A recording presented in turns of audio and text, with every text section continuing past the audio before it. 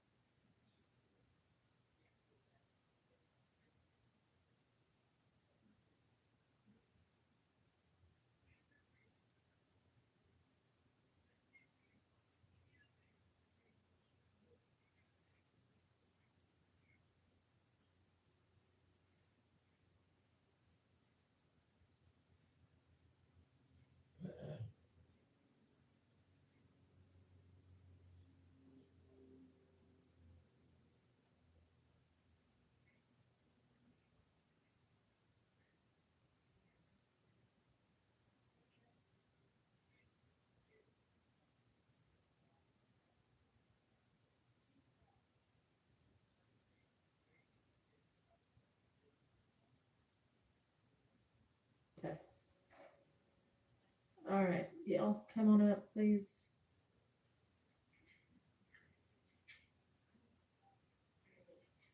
And Miss, up to the podium. One of you can come on up, and the other one can just sit in one of those seats right there till it's your turn. So you are Miss Borden? Yes. Okay. And you want to what, live stream? Or what do you want to do? Yes, I wanted to do a live stream in pictures and take notes. Okay, well, you're certainly welcome to take notes. That is not a problem at all. In terms of live streaming, we've already got a lot of different cameras going, and so you are welcome to pull from either of the uh, streams that's already occurring. All right. Your Honor, I would like to, if it's okay, I would like to submit some reference letters that I have from a civil rights attorney and also the news media channels that I've been working with over a decade. You certainly may, and it absolutely has nothing to do with who you are or who you represent or what you're going to say. It's just that we've already got so many pieces of equipment in here. It just becomes kind of a security matter and a distraction to the deputies and frankly to me to have to. The industrial grade products you need. Granger, for the ones who get it done. You've been the first person probably happily would have given you the right, but it's just, we've already kind of got everything set up. There are two different streams that you can pull from. So yeah, I'm happy to take them. That's not the reason for the denial. It has nothing to do with who you are. And can I say something? Sure, absolutely. So my concern up under the World 2022, and I've been doing this over a decade as a civil rights leader, and also an awarded community advocate for our former mayor. So I am aware that there are other cameras, but with the case of this nature, I feel like the community deserves different angles and different perspectives. So while they do have a camera and while the camera is on, there's still different perspectives and angles. That footage goes through some other entities that I'm not a part of. So even if I was to pull or jump on their train, that is separate from me as a civil rights leader and wanting to share with the community and making sure that it is a fair trial. Okay, so I don't know if you mean angle as in position that you would take in your reporting or angle as in camera angle. When I say angles, meaning that, for example, there's a camera on right now. Right. That I'm looking at. So if I want to report something or show something and it's not from his angle, that means if I have to jump on what he's doing, I'm relying on his footage only. So you actually literally mean camera angle. Yes. Okay, yes, which camera is angle. either going to be Yes. on the witness, the judge, the state, or one of the defendants. Yes, but it's still the reliance of me depending on the footage. And I'm pretty sure the footage that they have, I know any other time I've worked with 25 and 1146, there's an approval process for that footage. And I will also be dependent on that sometimes as well. But if I'm able to stream myself, then I have more control of that footage. Okay, well, if you want to go back in the media room and film from there, you may do that. Okay. Okay. All right.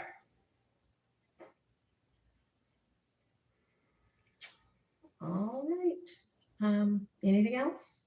No, Your Honor. Okay, thank you. All right, and Miss Hall.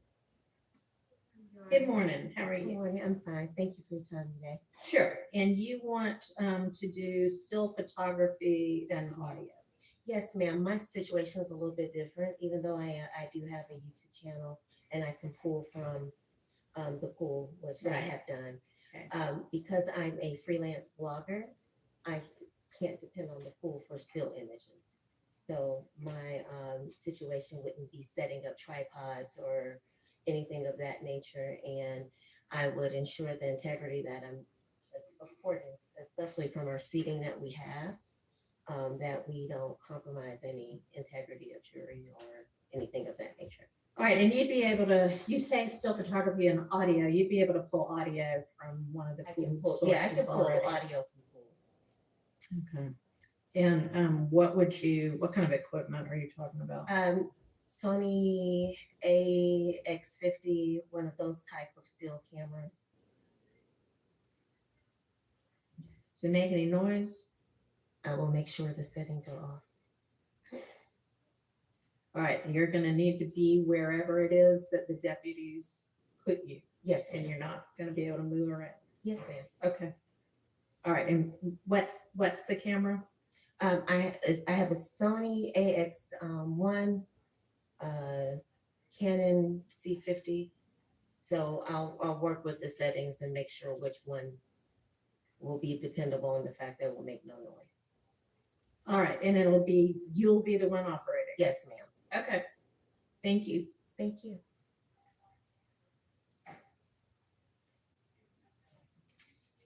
All right, Ms. Abbasi, did you just get alerted this morning that you were gonna be the one covering court? Is it granted? Yes. Okay, We'll thank get the paperwork out to y'all probably sometime today. Okay, thank you so much. Okay.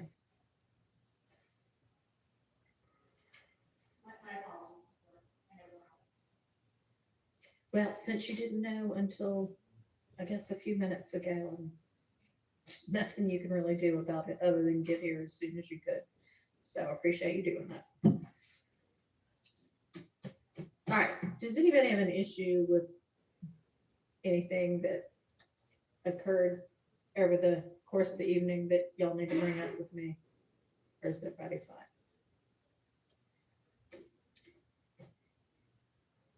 Yes, sir.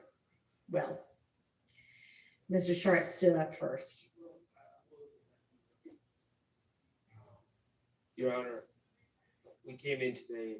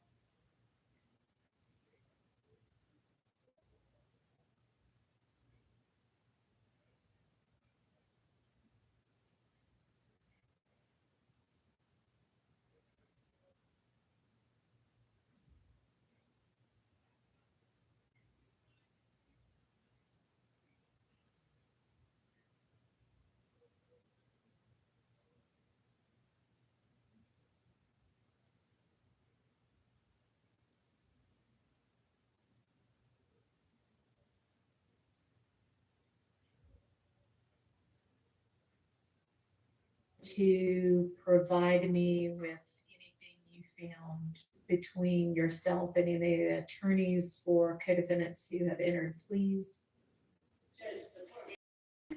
Oh, okay, that's fine.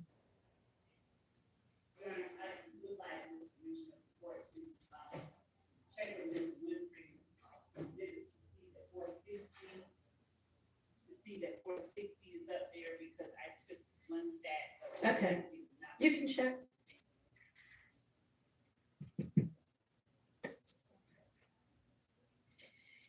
And were the parties able to come to any agreement or partial agreement with regard to any of the exhibits that were tendered at the end of the day yesterday? No, we haven't. Y'all haven't what? We haven't discussed that. Redactions. I have gone over the exhibits themselves. I have. But we will already do that. What regarding 104.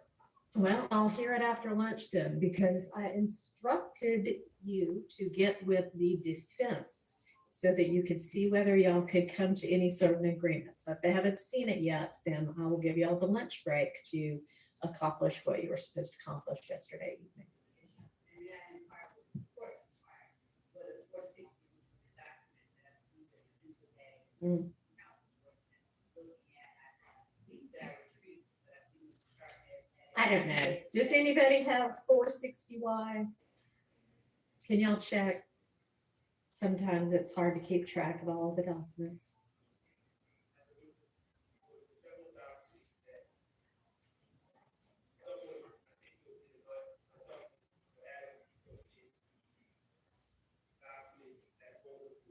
Identified only.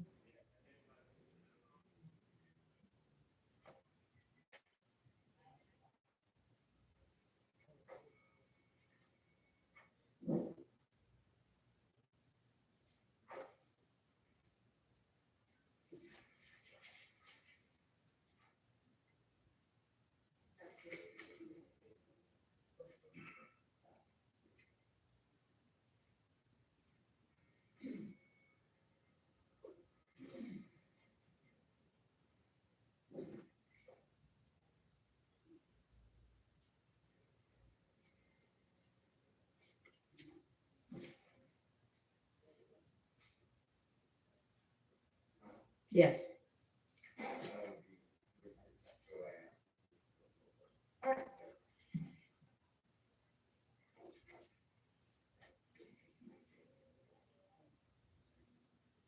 Do you locate it? Were you able to locate it, Ms. Love?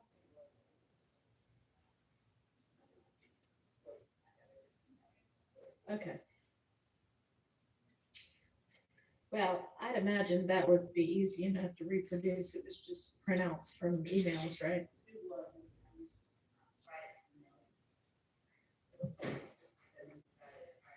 I mean, yeah. I'm sure I have a copy of it since you gave it to me, if that would help. Okay. I don't think I've made any markings. Well, I have made a marking on it, sorry.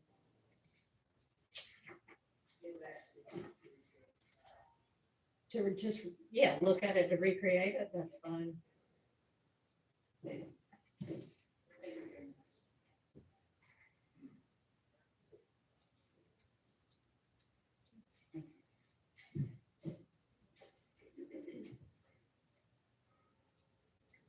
Nobody was able to find a 460Y anywhere? Okay. Has anybody checked up in that podium area? Okay. All right, well, it can be reproduced. It's not the end of the world if we can't find that particular one. All right, turning to the issues we need to decide. Ms. Abbasi, your co-counsel, had filed a motion in limine regarding autopsy photos from the Holmes murder. Is the state ready to respond to that? All right. And Ms. Fossey, do you want to make any argument? At this point, there is just a motion as far as we talk. All right. Thank you, Your Honor. Good morning. Good morning. Your Honor, when we get to presenting, this act, which is count one, Act 79, the state intentionally did not include the, medical examiner. This is the case in which Mr. Ryan has been, convicted of the murder of Jamari Holmes. And so it is only the state's intention to bring in 3 photos, and I have a copy of those 3 photos, that I can show Ms. Abbasi All right. through the lead detective in order to minimize, that level of testimony. And so we do not plan to stipulate, but we've selected only 3 photos that we intend to. All right, let's see what they are.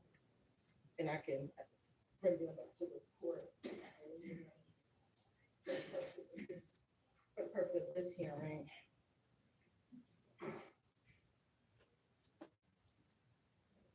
Yes.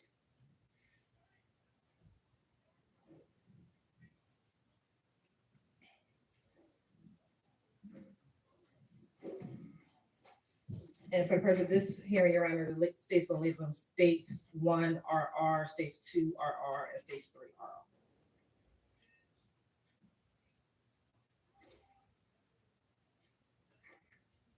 And what do y'all plan to present with regard to, just kind of a general overview, the evidence that will establish that Act 79?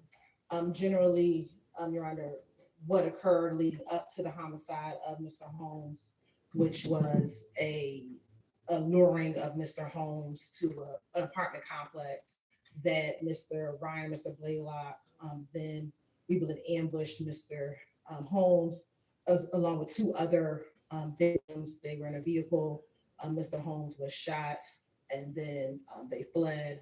And then subsequent to that, there were Instagram postings, Facebook postings, or excuse me, social media postings regarding YSL, very close in time to the murder of Mr. Holmes. All right, and how many witnesses are you gonna utilize? For that act. Who are they?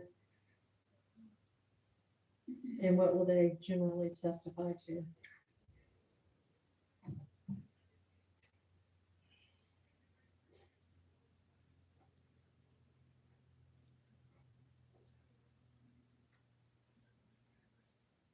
You're gonna identify as, Mark's reduction from the original list of witnesses who did not intend to retry that murder. Well, that's good to hear. And you're under 5. The witnesses for that act are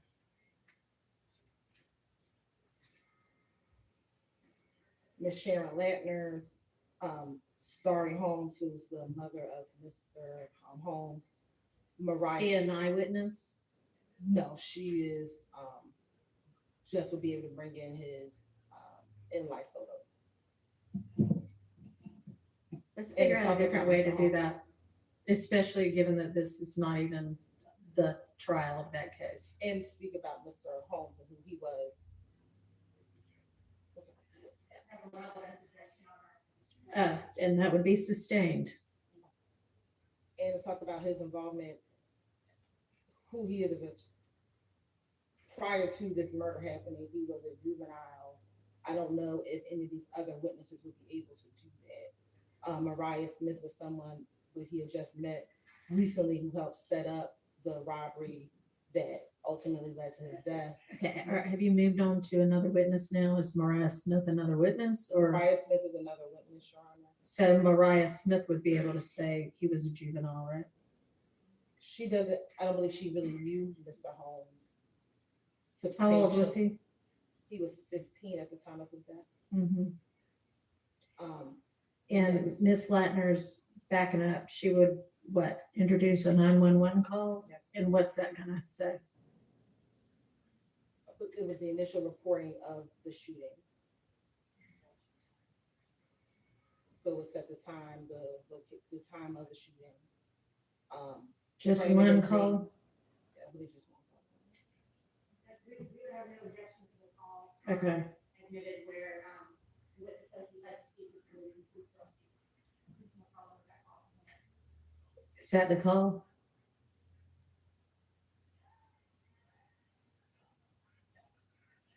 I don't think that that's the call. I think that's the initial call about the shooting. It may be a different call. Yeah, it's a different call. Okay. Okay, so, The witnesses are our skeleton version of what we can present to show absent, because we cannot just put in the certified to show the facts of the case. So we're trying to put in. well, I mean, sure, the fact of the murder wouldn't get it as an overt act that is a part of Rico. So I understand you need to do a little bit more than that. Right. And so we're trying to, we've scaled back. We had these witnesses. All right, I don't need to represent hear what it was gonna be at one point in time. Maria Smith is going to say what? She was one of the two young ladies who lured Mr. Holmes and his three friends back Okay. to the location, to the location. All right, Then we have one of the two other victims. We don't plan on calling both of them, okay, so that it'd be either Mr. Uten or Mr. Mitchell. all right, Then we have the lead detective on the case, who is Detective Hogan. Then we have Mr. Mike Sprinkle, he further brought the additional evidence of some of the social media, Social that media. came in later. And then last, sort of, so 7, not 5. so Wooney Lee is one of the co-defendants or co-conspirators in this case. He is coming in during this portion, but he was present during the initial trial of Mr. Ryan and posted some social media postings with rat emojis when Miss Mariah Smith initially testified in that trial. And so he's coming in that portion, but he's not actually a part of what will prove the actual act, but that's why he's included. And Your Honor, we do need some clarification whether it's going to be Mr. Uten or Mr. Mitchell. We've been in contact with the state about going through the evidence offered for these witnesses, what does and does not need to be redacted. Mr. Uten's interview is. Can you spell that last name? Yes, Your Honor, it's OOTEN. Okay. His interview is maybe about 20 minutes, half hour, with some quiet time, and Mr. Mitchell's interview is several hours long. Okay, when are we gonna get to this part of the trial? Your Honor, we would believe that we would get to this portion of the trial probably early October, Okay, so fairly soon. fairly soon. Yes. All right, when will y'all know who it's gonna be? We should know within the next few weeks, within 2 weeks. Your Honor, Well, 2 weeks from now is the end of October, so. I mean, the end of September, trying to rush that along. Your Honor, we do want to have an opportunity to go through the state of evidence. Go passwordless and reduce the gaps in security while providing a better user experience. Power Crunch Protein Crisps. The high protein potato crisp. In a variety of bold flavors to fuel you and your day. Power Crunch Protein Crisps. Protein worth craving. Furthering or finishing those conversations with Ms. Abbasi and Mr. Williams. Okay, well, that probably needs to get done before the end of next week. The state could respond to our email. Can y'all, We can. We've also found it fruitful to communicate via phone, which we have done and will continue to do at times that are convenient for either Ms. Abbasi or Mr. Williams. That communication has not stopped. I think there were some issues, but we've done that as well. all right, well, try to do it in a timely manner, please.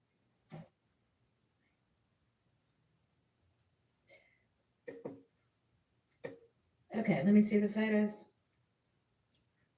And the photos would come in through the detective.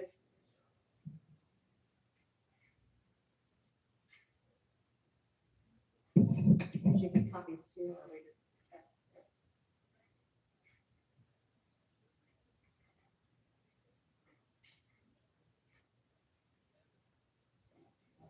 Is this third one like post incision, or is that the exit wound? That is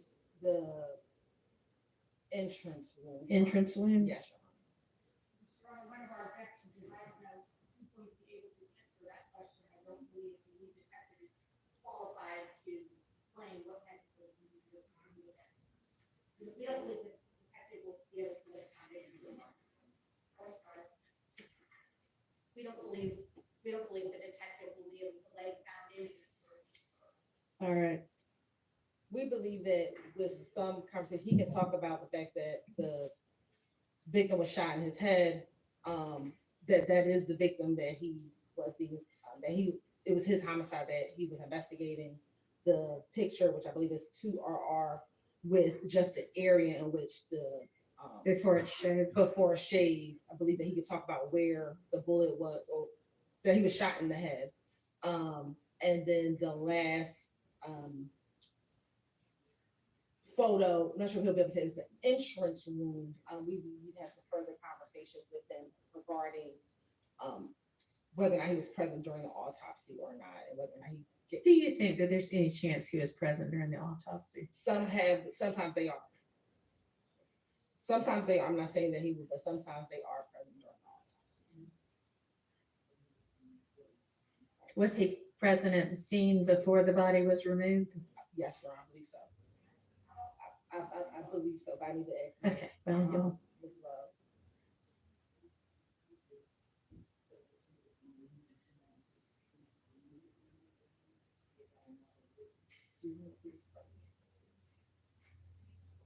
Your Honor, I've got, based on the police report, the officer received a phone call at 6:07 requesting assistance to the homicide. The victim had already been taken to Grady ambulance 571, pronounced dead at Grady at 6:10. Okay, so if he was at the scene, he wouldn't have seen the victim at the scene, so that wouldn't be helpful with regard to these photos. And Your Honor, we were trying to avoid the ME, so if we can have some stipulations to that, or we can have the ME come in for All right. administrative purposes. Why don't y'all get together? I'm gonna hand these back for now and come up, maybe you could come up with all sorts of stipulations. So we'll revisit that.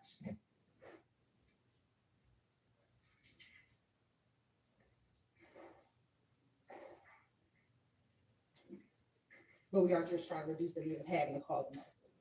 Say that again. We are just trying to reduce the need of having to call Dr. Sullivan. Well, there's no necessity to call him or her. Can't remember.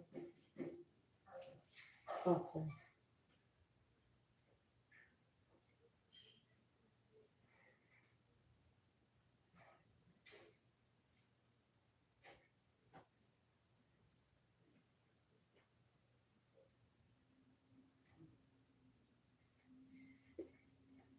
Okay.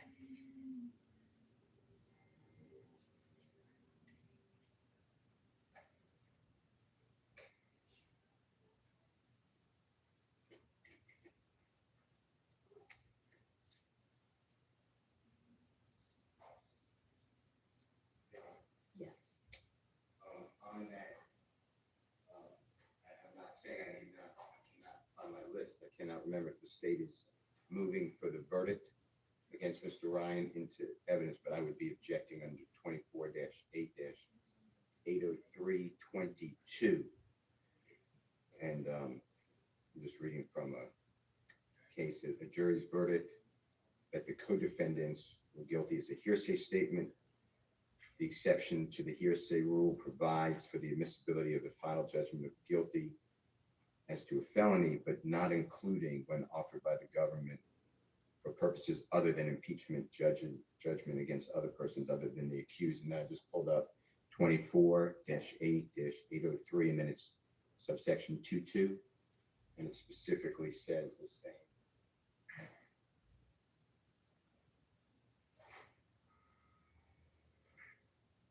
What's with the state's plan with regard to that? I just want to put you on notice. As to the conviction itself, Your Honor, I believe that it would not be improper, and I'll reread the case law on that. I don't believe that it would be improper to limit, as the court did earlier with the conviction itself, of the witness. Actually, because it was not a statement that he made,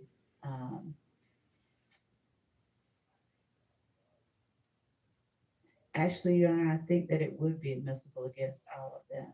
It wasn't a guilty plea, so it's not a statement that the. It's any judgment of previous conviction is what 22 covers. Okay. So So to the extent that the actual certified is tendered, then if it is the fact, and it could, we don't argue that it, is probably the fact that that certified alone is admissible only against Mr. Ryan. But the facts of the murder itself and the circumstances and what he did, we'd argue are admissible against all of the defendants in this case. So, the facts, yes. right. Not the actual certified, but I was speaking to Hilton, not this, I can't hear you. I mean, I know that mic doesn't want to behave properly, but maybe you can borrow the witness stand mic if that one was even working yesterday. it wasn't. I'll try to hold it carefully.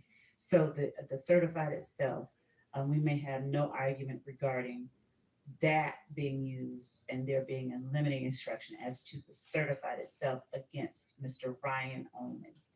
But we would also ask and would craft and present to the court an alternative if there is an instruction that is requested that includes language that the facts that are presented that the jury takes as evidence are admissible against all of the defendants, including any postings or statements that Mr. Ryan or Mr. Blaylock made as a result of or in furtherance of that act.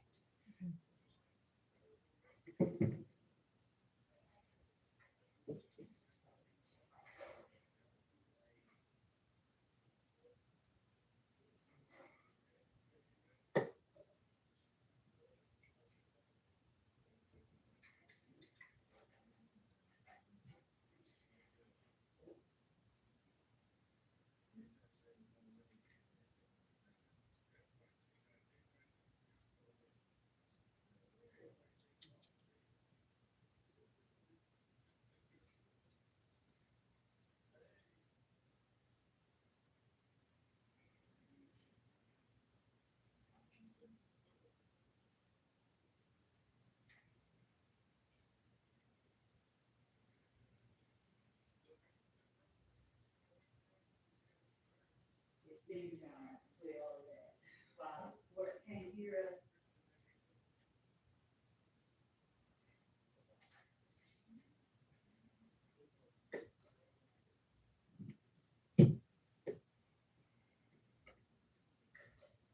it seems that while the court can't pick us up, somehow or another,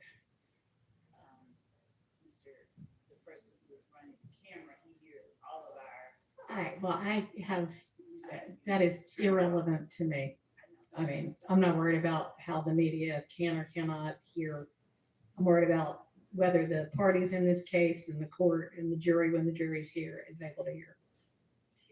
So they'll just have to deal with it. Yeah.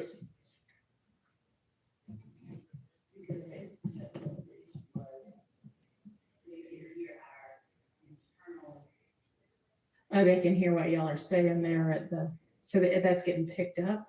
Yes. Well, that's problematic. Okay, so y'all are gonna need to adjust your microphone in a way that is not picking up attorney work product conversations. Can you do that?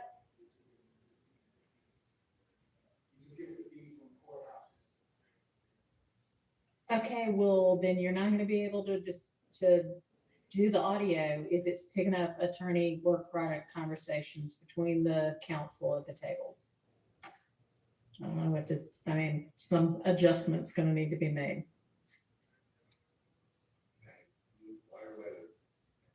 I doubt if they can hear it all the way over there, but what all's getting picked up? The state.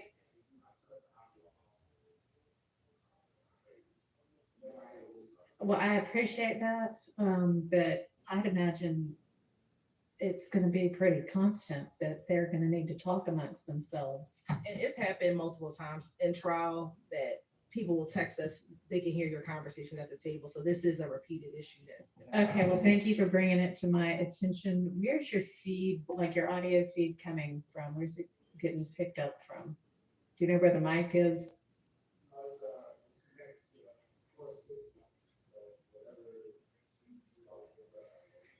All right, Ms. Persfield, can you get IT to get on that issue, please? She's watching on Zoom, I assume. Maybe I should text her too or email her too. Instant message her on my computer. Give me just a second.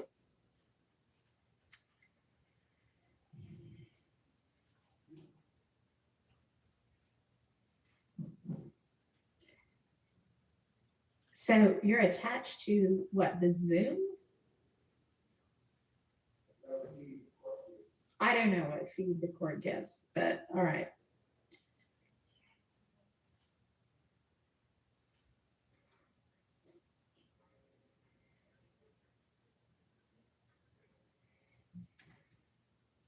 I run it in the court chambers.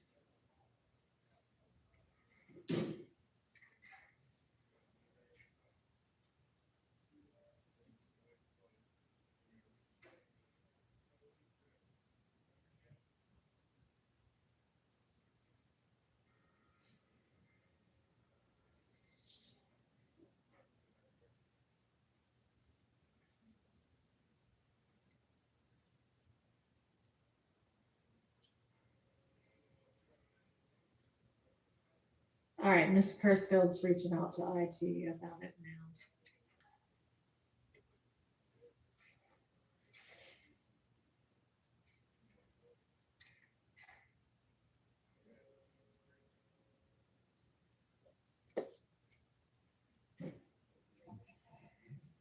All right, do we want to turn to where we left off when we were last here, which was trying to sort out the nested hearsay in one of the wiretap conversations? Your Honor, Yes. before we turn the page, could I just get some clarity? Because I'm confused. The state, I believe, indicated that they thought the facts of the murder case involving Mr. Ryan were admissible in this trial, but the conviction wasn't. But then they started talking about limiting instructions. And I'm confused. Are they maintaining that the jury verdict from a separate jury is admissible against in this case? Or are they abandoning that and saying that they're going to get into the facts in this case? We are saying, Your Honor, that the conviction itself is admissible and will be tendered, and that an instruction should be given that the certified that we intend to introduce that conviction should be considered against Mr. Ryan only. But the facts of the murder and what happened should be considered as evidence that they choose to, believe it against anyone currently on trial. All right, so it sounds like you do intend to introduce a certified copy of the conviction, Yes, Your and that would be accompanied by a limiting instruction that is probably similar to the one I gave before, that that can only be considered against Mr. Ryan.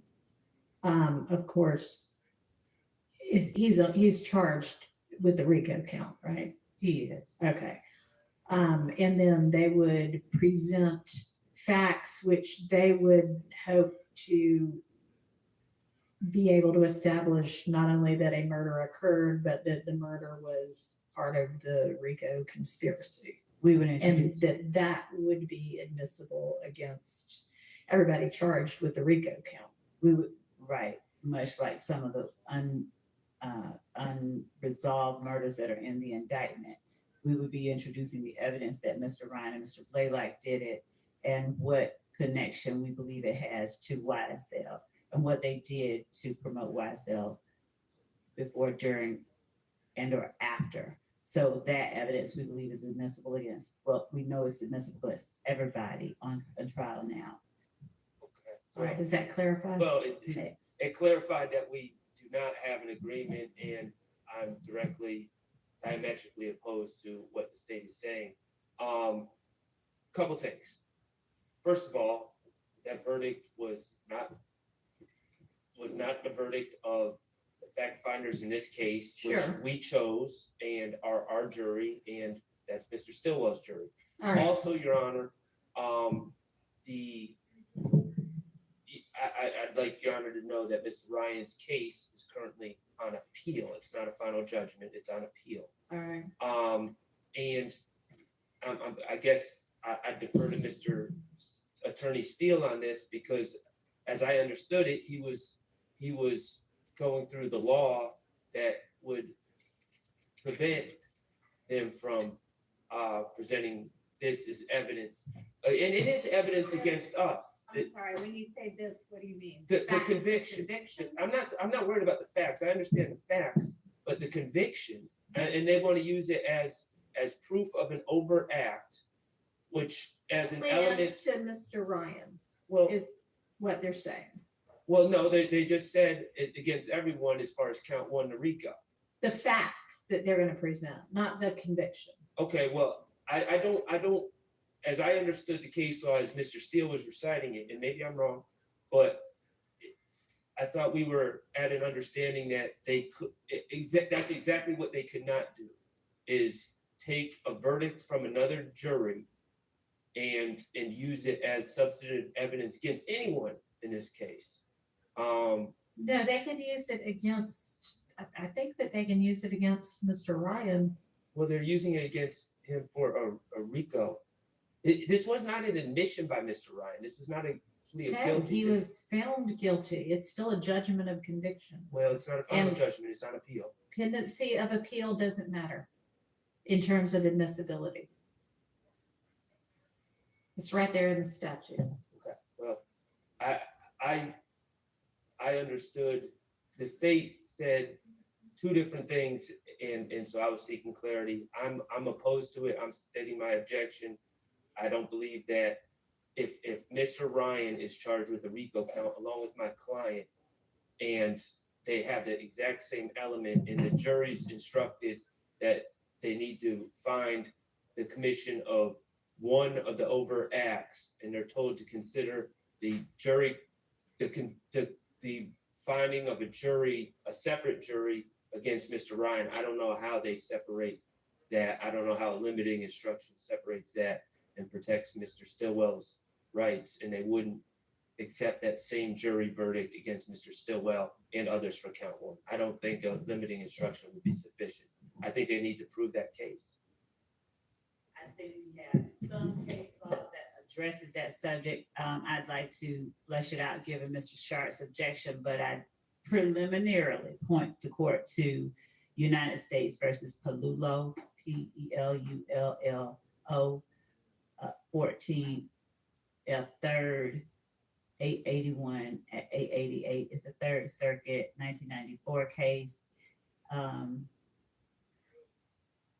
it specifically speaks to prior convictions being routinely admitted into evidence at subsequent RICO trials as an ordinary piece of evidence. A judgment is subject to evaluation by the Slow down a little bit. Oh, I'm sorry. A judgment what? As a judgment, as an ordinary piece of evidence, a judgment is subject to evaluation by the fact finder, who can accept or reject such evidence as it deems appropriate. Also, United States versus Tocco, Tocco, 200 F 3rd 401, then cite 417 to 418. It's a Sixth Circuit 2000 case, finding the district court's admission of evidence of a co-defendant's prior conviction permissible to establish RICO predicate here it says because the evidence was not used as collateral estoppel, but again, these are cases that I would need to flesh out. These are just preliminary cases for the court's consideration, given the argument that I'm hearing Mr. Sharp make right now, that we would point to as a starting point. All right. Well, we're gonna have to get that sorted out fairly quickly if we think that within the next 2 weeks, we're gonna get to this, Yes, yes. or so, 2 weeks or so. Okay.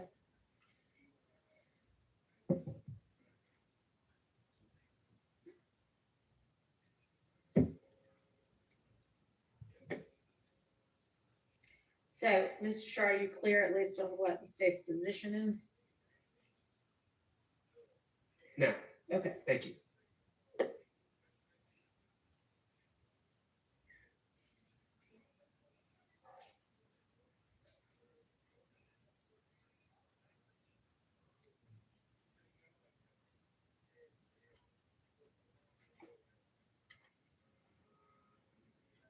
All right, we ready to turn to that Garlington wiretap?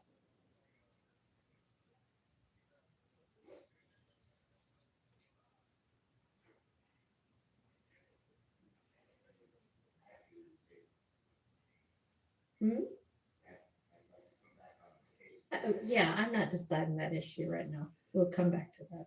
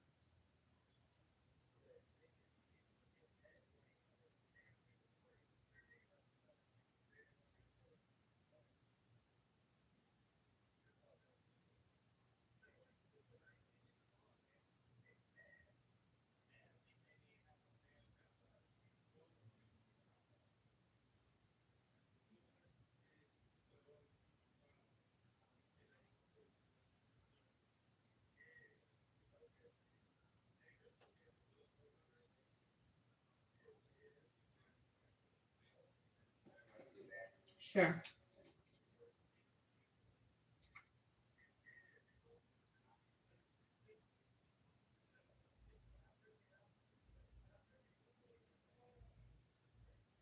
This, evidence before the Garlington wiretap evidence?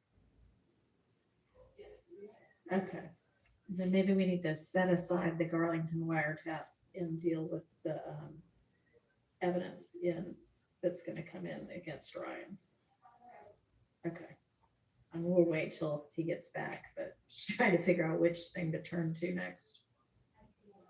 Okay, that's fine. Let's take a quick break for anybody that needs to run to the restroom.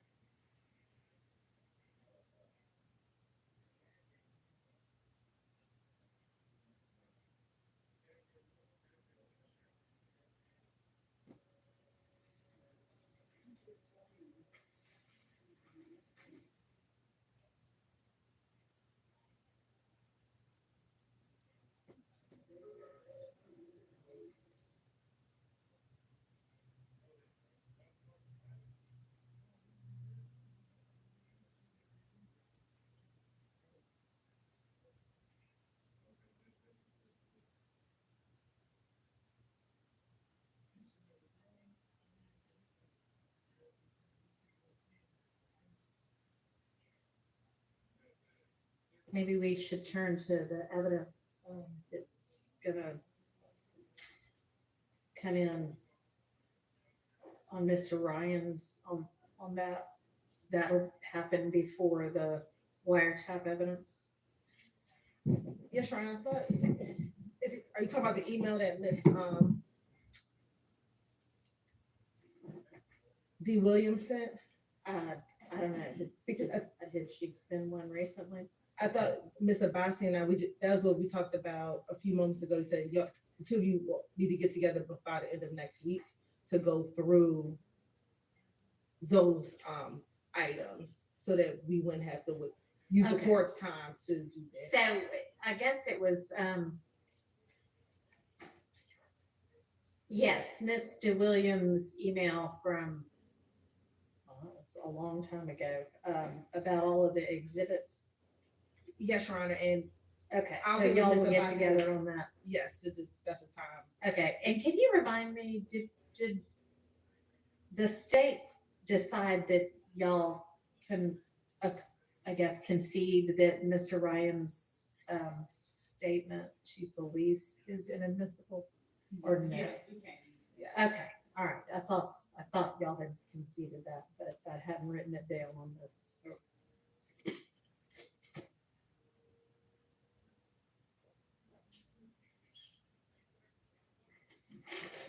Put that in the issues that have been dealt with.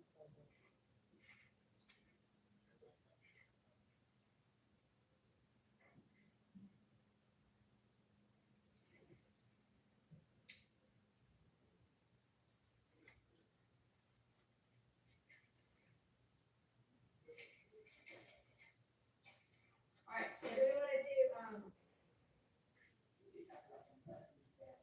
the what?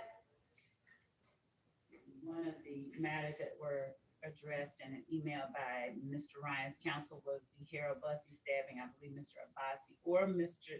Williams moved in limine regarding excluding that evidence that Mr. Bussey was stabbed.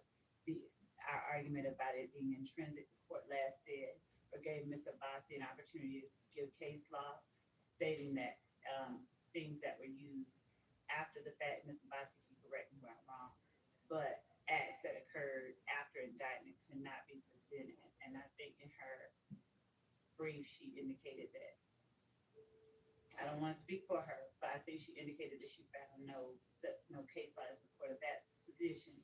So we're prepared to argue. Okay. That. I'll let her speak. We submitted a brief and went through each of these possible admissible purposes. And as far as completing the story, something that happened after the indictment was called in. However, something that after indictment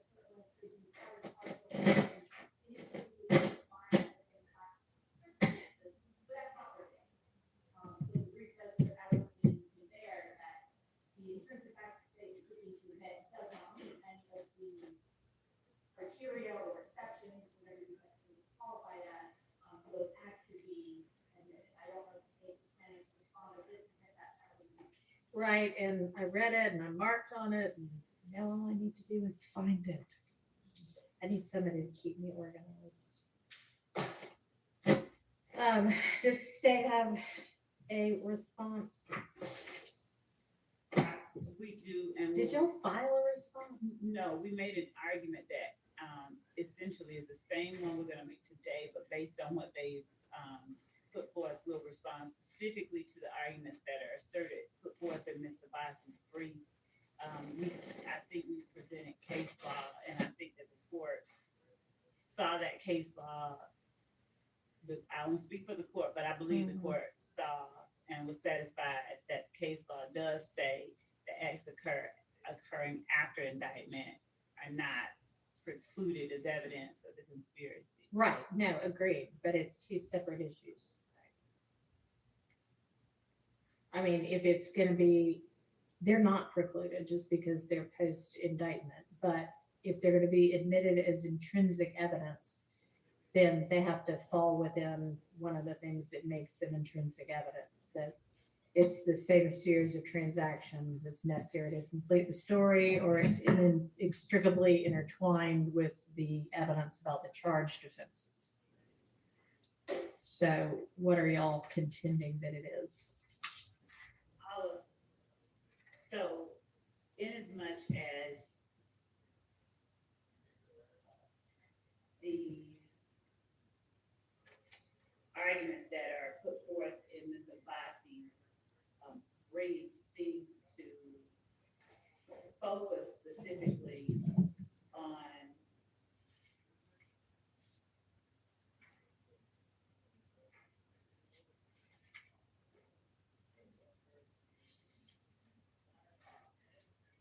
I don't think there is a focus. I've never fucking stated which theory they're proceeding under. Right, yeah, you're saying it's not any of them. I've never heard them state which of those three is specific. So, Your Honor, I'll just tell Ms. Abbasi in the court right now. It is intrinsic to count one. Additionally, the conspiracy that it also is a part of is the YSL gang itself and the conspiracy that the gang itself makes up. I think we already presented some of the facts of the case to the court regarding the in concert action by five YSL members and two others stabbing one person in defense of Mr. Ryan. And I know that the court has already read the indictment that describes, as the state alleges, the conspiracy itself being preserving, protecting, and enhancing the reputation, power, etc. of the enterprise of acts that include assault and threats of violence.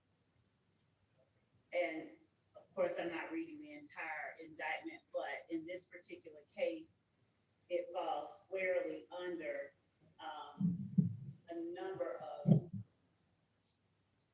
actions that are intended to sort of circle the wagons around YSL members, show that they will stand up for each other and that they will commit violence on persons who they perceive as threats to members of YSL. Mr. Ryan, after he was indicted, there were several, at least one YSL member that we have listed as an overact who makes assertions about Mr. Ryan and his murder charge and subsequent, I think, conviction. And there are people who perform acts during the course of his trial. At least one person that we believe were intended to intimidate a witness who was actually on the stand at the time. There are, by way of examples or analogies of other similar acts that are on behalf of YSL to show their solidarity. For instance, when Mr. Garlington is jumped, other members of YSL immediately jump in. We have evidence that when Mr. Copeland is jumped, at least one person in the courtroom now jumped, just jumped in just because. When it's one of them, they're going to come to their defense. The act itself was. After all of this argument, right under 404B, I'm waiting to hear which of these three categories it falls into. We're talking about two different issues here. Which of the three, and then 404. It is not 404B, it is intrinsic. It could be is- both. I mean, I guess it would be intrinsic, but I mean, y'all haven't offered it as 404B, right? And you don't intend to, even if I rule against you on the intrinsic. Well, if the court ruled against this, it would be a different argument that we'd be prepared to make on a different day, because that's not something we put before the court Okay. today. All right. So, the actions of Mr. Ryan and the other YSL members in concert in stabbing Mr. Bussey, when Ms.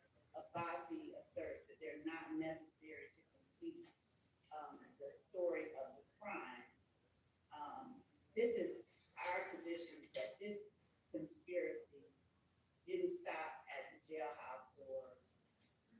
It's ongoing. It's necessary that the jury sees that it is ongoing to show to them the truth and the whole truth that we believe that our evidence reflects, to show them the extent to which YSL members go in order to preserve and protect not only their name, their own, but their reputation. Mr. Ryan, Mr. Waylock, Mr. Eppinger, Mr. Meyer, and Mr. McMullen are sitting in the photo that, I don't know if the court needs to see it, but if it does, we can present it on Zoom camera to show the concerted action on their part in stabbing Mr. Bussey. This particular screen grab of the video doesn't have 5 knives in the air like one of them does. This was just them all holding him down. And for the purposes of just this hearing right now, we're going to call it State's Exhibit 465, RR. All right. You know, I guess I'm kind of more confused now with the state's purpose. They want to show that it's ongoing. So I don't know how they're using it to complete the story of the crime. If their version is that it's not complete and it's ongoing. I don't see how those two square. It's not an element that the jury has to find. The gang is continuing. The only thing they need to prove is that by the date of indictment, this happened. It really doesn't matter as far as what the jury needs to know to put the state to meet the required elements. It doesn't matter whether the gang is continuing. All right, but the state can prove if it chooses They sure can. that it's an ongoing conspiracy. Sure, but that doesn't make it necessary to complete the crime. Well, necessary to complete the story of the crime, and I guess the story of the crime is Ongoing and continuous conspiracy that is YSL, its enterprise, and members committing these particular acts and crimes for the purposes listed in the indictment under the definition of the conspiracy itself. And this act is not something that is obviously relevant to the issue of whether or not the defendants are or are not guilty of count 1 in terms of what we're alleging that they conspired to do. It certainly would be an overact, the definition of overact of count 1. So it would go to prove count 1 as to each of the defendants. It's therefore relevant, highly relevant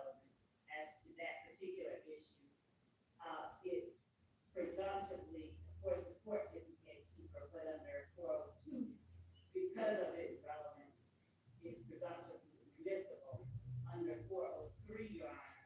There's nothing about it that is so substantially more prejudicial than probative, given its highly probative nature.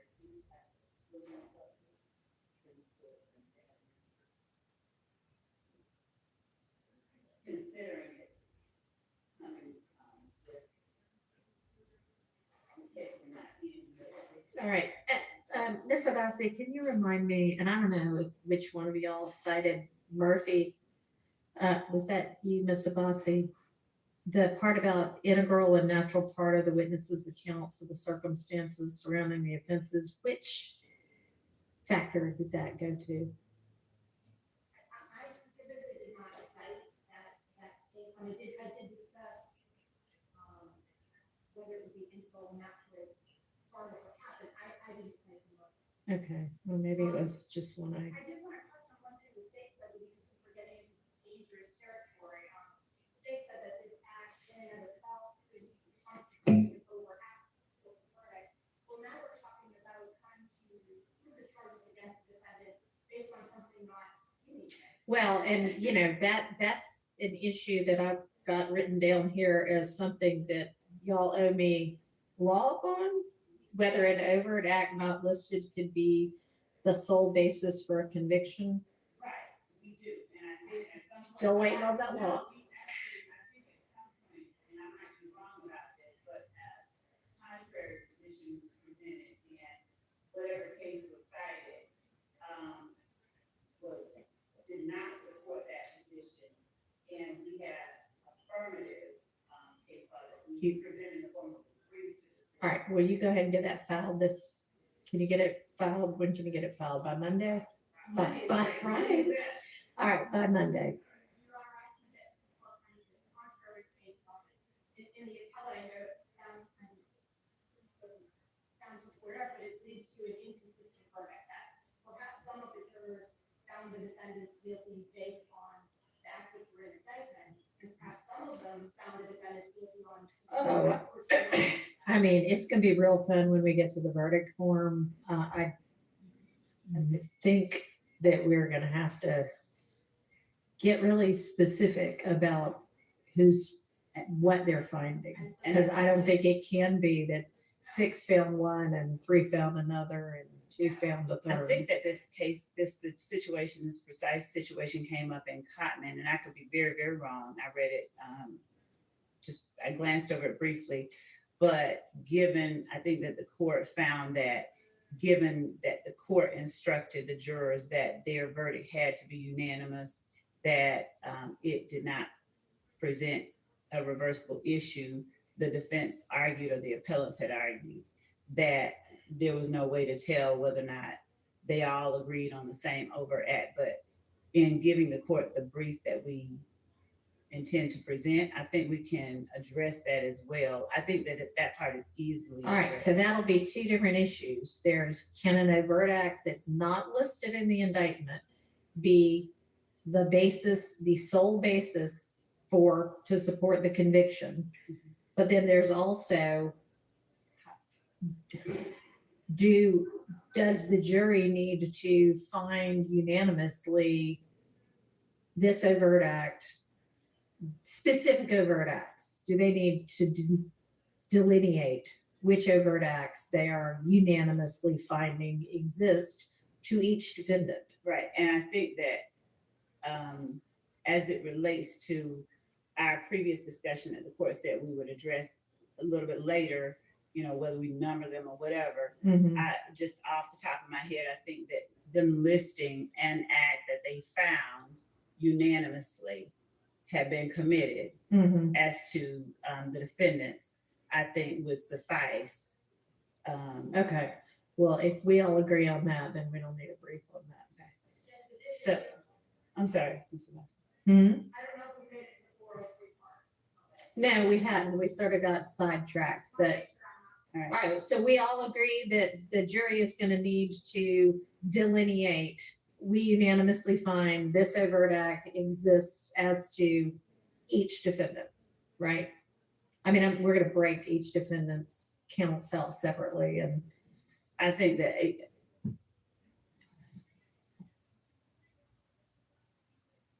agree, but well, and to make certain that we present clearly to the juror, to the court, we do believe, yes, that the jurors have to make a unanimous decision as to each defendant and as to their overt acts, but as to whether the overt act it finds as the one unanimously has to, deal with the others.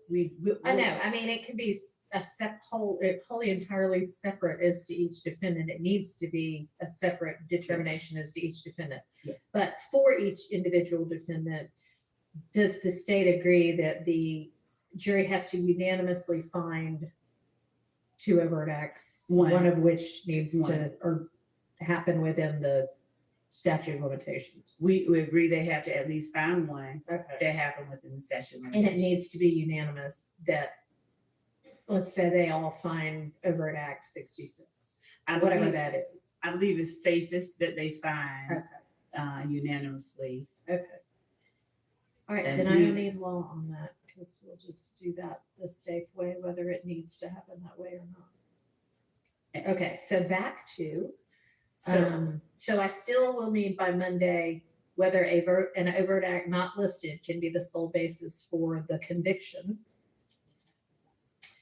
And now we will go back to to what we were talking about, which is this the intrinsic allegedly intrinsic act. So Mr. Ryan, given Mr. Blaylock is not here, but I will, since they were the two that were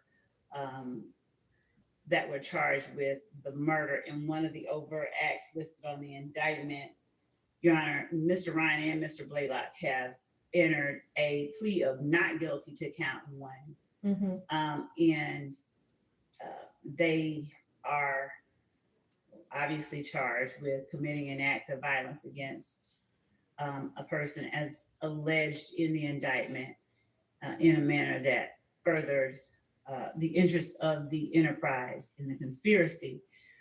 The three, I guess, points that Ms. Abbasi referenced in her brief were that the intrinsic or the act needed to arise out of the same transaction, a series of transactions as the charged offenses necessary to complete the story of the crime, or is inextricably intertwined with the evidence regarding the uncharged offenses. And there is an or, so it does not have to be all three. So given that the jury will hear evidence of Mr. Ryan's and Mr. Blaylock's concerted efforts as they related to Mr. Holmes, they will hear evidence of Mr. Ryan's actions after the murder of Mr. Holmes. They'll hear evidence about their connections to YSL, but the fact that you have other members of YSL acting on behalf of Mr.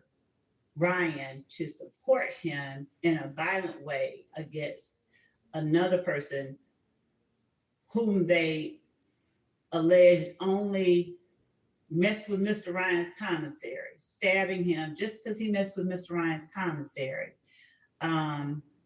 show the extent to which members of YSL go to assert their dominance, even in a situation like the Rice Street jail, and to protect one another, to show that you don't mess with one of our own.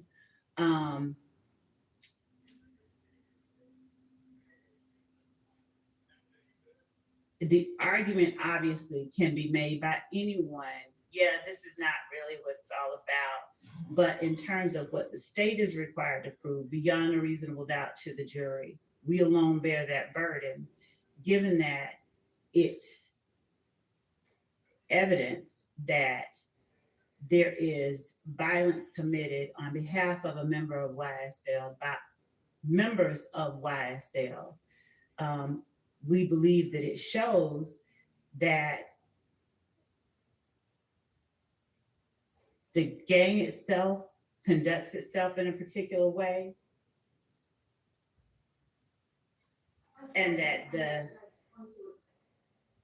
Okay, let's stop interrupting though. I mean, I assume she'll get to it at some point. that the gang itself conducts itself in a particular way. And in Johnson versus State, a Supreme Court of Georgia case, whose site is 312 Georgia 481, decided September 21st, 2021 at Penn site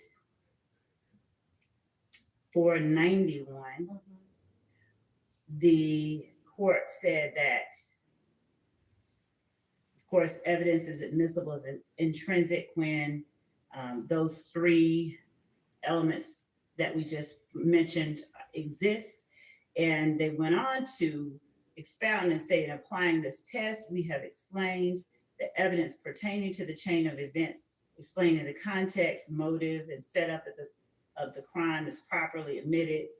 If it is linked in time and circumstances with the charged crime, the defendants, the YSL members, are all together. They are the ones that are included in or that participated in the stabbing of Mr. Bussey, are all housed together at the Rice Street Jail.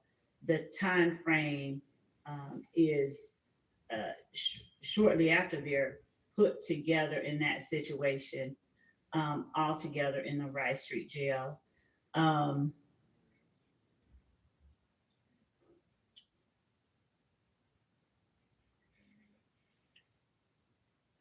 In this particular case, in Johnson, it has a set of circumstances that are not exactly the same as this, but we believe are analogous in many ways. In Johnson, of course, the appellant was charged with participating in criminal street gang activity, and the state's theory was that he was involved in the gambling house shootings with Blood Gang affiliate Porter and several unidentified assailants in another restaurant shooting.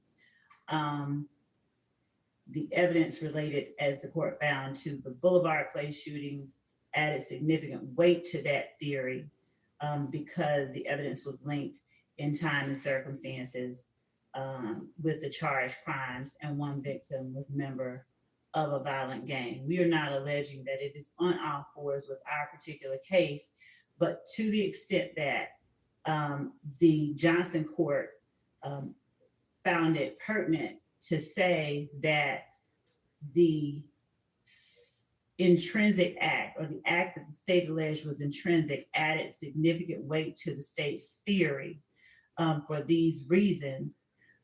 We believe that that is analogous to our case as well, with 5 people, 7 total, acting in the same, overacting with an extreme amount of violence on behalf of one person whose connection, we believe, with the 5 YSL members is just they are all YSL members and they are acting protectively towards him. We have, we believe that that incident adds significant weight to our theory of the willingness of YSL members to participate in that enterprise in a manner involving violence to protect the dominance and the members of the enterprise and the gang itself. So the court found that even though the state didn't charge appellant in connection with the shooting, evidence of the incident was relevant to disputed issues in this case.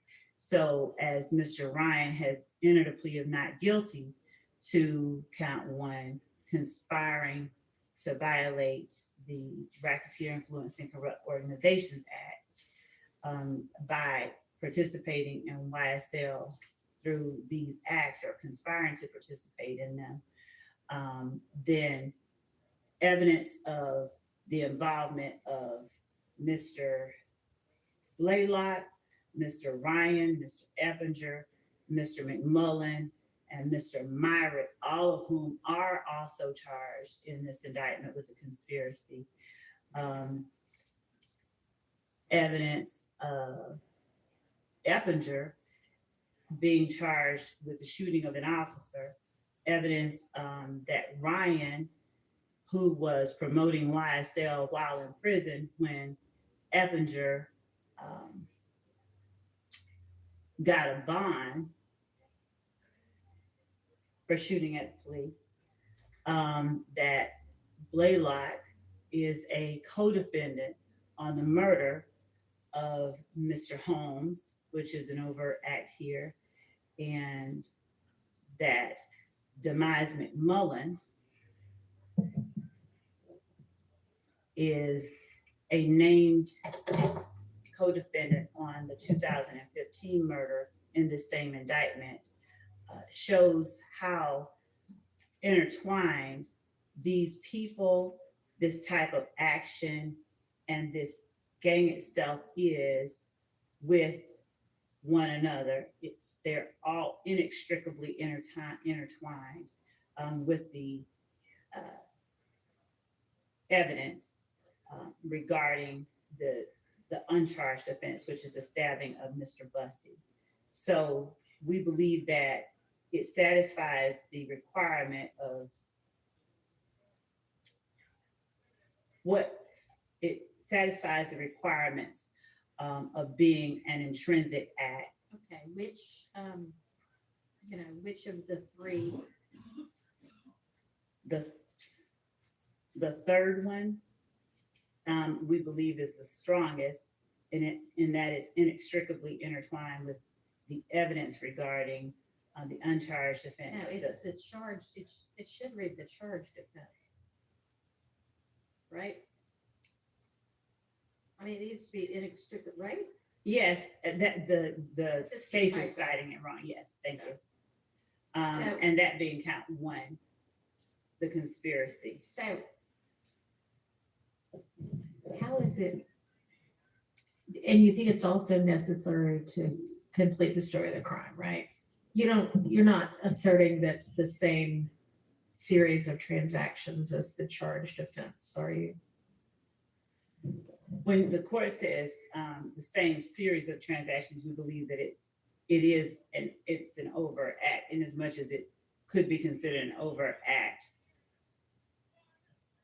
to promote, to support the gang. So in as much as it is or can be considered an overt act for count one, and that it is gang activity, which it is. All right, I'm not quite sure where I got this language, but I jotted down, and I think this is kind of the definition of inextricably, or an explanation of inextricably intertwined with the evidence regarding the charged offense, is that it is an integral and natural part of a witness's accounts of the circumstances surrounding the offenses in the indictment.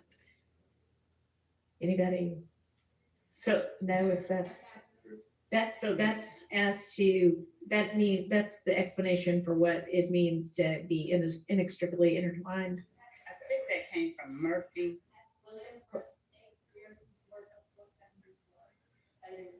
What year is it was when? 2017, it's cited to 11. Okay, and I think that language is also in a Court of Appeals case in 2020. Okay, so, but I mean, if that's what it means for it to be inextricably intertwined with the evidence regarding the charged offense, how is that an integral and natural part of a witness of the circumstances surrounding the indicted offense?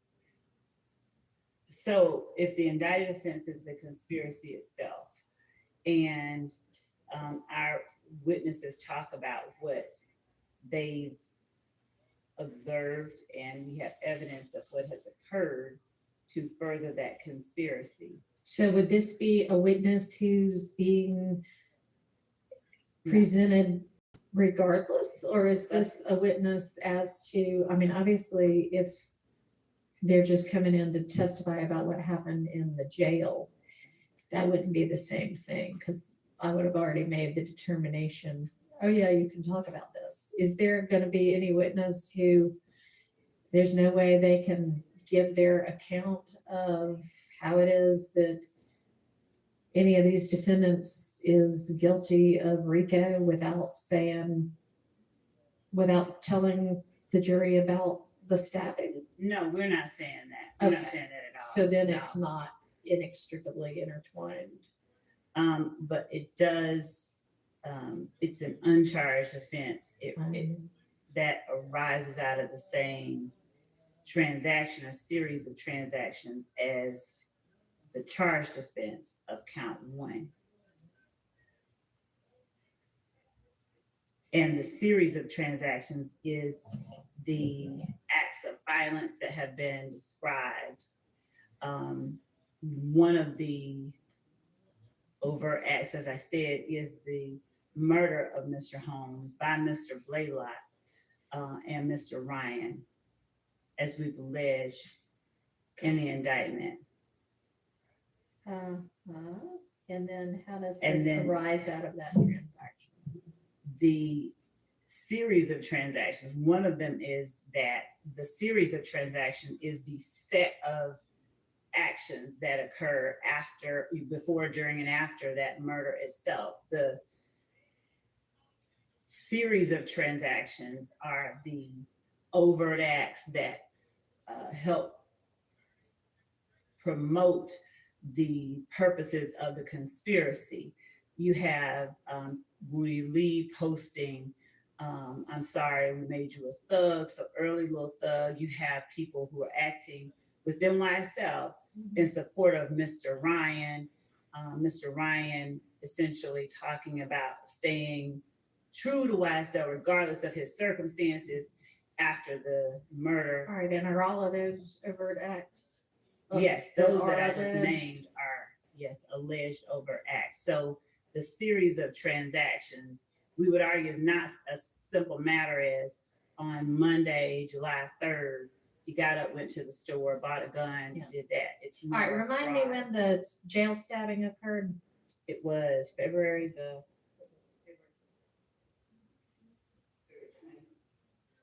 Of February the 1st.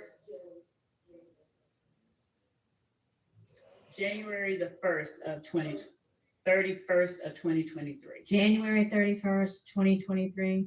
Yes. And he'd been in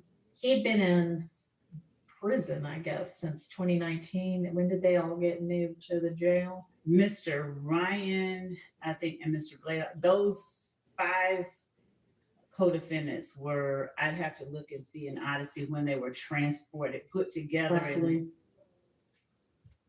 Thank Okay. you.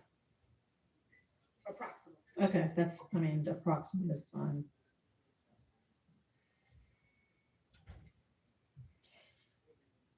And also, Your Honor, under 104, and I get that we are still hashing out whether or not it's intrinsic. Once the court makes that determination, and we believe that it's clearly intrinsic regarding the conspiracy and the gang itself, there's another argument in support of its admission and use at trial that we make under one of the other rules of evidence, but not until we finish this part. Well, I'm curious now as to what that would be. Just that under rule.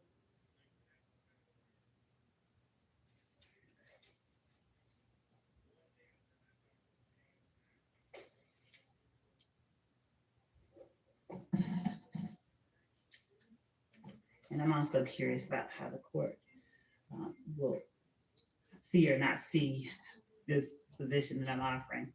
But under 24-1-104, which specifically deals with the court handling the admissibility of evidence and the court's determination of it. 24-1-104E expressly says that this code section shall not limit the right of a party to introduce before the jury evidence relevant to weight or credibility. And so to the extent that part of our evidence, and it doesn't, speak to the weight of the evidence of the murder, but we believe that it substantiates and it corroborates our assertion via the overt acts that we have listed, that there is this conspiracy and that there are efforts that are continually made by members of YSL to support and protect one another and to advance the dominance and notoriety of the gang through acts of violence and assault. All right, well, I do not think 104 has any bearing whatsoever on whether y'all can admit it before the jury. So, okay, see, I knew.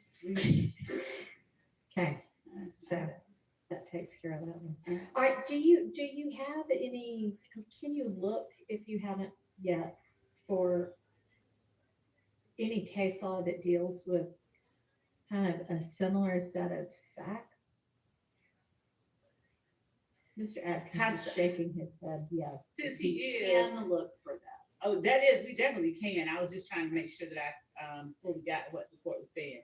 So in saying the same set of facts is, of course, we can be that Similar specific as to, somebody jumping somebody. Well, I mean, yeah, ideally, if you could get that, that would be great. But no, it doesn't have to be that specific, but something that deals with gangs and or Rico, because what I hear you saying, or what I think I understand you to be saying, is that part of why this is intrinsic is because it's necessary to give a full story of how YSL is this ongoing criminal enterprise that uses violence to protect their members. Right. Am I understanding you correctly? You are, and to assert its dominance. And in support of that, I also say that each of the members of YSL, Blaylock, Eppinger, McMullen, Ryan, Fleetwood, had all, I believe all of them had been brought in from prison for YSL related offenses that they had been convicted of. Eppinger had been sentenced to prison off of a probation revocation for an armed robbery after he shot Officer Rogers. That was a YSL related incident. Mr. Fleetwood had been brought in from prison after shooting at Milton Howard, who at the time was driving Wyfan Lucci's vehicle with tinted windows. So the argument obviously could be made. He didn't know it was Mr. Howard. He knew it was an ops car. So all these people are all incarcerated because of YSL related offenses. And then you put them all in the same little area and they are once more acting as one single bullet against somebody they believe is a threat. But I can and we will look for a case on all fours with this particular set of circumstances. Okay.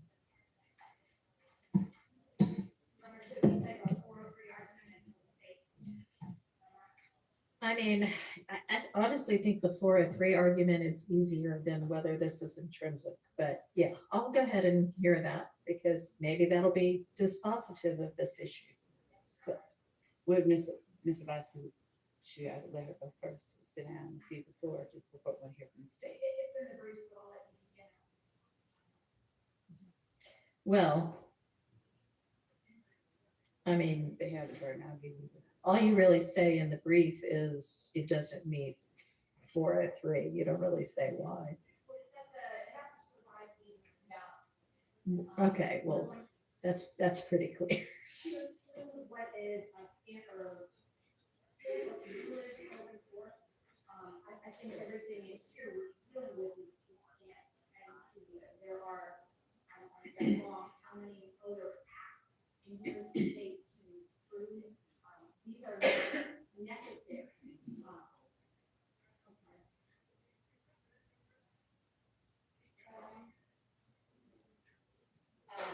That in the 403 analysis, the court should determine the prosecutorial need, degree of similarity, and temporal remoteness. There are 191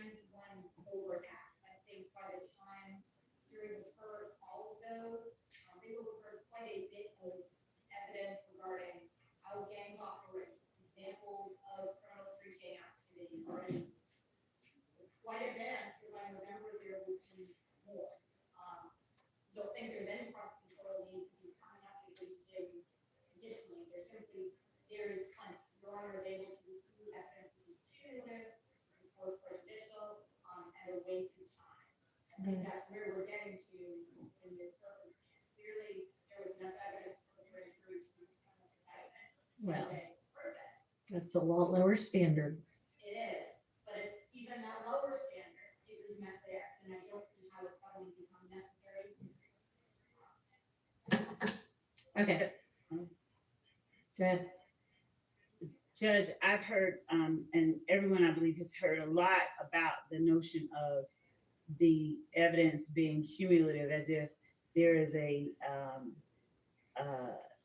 certain amount of evidence the state who bears this very high burden. I'm sure we'll hear told over and over again in closing arguments that the state should be allowed to present to meet that very high burden. And I don't believe that cumulative evidence means proof of a different kind to show or to prove the same act.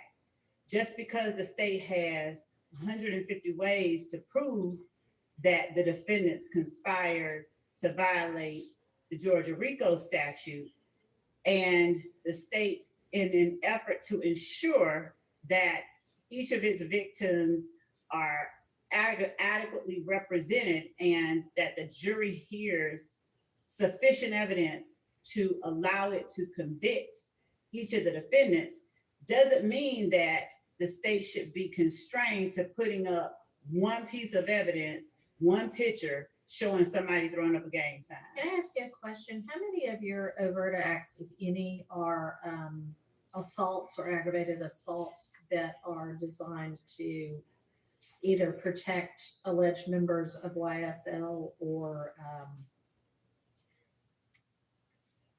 promote or continue the, I can't remember the word you said, but the dominance, assert the dominance of YSL? As it relates to Mr. Ryan, or just in general? In general, since the argument is this is done to protect members of YSL and assert the dominance of YSL. Okay.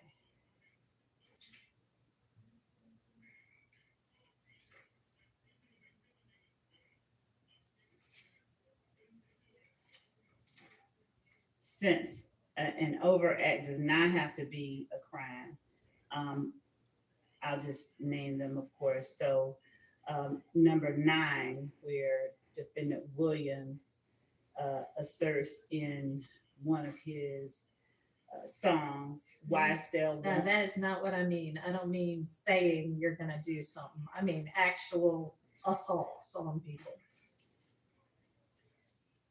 We have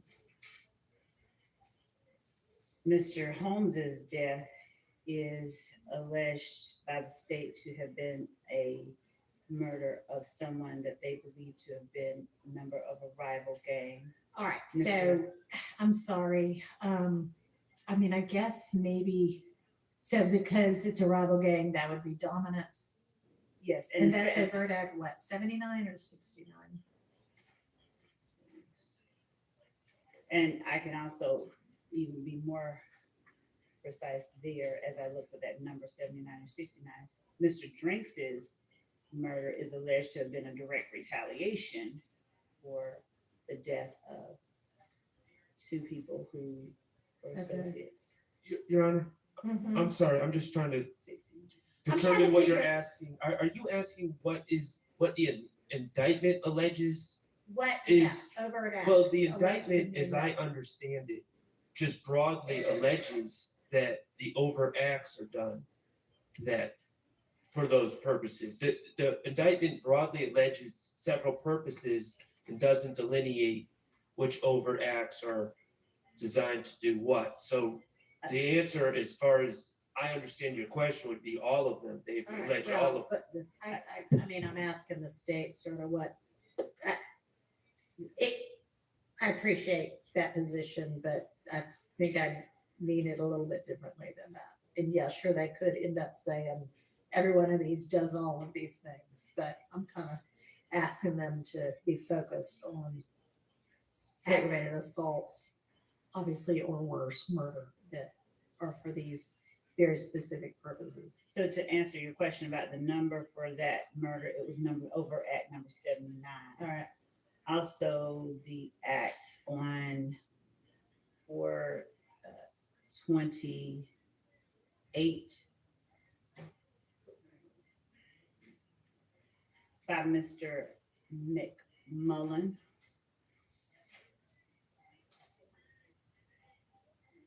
Overt act number April 28. 20, April Oh, 28th.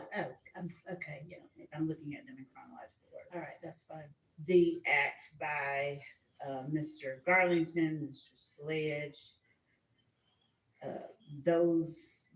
that act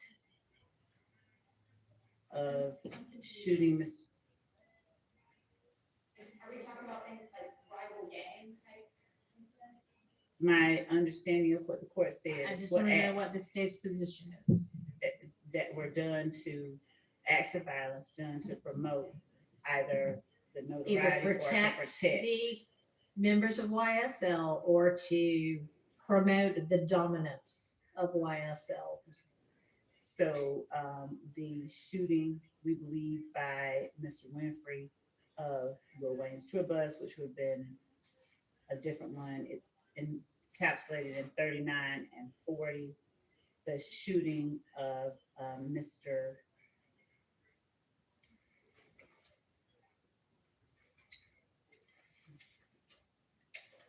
by Mr. Murphy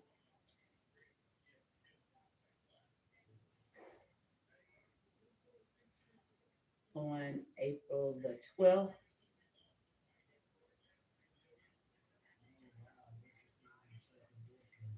Do you Jackson have any other Montgomery. overt acts where members or alleged members of YSL are basically doing a beat down of anybody because somebody from YSL got threatened or attacked? We have other ones where they're shooting at other members, and we Okay. have where they, for instance, Mr. Kendrick and Mr. Arnold go out and plan to shoot somebody because someone jumped on Mr. Arnold in a club. And that's an overt act? It is. Okay. Where also I think we have, yeah, and they are, I think, Acts 41 through 45 is the murder. Okay. This is the murder All right. on the 28th or the aggravated assault that I talked about. All right, well, y'all see if you can find me some more on point factually case law, please. Okay. And Is the I know court, y'all want a decision, but and so, we're gonna come back to it yet again. and Your Honor, in terms of the number of acts that we've enumerated in here, does the court want specifics or just the number? Yeah, that's all right. I mean, you've told me enough. That's fine. Okay. I mean, it's not like that's critical to my determination.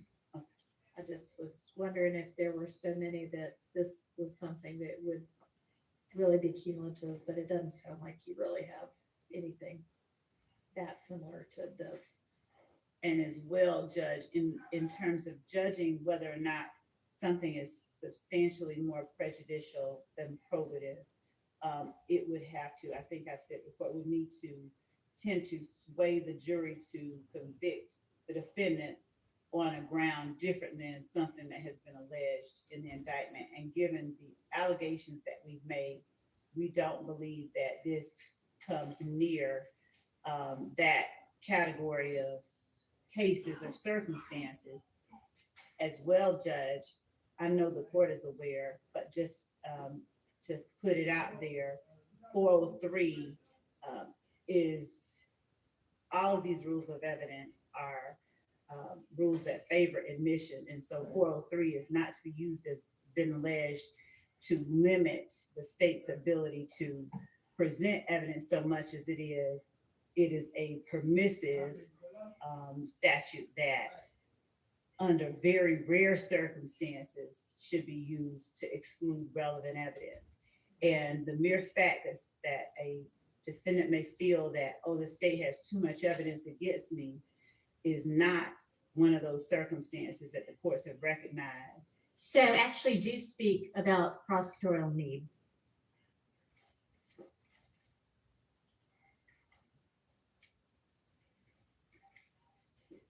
to the extent that the argument throughout is that YSL is a gang, that everything that has been, I'm sorry, that YSL is a music label, that everything anybody does is just their own independent act that has nothing to do with YSL from day one, from openings throughout up to even now. The assertion by every defendant is, and even the witnesses, I did it for myself by myself. Every step of the way, the state is having to rebut that assertion that this is just me. I'm a criminal, but they aren't. So, to the extent that there's no one here willing to stipulate that crimes are being committed by them and others with whom they've conspired to promote or on behalf of YSL, the state has a very strong need to present evidence of one, concerted efforts to commit the acts that we've alleged, to show the conspiracy between the defendants, and to show the purpose behind their concerted efforts. All right, thank you.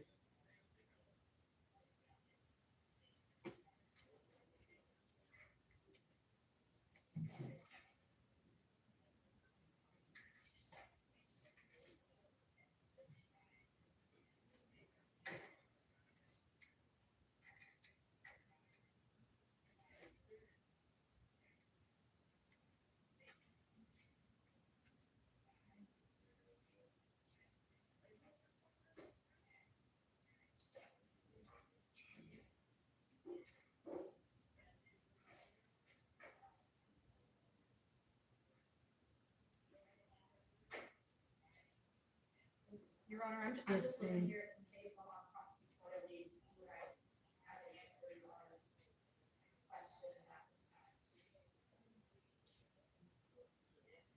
yeah, it's in 403 itself, in case law, but it wasn't specific.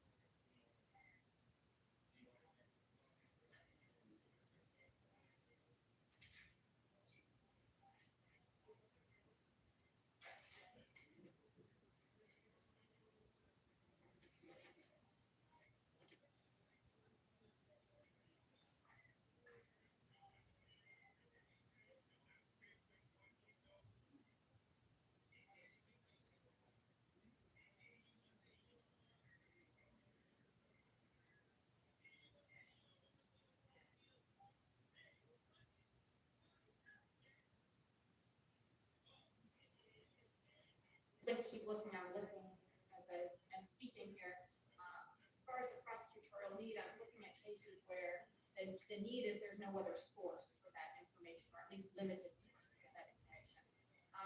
I'm not sure how many hours of gang expert testimony the jury has already heard from about how a crime can further a gang or be part of a gang.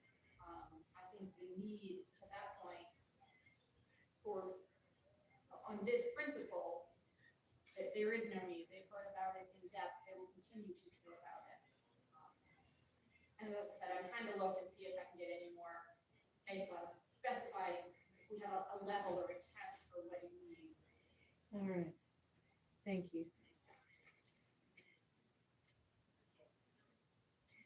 Well, if you find something else, feel free to just, shoot it over in an email that you share with everybody. That'll be fine. It doesn't need to, I mean, if you want to file it as a brief, that's also fine, but.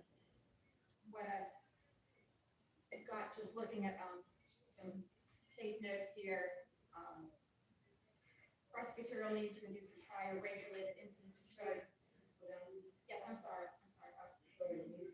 Explaining that the prosecutorial need to introduce a prior rape-related incident to show the defendant's intent was high because there was little other evidence supporting the charge of aggravated assault with intent to rape. That is the case Kirby versus State, 304 Georgia at 483. And I haven't read that case. I'm looking at it. It is cited within Jackson versus State, 306 Georgia, 69. All right. We get clarification, is that a 404B case or a 414 case or 413 case, Kirby? This is addressing a 403 issue. is it in the context of a 404B? I don't know, but it's not a different analysis under 403.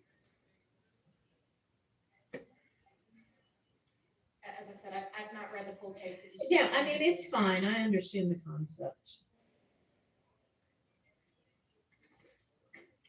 Okay, let's set that aside and move on to something else.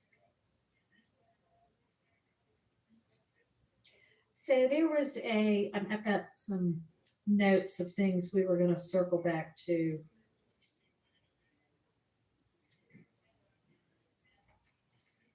And one of them was a video of somebody smoking pot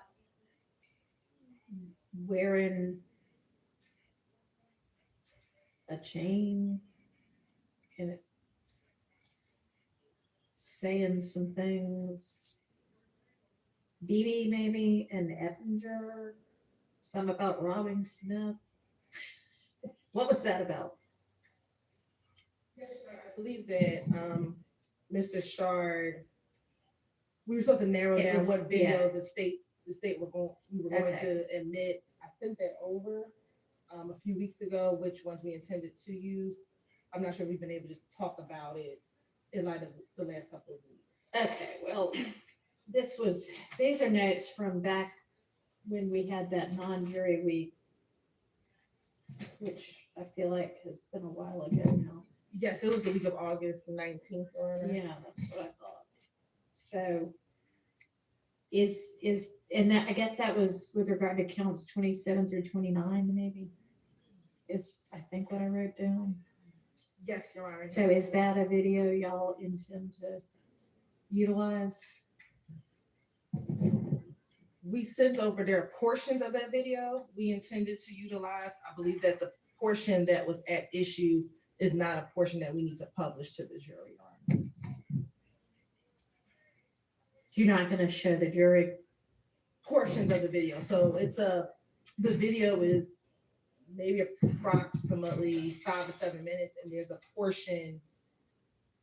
And I'm gonna pull up my notes to see what I actually sent over to defense counsel as to what timestamps we intend to use, but a portion of it is relevant because it shows Mr. Eppinger and Mr. BB, the two Mhm. people alleged to have committed this armed robbery, Right. on the phone. And a portion of that video, Mr. Eppinger appears in it's like a Instagram picture, an Instagram video, and BB shows him the chain. But there's another portion of the video in which Mr. BB is pointing a weapon at the camera. So there's just relevant portions, and we just haven't had opportunity to discuss it. And I can let defense counsel know what date I sent over what the state intends to show. All right. Does defense counsel still object to whatever portions those were? Yes, I'll re-forward it.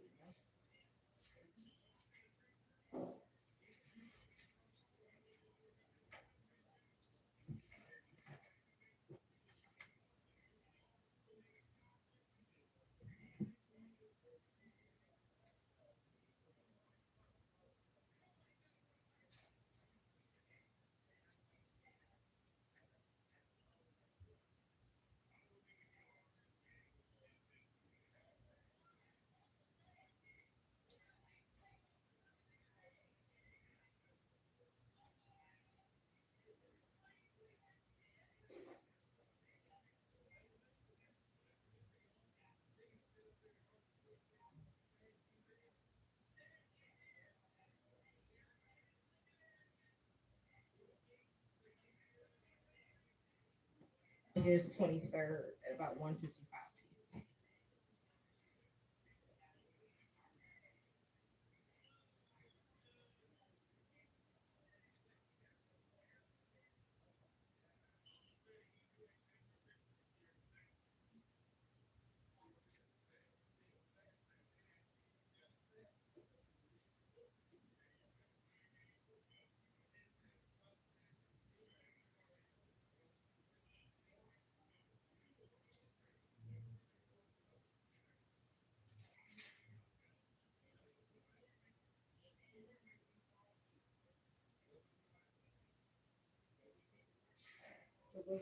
Question.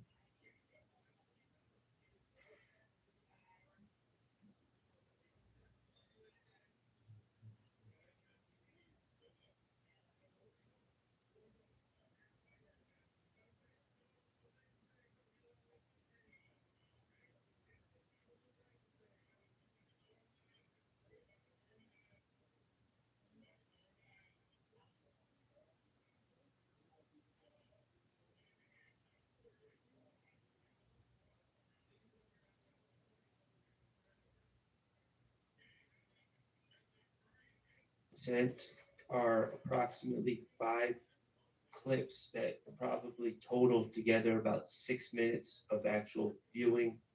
Is that about right, Ms. Hill? Yes, sir. Okay, so, in all honesty, we haven't had a group this is all acts involving someone that's not sitting here. And if we could have a couple minutes Okay. just to talk as a group to figure out It may. what our stance is. on All right, this. and you know what? I may have y'all do that over the lunch hour.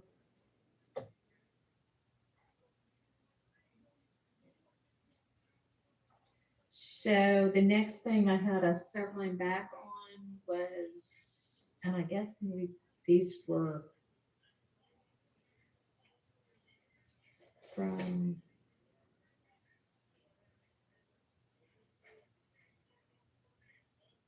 I don't know, we were going through maybe one of the sets of statements, because I've got like page 523, 513. Oh, these were the wiretaps, maybe.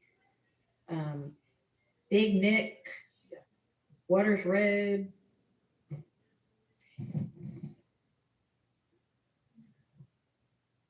And then, oh, the comment about, yeah, this was the wiretap stuff, the flipping the car and laughing about that.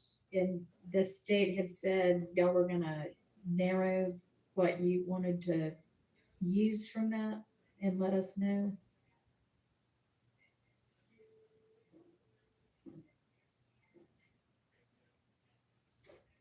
Do you recall that? I don't know.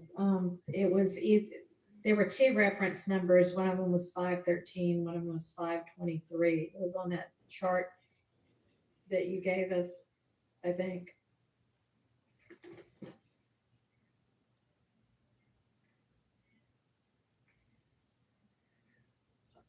On the second page of it, Garlington talking about how they came through and thought they were going to come back and they were going to get ready to light them up, laughing about Chanel Drink's murder and the need to re-up on drugs to sell. And I had determined that the drug part was in, but y'all were gonna look again at that other part. You said there was a non-hearsay purpose for it.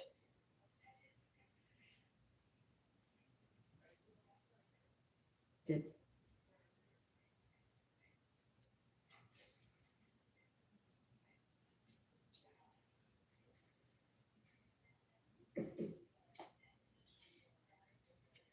did y'all ever go back and do that?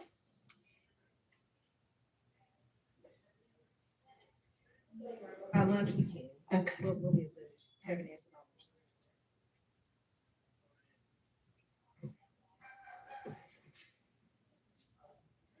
Yes. Would you kindly just repeat the 2 reference numbers? Yes, 513 or 523. On the chart, it's 513. Thank you.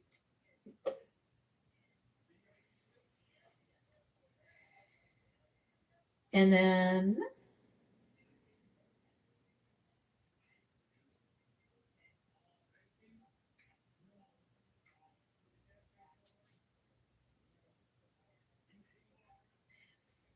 when we got to 1109 or 1124,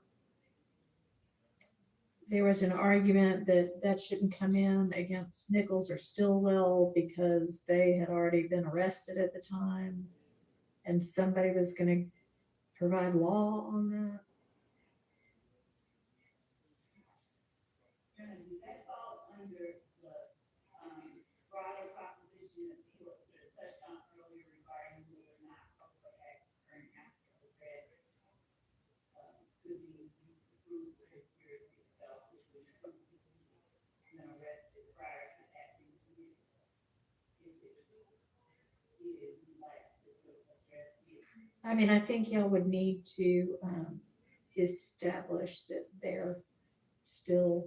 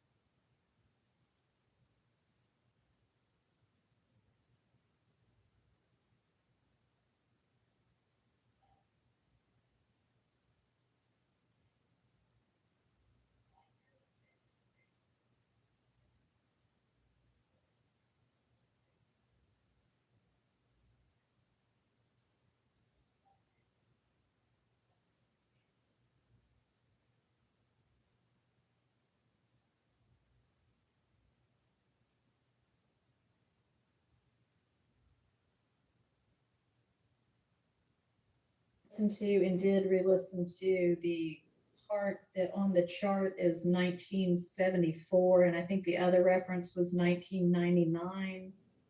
And this was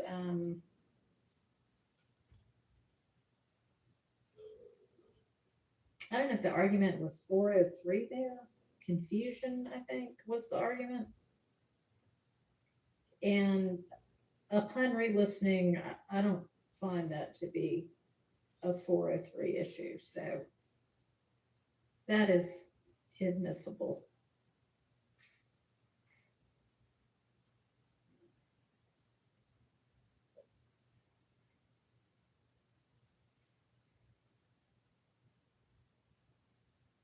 That was about as far as we had gotten.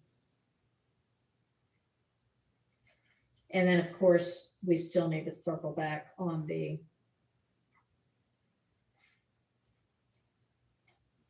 that one that we got bogged down with the nested hearsay with Garlington talking to Funk, who talked to Quay, who talked to Rel. So why don't we break for lunch? Y'all got some tasks to do over the lunch break. Do you have the material for me to look at? Yeah, it's not noon yet. It's about 1:45 but. Okay. All right. Will you are you gonna email it or bring it as a hard copy or what's? Okay. All right. Please do that over the lunch break. Let's reconvene at 1:15.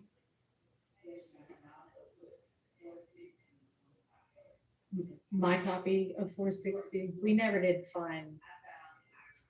Okay, great. Thank you. Thanks.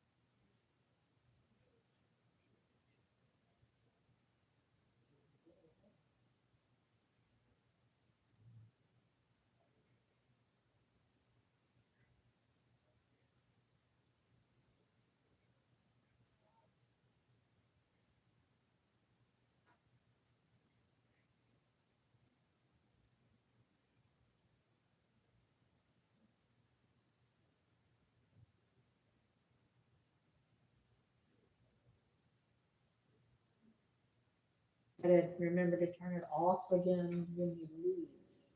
Which maybe it's just gonna be an issue at breaks. I don't know, but I don't know. Just, I guess, try to turn it on and turn it off as you arrive and leave the podium area.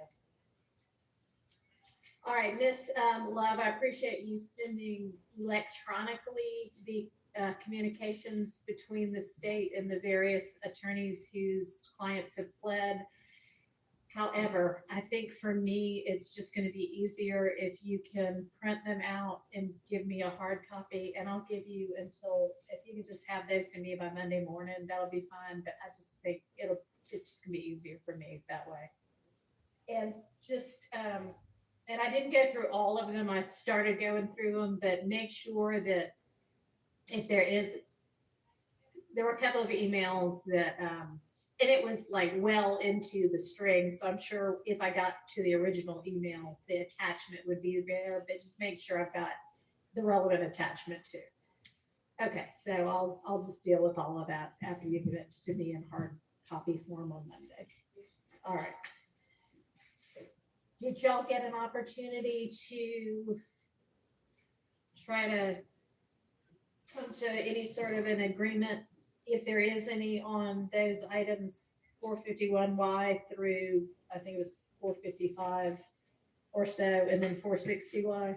Yeah, no, it was not an intentional disobeying of the court's instruction. What I was doing was the state's position is slightly different than it was with an argument for why. Okay. And whenever the court allows, I'll address it. If he wants me to start now, I'll just start. All now. right. So did you give a redacted copy to the defense, or you just think it's whatever your new position is might change it? It will change everything. And All right. and I did also, the thing that I had asked Ms. Winfrey for that she so kindly provided was what exactly the objections were to the exhibit so that I could address them in turn. What I recall specifically, I believe that it was Mr. Stillwell who made the initial objection that. Hang on a second. Can y'all try to be a little more quiet over there so I can hear? I don't know who it is, but oh, that actually reminds me too, before we get into that. Just a reminder to everybody that there's not supposed to be any eating in court, and that the defendants are not supposed to be on laptops. Okay, that has not changed since I took over this case. All right, go ahead. My recollection is that Mr. Stillwell's attorney is the one, Mr. Sharp, who originally specified a portion of one of the exhibits that he felt should not be allowed or presented to the jury because it contained information he thought was overly prejudicial. If I'm not speaking correctly, I'm certain he'll correct me where I'm wrong. But other than that, I was wanting to make certain I heard all of the objections so that I could speak to them. But if my because I'm going to make a proffer to the court. Okay, it would be a lot easier, I think. Part of their position had been, until we know what the state's actually proposing as the redacted exhibit, it's hard to make objections. So are you ready to share that? Yes. Okay. Yes, I'm ready to address If you would do that, that might help the So, Your Honor, courthouse. on what theory the state would be seeking to admit out-of-court statements? That was part of what I intended to address. So Okay, I'll just well, start. let's all get a copy of what it is They're not redacted. It's the ones we gave them. So the ones that I have previously identified. Can I have a hard copy of them? Because that's another one of those things that if I'm having a look on the electronic, it's like embedded within several emails. Yes. Before I ever get to what I'm supposed to be looking at. Yes, Judge. So Thank what you. I'm gonna do is just give to the court my, the copies that I tendered. And I'm gonna speak from my notes as to, what it is about them and why it is that I believe. All right, well, hang on. Laura, can you have the substitute JA come down here and grab these and make some copies for me? Please, thank you. Because I have a tendency to write on things once I get them. I'll try not to do that until I get my copies, but. If you come around here,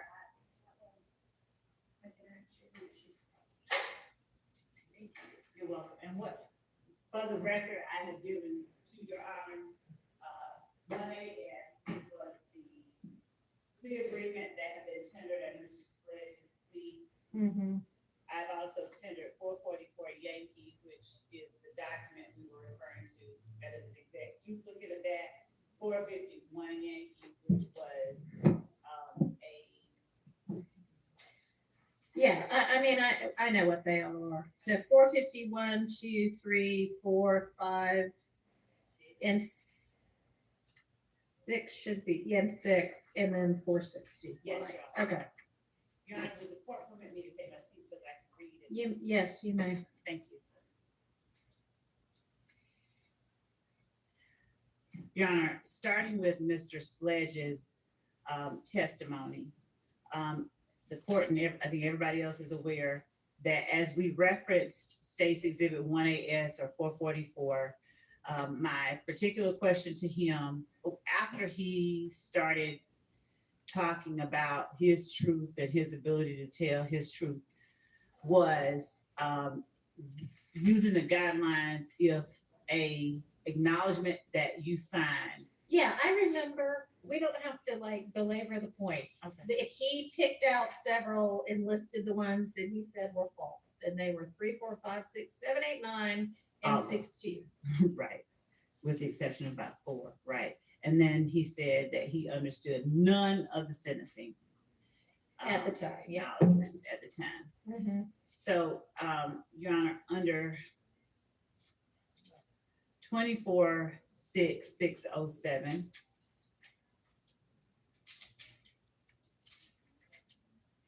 OCGA 24-6-607, Your Honor. Impeachment by contradiction.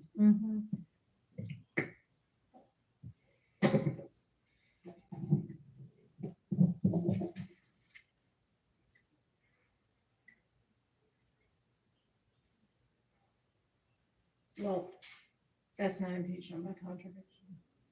Well, That's who can impeach. so as I'm reading, and I know that it's who can impeach, who may impeach. It's a different one. 621 is impeachment by contradiction. A witness may be impeached by disproving the facts testified to by the witness. Right. The reason that I referenced that only is because it was in the book that I'm reading from. There's a section that I'm looking at. So particularly a witness may be impeached by contradiction in several ways. Close questioning to elicit concessions of errors in testimony during direct, questioning a witness about the substance or implications of evidence already produced during the case to suggest contradictions, confronting the witness with his or her own contradictory prior statements, or calling another witness, or introducing other extrinsic contradicting evidence. Generally speaking, the admission of extrinsic evidence for contradiction impeachment is restricted to non-collateral matters, so that evidence that impeaches by contradiction and is not collateral can be both substantively admissible as well as admissible for its impeachment value. And that is coming from Baylor, Behler versus Hanlon, Hanlon, 199 FRD 553. And then the parenthetical is surveying numerous commentaries. Judge, with respect to Mr. Sledge, the reason that I began my statements to the court about what it is that he said, and will then go into what his lawyer said. When I asked his lawyer about plea negotiations on the heels of Mr. Sledge, not just saying he was told he could get up and tell his truth, but on cross-examination, he was asked repeatedly through the use of allowable leading questions. These weren't your words. You didn't write it. You didn't understand it. You didn't know what you were signing. You felt like you could come in here and tell your truth. You signed it regardless. I'm not directly quoting, but essentially, even though it wasn't true, you signed it. And things of that nature were elicited during cross. You signed it because you wanted to get out to go see your sick mom, things like that. You were in Fulton County Blues. That's the only reason you signed it. These aren't your words. These are only the state's words. So all of those questions were intended to attack the credibility of the veracity of the statement that Mr. Sledge made on December 28, 2022, when he signed the plea agreement. And Mr. Sledge acquiesced to all of those,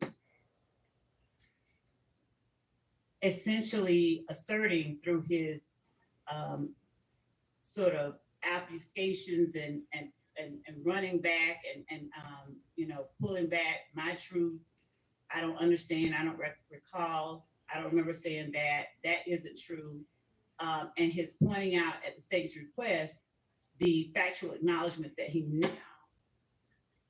asserts were inaccurate or not completely true. He allowed himself and the cross-examining attorney to, in front of the jury, completely question or to undermine the credibility of the statement that he made and his own credibility at the time that he made the statement. So as the court has already instructed the jury that the inconsistent statements of a witness are also substantive evidence that may be considered against other persons on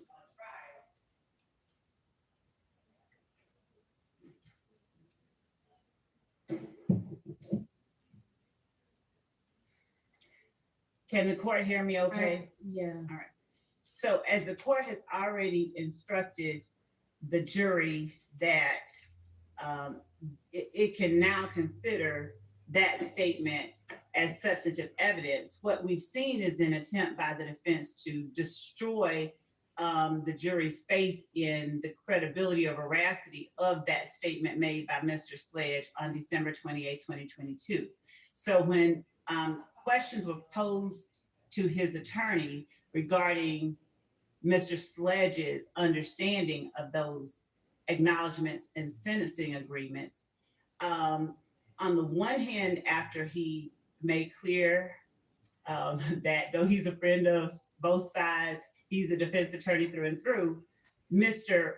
Wright, though he did clear it up, he seemed to, his answers on cross-examination, there were some things that were not true. There were some things we didn't agree to. He was kind of vague with it, and it took belaboring point by point for him to even acknowledge, hey, number 3, number 8, these are the only 2 anybody took issue with. So at this point, Your Honor, I believe that the iterations that were presented to Mr. Wright and to his client per his words are important because it is further evidence that corroborates Mr. Sledge's understanding of and his understanding of the final plea agreement that is 1AS and 444Y, and his ability to effectively engage in and have an active hand in that final document that he signed on December 28, 2022. It points not only, it demonstrates not only the inconsistencies of Mr. Sledge's testimony, but his outright perjury regarding his purported lack of ability to have any say in what that final document asserted that he signed. It is illustrative of the fact that he actually did have the ability to tell the state what he felt wasn't true and what parts he wanted changed. And I think that our position is that it is relevant in showing or allowing the jury to judge the credibility of statements Mr. Sledge has made on the stand versus the credibility of the statement that he made on December 28th, 2022. The statute that I cited earlier, it substantiates our position that the representations that Mr. Sledge made under oath on December 28, 2022 were part of a long and detailed negotiation and refinement that Mr. Sledge himself took part in. I think at this point, 24-1-104 might become relevant. That's the one I brought up earlier that didn't have any bearing on what we were talking about.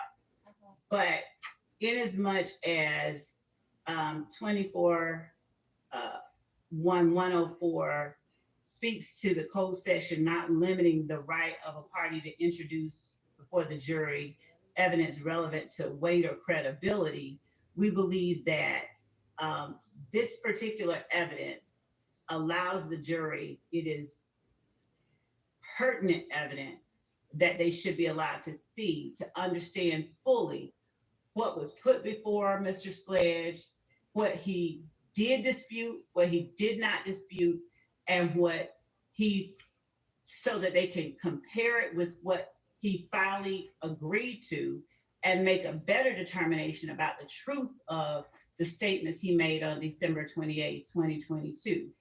I think that the argument that some of the statements, the allegations made by the state, those are things that one way or another may be asserted in any event.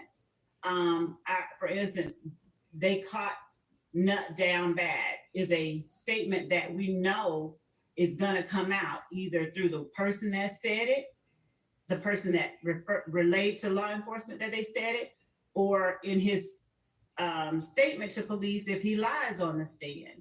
These aren't matters that are so prejudicial that they should be kept from the jury. These iterations, if you will, the defense wanted to have us reference part of them, but pointedly objected when I attempted to have Mr. Sledge show or point out differences between a previous iteration and the final version. That previous iteration was not circled there. It's one that I have because I did not tender it as a marked exhibit. They actually objected to my calling it a previous iteration.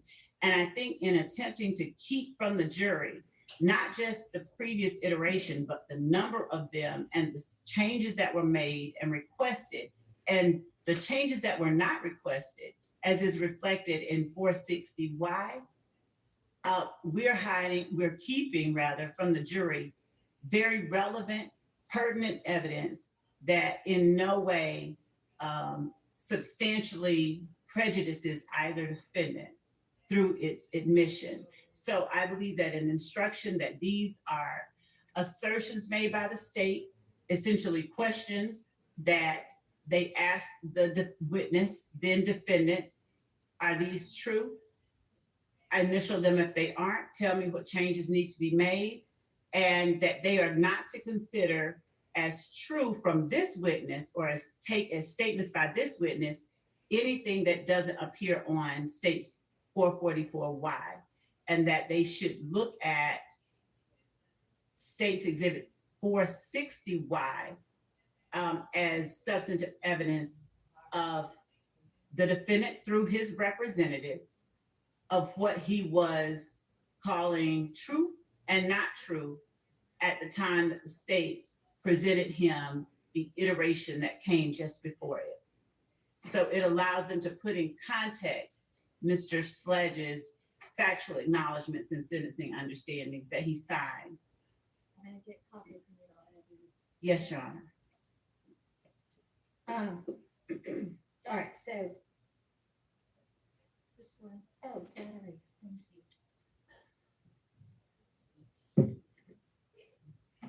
All right, I've got some batteries. Oh, did they go in here? Yeah, I'll just put them up here. Seems like there might be salad in the batteries. I don't know whether they take double A or single A. U of H.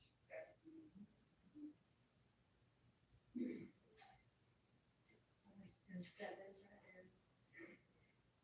All right, so I think that, you know, there's the 444Y one, which is the signed plea acknowledgement. That's sort of a separate type than all of the rest of these correspondences back and forth. And are you at this point saying, just so I understand, that like as to 460Y, you don't even intend to redact it at all? All right, help me understand what you're saying. As to 460Y, I wanted to redact everything except the one email that Mr. Wright sent. I want to take out everything else before. I even think I included twice in that 460Y the same email. So I would like to redact out all of that except the email from Mr. Wright to me on December 27th at 8:43 or thereabout at night, wherein he is making statements for his client. So they are statements of his client that number one is okay, number two is okay. And I say that under, I would call it an adoptive admission, but he is Well, an it's agent. an agent. Right. Yeah. So he is stating, his client is stating, number one is okay. And in order to know what number one is, the jury needs to see what number one was that I sent to them, which would be the exhibit directly preceding, which I believe is 452. If I'm wrong, I'll make that correction. But the jury should see 452, wherein Mr. Sledge says, that's okay. They should see whatever he wrote about 450, about number two. Let me ask you something. I mean, is he really a party opponent anymore? He was. What is he now? Because admitting it in this trial now, is that an admission by a party opponent? Oh, you mean in terms of the? You're saying, you know, this is a statement by Mr. Sledge's agent, which it is, but would that get admitted under the admissions by a party opponent exception to hearsay? I wasn't admitting it under Okay, that. so- I was just saying they are statements of Mr. Sledge. Okay, all right, but under what exception do they come in? They are Mr. Sledge's statements. He is a witness who was on the stand, who was subject to cross-examination. So inasmuch as they are inconsistent and contradictory to the testimony that he gave. Okay. So I can see 444Y coming in as a prior inconsistent statement because he definitely testified inconsistently once he was on the stand to what he said in that document, which admitted as factually true all of those things that he initialed. Right. So that's a separate item, and I'll hear argument on let's deal with that one. 444Y. Supervisor? Okay, so don't talk about the rest of them until we get past. Not yet, because I think this is kind of separate than the rest of them. Okay. because it's a different type of document. So do you want to say anything else about that? You saying it's a prior inconsistent statement and it's impeaches him by contradiction.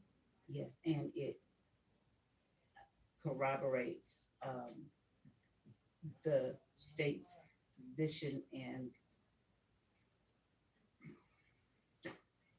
Well, I know why you want it. Corroborates the state's position is That- not a hearsay exception. Right, I understand. Yeah, so why does that not come in as a prior inconsistent Your statement? Honor, first, I just have to address one thing. And, Okay. and I'm sorry, I'm not trying to be a whiner. This is exhausting because every time we are on the same page and Your Honor seems to direct us, things somehow get relitigated. We were up at the bench and we all looked at 444 or we, No, 444 is a different one, but yes, 451 through 6 and 460. are we talking about the emails right now?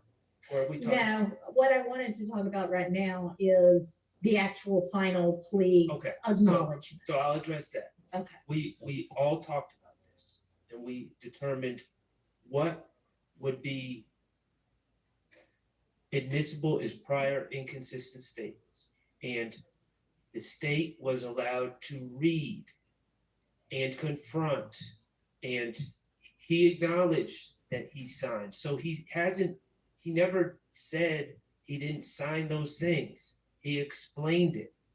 But those factual acknowledgments on the 1AS, which I think is 444Y, were read into the record and fully litigated. And we not only heard from Mr. Sledge, then we heard from Mr. Sledge's attorney for a day.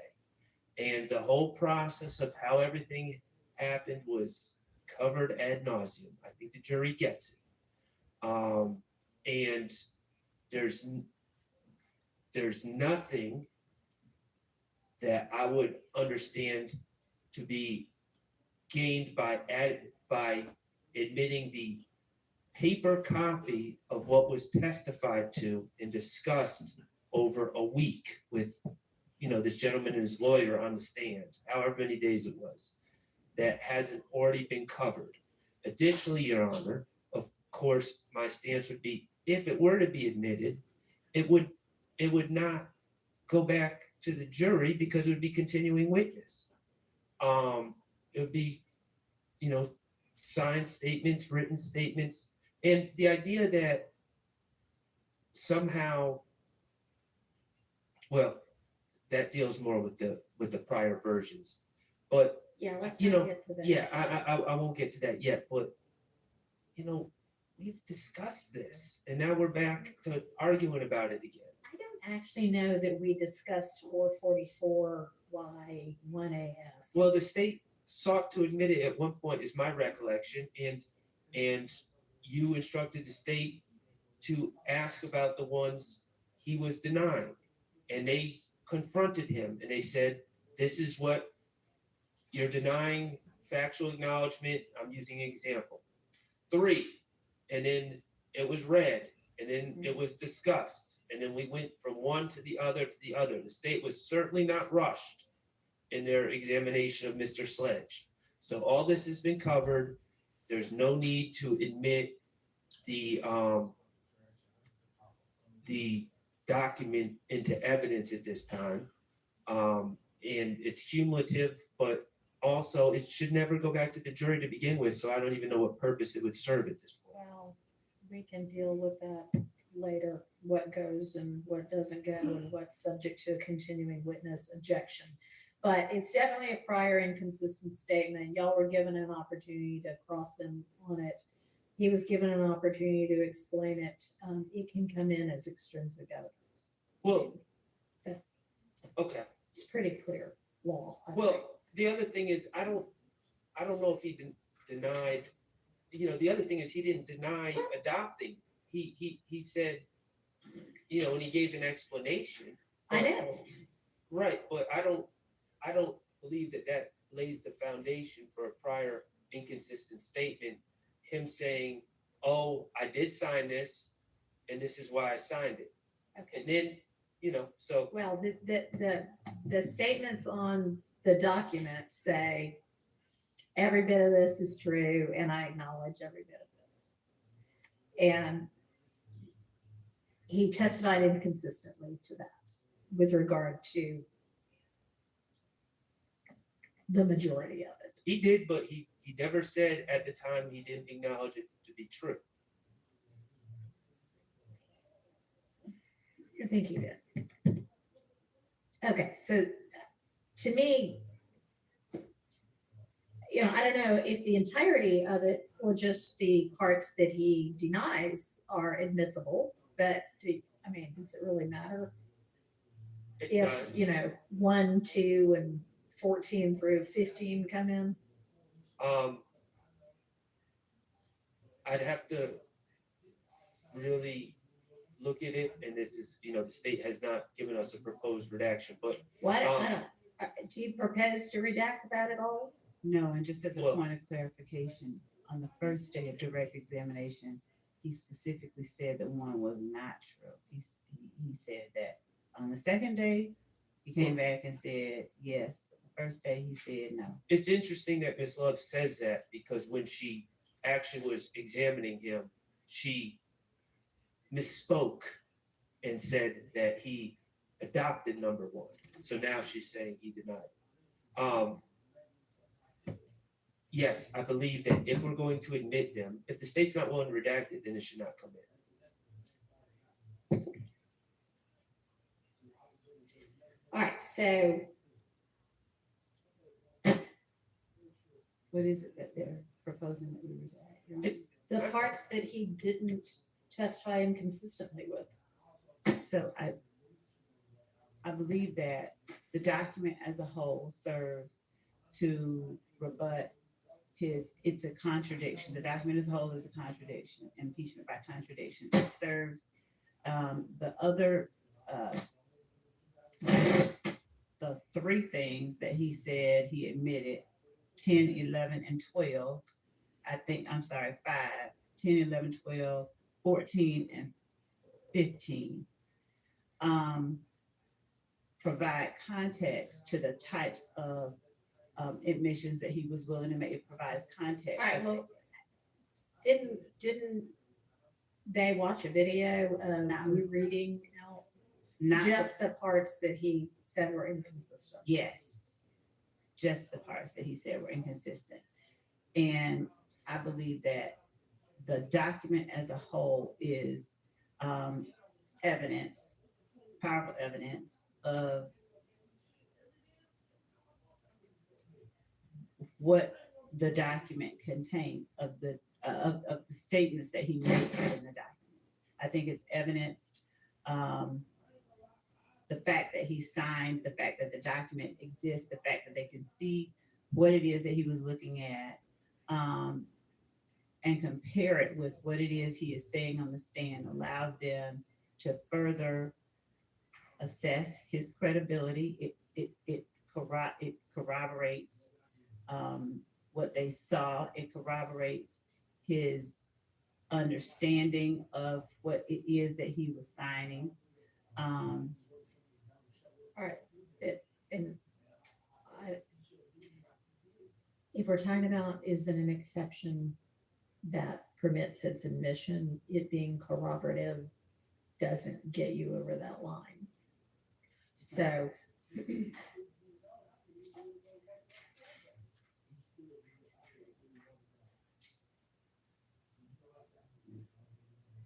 yes, sir.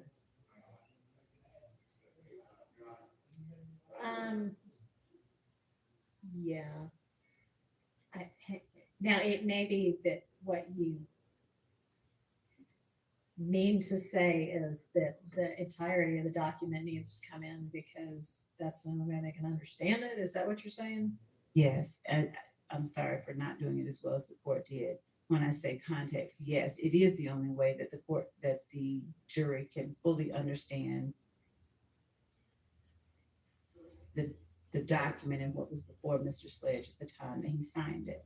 the state's stance is that the jurors can't possibly understand one factual acknowledgement about a video, for instance, without being provided another factual acknowledgement about gas stations on Cleveland Avenue. That acknowledgement about gas stations on Cleveland Avenue just sheds light on this acknowledgement about the video that allows the jurors to understand that. That's ridiculous. You had him admit on the stand the factual assertions that he still agreed with, right? I had him not read from the document. Did the but I jury asked- in any way hear the factual acknowledgments that he still acknowledged? I believe that the You answer know is the in some form or fashion they did. For instance, Hang on just a second, Ms. Love. oh, And you said it, and I think the Honorable Attorney Sharp just said it. My memory, and according to my notes, the entire, from the swearing in of Mr. Sledge, then it skipped. And then the entirety of his acknowledgments, whether he admitted it or did not admit it, was read over my objection on a video audio from Crime and Law, or Law and Crime. And now we're doing it again. That's in evidence. So I'm objecting to it. It's already there. And the state at one time told you that they needed that evidence in because it shows demeanor and he had opportunity to sit next to his lawyer, and that there was no one else in the courtroom, and Mr. Williams and I and the others weren't there to intimidate him or whatever their word was. This is just cumulative. He's been impeached. He's been thoroughly impeached. So I'm objecting to 444 at all. and at the appropriate time, I'd like to respond. The answer to your question is yes. So your recollection is that on the video, every factual acknowledgement was read. That is, if I'm wrong, please correct me. I'm not trying to be wrong. That's according to my notes. There was nothing redacted. It went right from the acknowledgements, whether he agreed or disagreed. It was read by Miss Love. All right, Ms. Love, I know you sent us an email at some point that said, here's what I intend to play, Respectfully, Mr. Steele is incorrect. right? We do. Okay, so hang on. And was sent Friday, September 6th at 7:45 a.m. And then, yeah, I think that's the right date. And what They we, may be again to me at 9:54 a.m. would the court like that we put it on the screen or just reference the portions that we were taking out? No.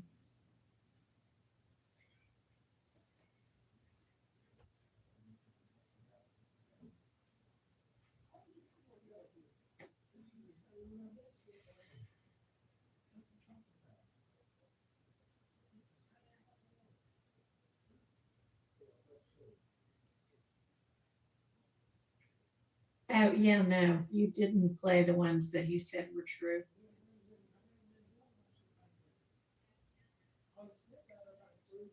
You only played the ones that he said were false. Yes, Okay.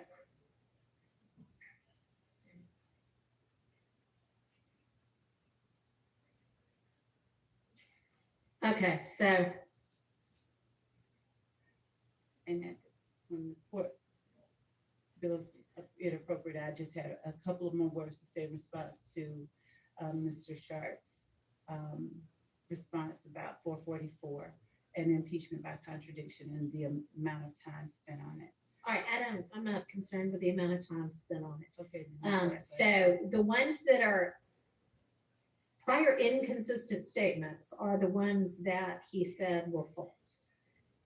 So if you're arguing that the entirety of the document should come in, what's your basis? Your basis for that is it's the only way for the state the jury to understand what he was willing to admit to and what he wasn't later on. What's your argument as to why it should all come in?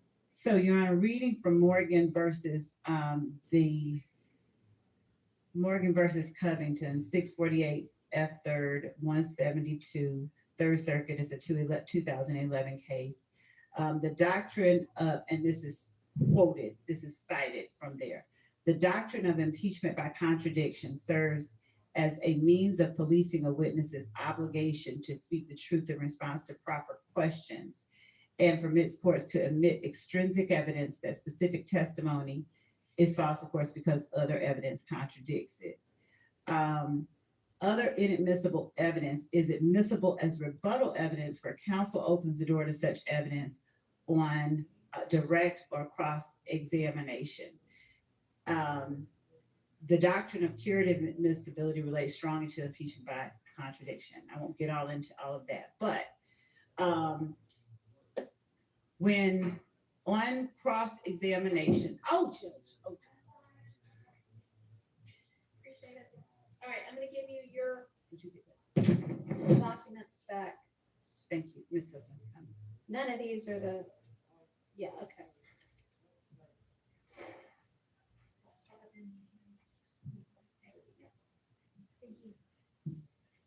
Sorry to interrupt. Good. Yes, Your Honor.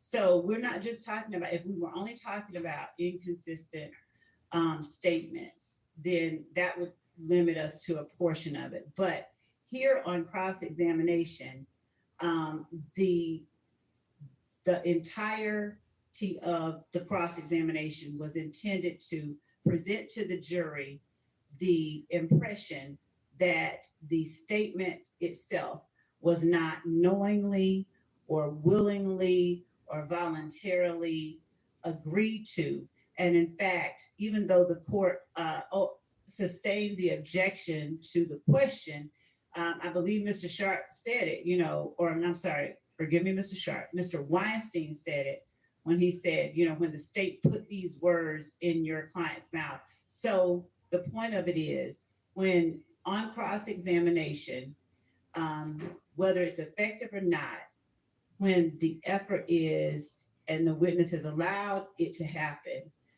that an entire statement is essentially sort of undermined. You say you didn't understand it, you lied because your mother was not well and you wanted to get out of jail. The validity of the statement itself is now, it's impeached. It's almost like you're impeaching the statement itself. You're saying that the statement isn't valid. And so in as much as the statement as a whole does allow the jury to understand, it does place the few admissions he makes in context.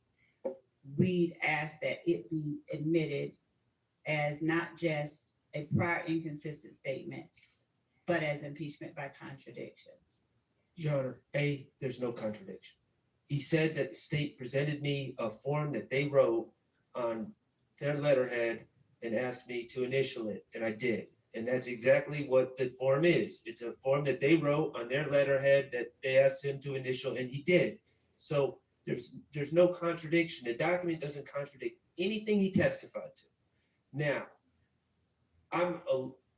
there needs to be a hearsay exception, and the reality is, if they're arguing that things are prior inconsistent statements, they've already been played in the video, and we've already heard it. And if they're arguing things aren't inconsistent, then they shouldn't be played. There's no reason for the hearsay to come in. So even if I granted to them that it's a prior inconsistent statement, we've just established that we played a video with all of that being read, the jury's watched it, and that was covered. So at this point, that form for any hearsay exception that it would fall under, that's already been covered by the video.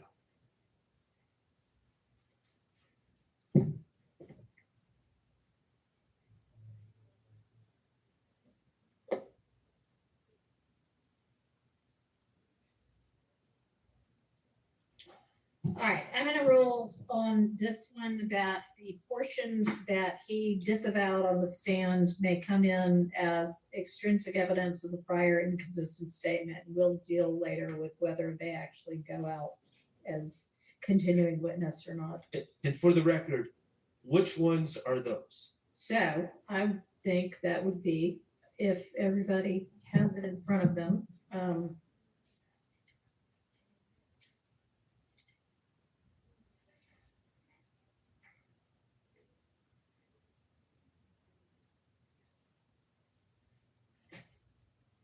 my understanding is he disavowed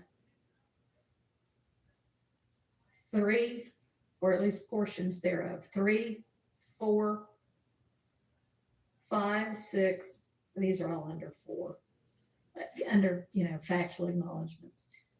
7, 8, 9, and 16, and then every bit of section 5, the sentencing acknowledgements. He said he didn't understand any of them, even though he initialed saying, I understand fully each of them, as well as the paragraph underneath that. He also acknowledged on day 1 of my direct, number 1, I wrote it, though he changed that. Well, if he changed it, then it was no longer inconsistent. I mean, I didn't, when you were like, all right, here it is in front of you, tell me which ones there you have any type of problem with. He did not say number 1.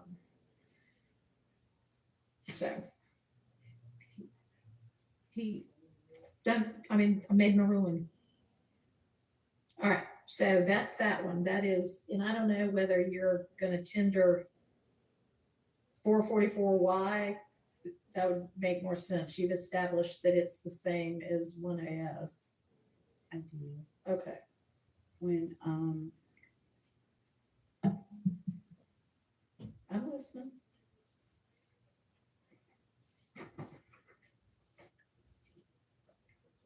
Yes. I'm going over, just one moment here. Okay.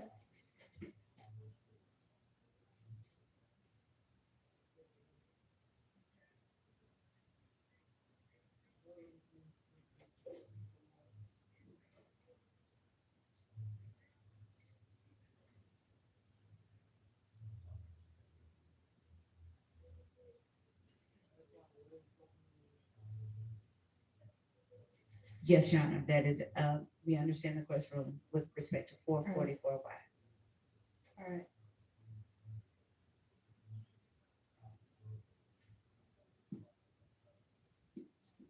And I don't think it would come in as, whatever it's called, the rule of completeness, because that would be if one party's introducing it, the other party has the right to do more. And this is all one party over here trying to get it all in. So that doesn't apply. All right. I think now we can move on to the rest of them, which are all sort of,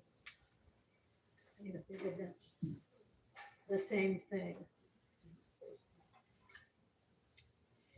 Well, I guess what's in 460 is not contained in any of 451 through 456. Is that correct? Well, 460 is Mr. Wright's email to us. Back. Right, and so 460, and by 460, I do mean the last one. Right, the part where he says, let's not do these ones, or here are the issues with these ones. So do you actually want or need the rest of them in? Judge, because, And so it's the answer is yes. And okay, under what basis? Okay. Under what evidentiary rule? Yes. So as to number 1, because Mr. Sledge, on the second day, he agreed and gave testimony about examples of number 1. It's not so much that it's an inconsistent statement as it relates to number 1, but when Mr. Sledge on cross-examination asserted that he did not have the ability to change things that we didn't change things for him. Showing the way that the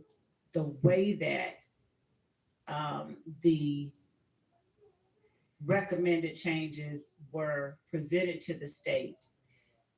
What is not said is as important, in our opinion, as what is said. Are If we they- talking right now, I'm sorry, about just that portion of 460 that's Mr. Wright's 8:43 p.m. email? I should have been clear. Yes, Okay. just, and the second part of that is just a duplicate where I asked that Right. copies be made. So we are only talking about Mr. Wright's December 27, 2022, 8:43 p.m. Response to the state. Subject line is re-sledge agreement updated. And with Mr. Wright on the stand, I clarified what exhibit came in before that he was responding to, which was 452. Okay. And then what exhibit came after that, which I believe was 453, but I'll check my notes to ensure that that's the case. So in as much as number one, he's saying, okay, there's no caveat, there's no, oh, we need this. Okay. So number two, obviously Mr. Sledge agreed to number two, but there is an additional, they formed about 3 years before Peanut was shot, him offering up that kind of information, Mr. Sledge offering up that kind of information. He is nowhere in there is he asserting it's a record label. All right, well, nowhere in his factual acknowledgement on number 2 is it asserted what YSL is. It just says defendant has been a member and or associate of YSL since blank. Right. So What- he wouldn't need to say, and by the way, it's not a gang. I agree with that. But also, but in number one, where we say what it is, Yeah. we don't use the word gang. We say something, we use specific language that he's perfectly okay with. And then in number 2, he makes no effort to, qualify anything as he did on the stand multiple times. Okay, well, as we all know, the case law holds that it's actually not illegal to be a member of a criminal street gang. It's only illegal to commit crimes in furtherance of to commit crimes, period. And then it makes it a gang What makes it a gang is a violation crime. to commit crimes in furtherance. And that's why number 1 is Right, and so, I mean, number 1 is whatever number 1 is, but that number 2 says, oh, by the way, it was about 3 years before Peanut was shot. It's that he's offering information, and I'm going to defer whatever the court's ruling is, but it's that he's offering additional information. He's I think comfortable enough to say. I think that is okay, I think it was about 3 years beforehand, so it must have been about 2012. Okay. Okay, so 3. Didn't we read that into the record? We did. We read the response Mr. Wright gave. Okay. And I We believe did we read read, that. We did read it into the if I may, record. I right. believe we read as well the portion of 452 that was number 3, and then the final. I think we read 3 number 3s into the record, just so that the court is hearing what I believe is a full truth. We read not just that, but I asked him to read what he responded to and then how we changed it for him.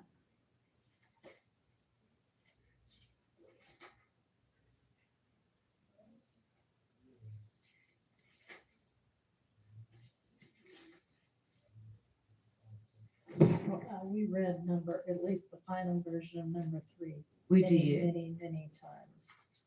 So number 4, back on the email by Mr. Wright. Okay. We never read that in, right?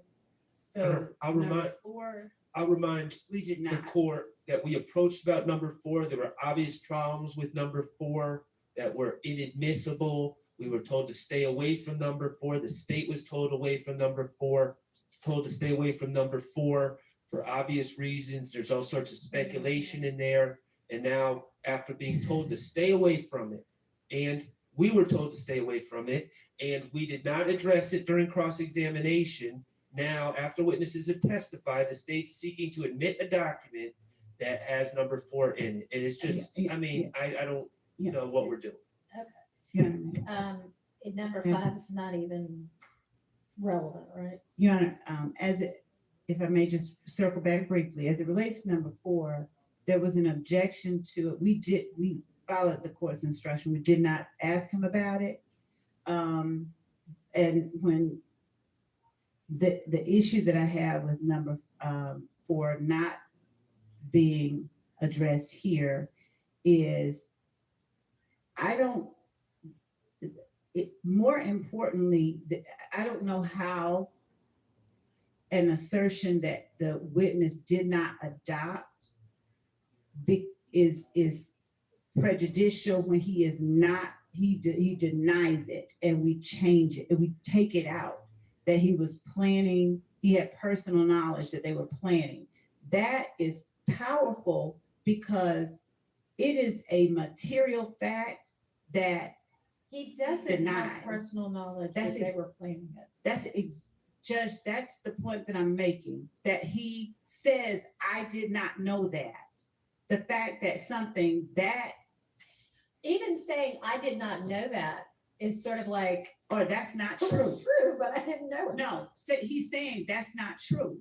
He is No, saying he's that- not. He's saying, I don't know. I think maybe XYZ. That is not coming in. That needs to be kept out under 403, if nothing else. And that's really the only thing you wanted in, right? So I didn't hear you. is that really the only thing from this that you wanted in?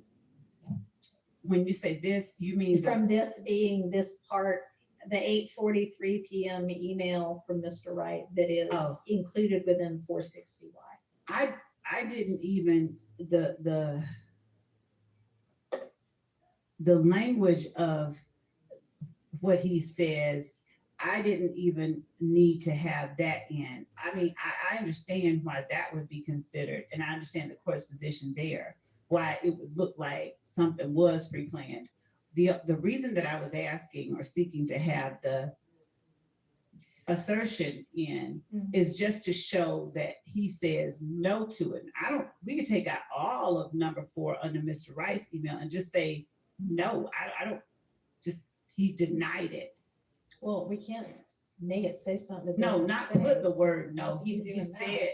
said, Mr. Wright said on the stand Okay. that is something that we did not agree to and we took out. And that's exactly the point. Mr. Exactly. Wright said all Alright. this stuff on the We're not going to be admitting 460Y.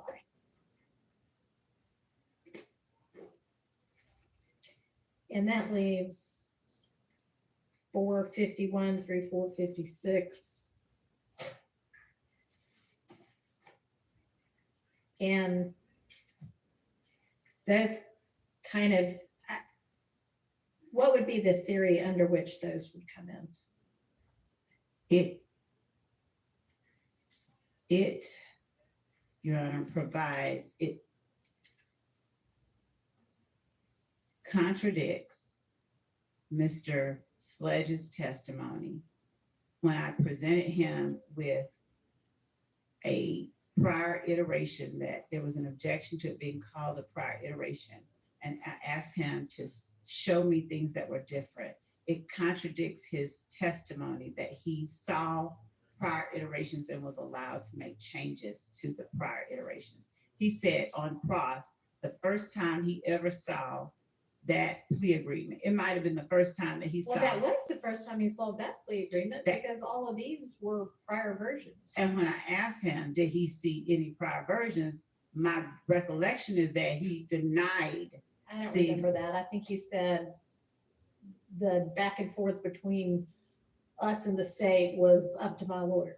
I, I left that to my lawyer. And That's- Mr. Wright clearly I- testified that he took a version to speak to Mr. Sledge the night before. and I'll look back at, All right, well, subject to that actually being some kind of and it's, so that would be what, impeachment by contradiction? yes, it would. Okay, well, you can let me know if he actually testified You're on. in the way that you remember it. Yes. And I don't think we should have to litigate this again, and I'm gonna explain why. Okay. The state, under the state's theory, well, I mean, why don't they just do this for every case? They could write out their facts, just send them to a bunch of witnesses. Witness doesn't need to initial them at all. And then they take the stand, and then we just start bringing in all copies of documents that they wrote and sent to witnesses that witnesses looked at. I mean, it's false facts here. It's facts that haven't been adopted on these documents. There's inadmissible statements on these documents. It's a mess. And we didn't create this. We didn't tell the state to do it this way. We didn't tell the state to write their documents and then send them to an attorney, write the statements and send them to an attorney and see what the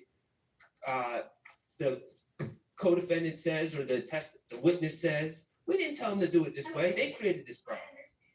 You get back to me if you can find some kind of testimony that you think lets you get this in. Right now, they are excluded. Yes, Your Honor. Thank you, and I will look for that.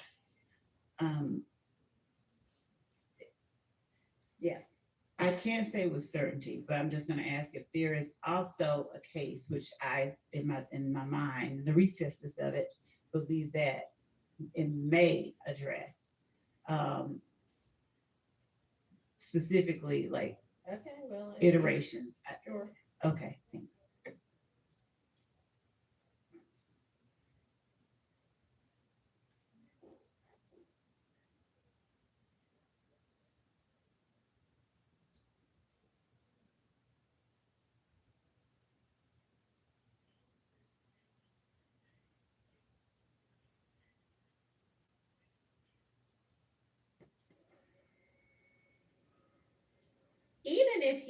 Even if Mr. Sledge did say there were never any other versions, and which I don't think he said, you've disproved that by presenting the testimony of Mr. Wright. So I think given the number of 403 concerns there are with 451 through 456, I'm gonna just stand on my ruling excluding them. Your Honor, with respect to the 403 concerns that were raised, given that 403 addresses matters that are substantially more prejudicial than probative, and given the extent of the cross-examination and the efforts to undermine the willingness or knowingness of Mr. Sledge's statements, essentially even in the arguments that are made, it's essentially, the argument is that this isn't a statement that Mr. Sledge made. Showing that Mr. Sledge, showing a prior statement, contradicting that testimony. That's what 444 is. And that's it. That's the ultimate one that he signed. But showing, yes, it is. It is. Showing that he was untruthful and letting the jury decide, why are you telling stories about that? About seeing a prior version, we believe is strong evidence that allows them to judge his credibility, why he's saying what he's saying, any bias he may or may not have, and help them to determine the truth of which statement they should believe. So we would ask that the court, I don't know, revive its prior ruling, revive the ruling that the court made. Denied. Let's move on.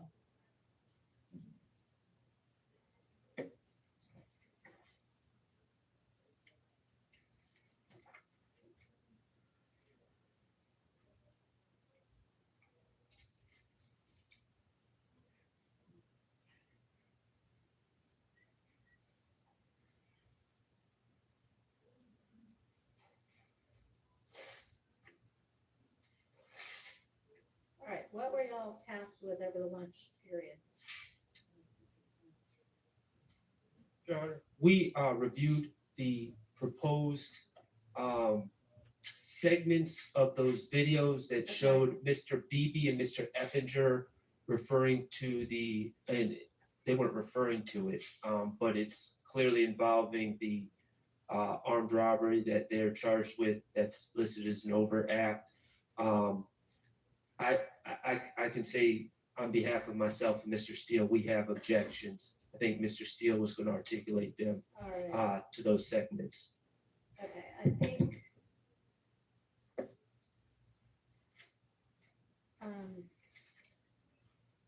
It would probably help for me to be able to see what those are, but before we do that, 463Y, were you intending to tender that at all? I don't know if that was one that you had included that we said we'll circle back or not. That was the one that was just his sentence that showed that he got the sentence on the second count too. No, that was just a okay. refresh. All right, thank you. All right, can you cue up the portions of that video, please?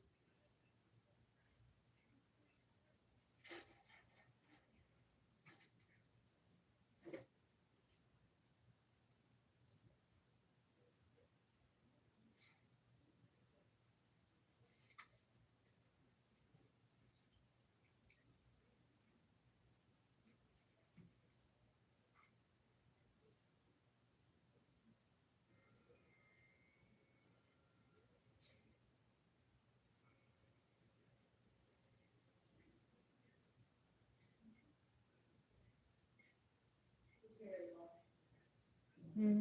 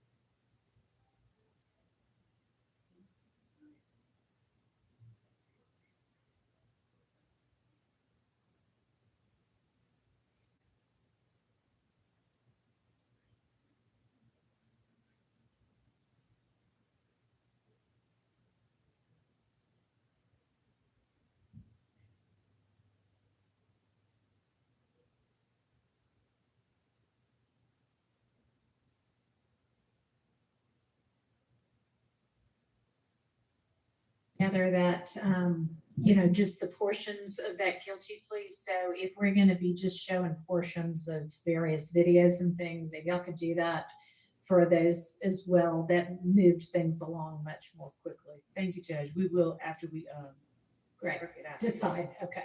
Thank you.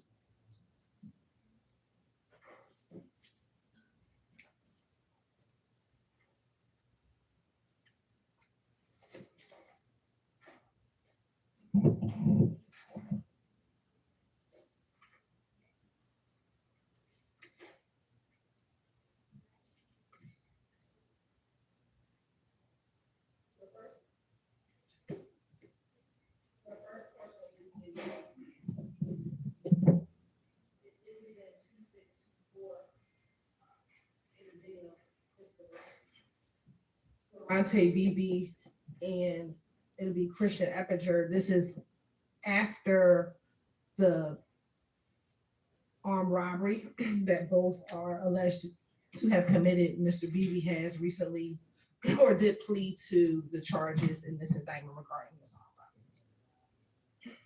All right, so I'm sorry, timing wise, this is shortly after the robbery or shortly after? Shortly after the robbery. Okay. And we're going to begin the first portion at 1:12.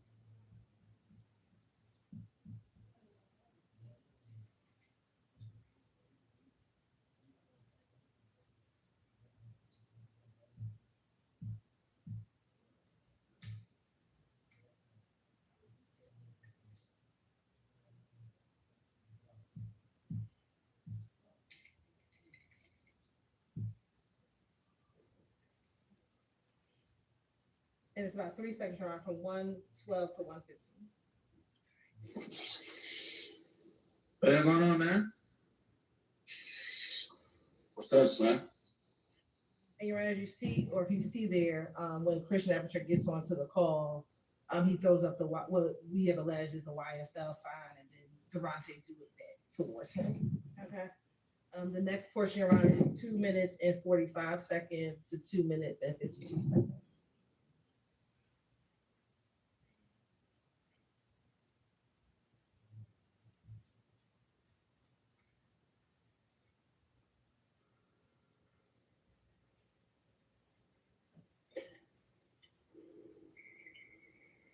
Anybody am out there?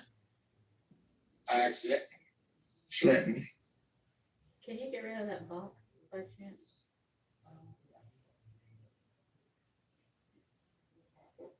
I don't know why that does that. And so, Your Honor, if I need to play back, I will. But when they're ending the call, they both say flat, which is a terminology that we are alleging that YSL members use. And then the last portion is 356, 408.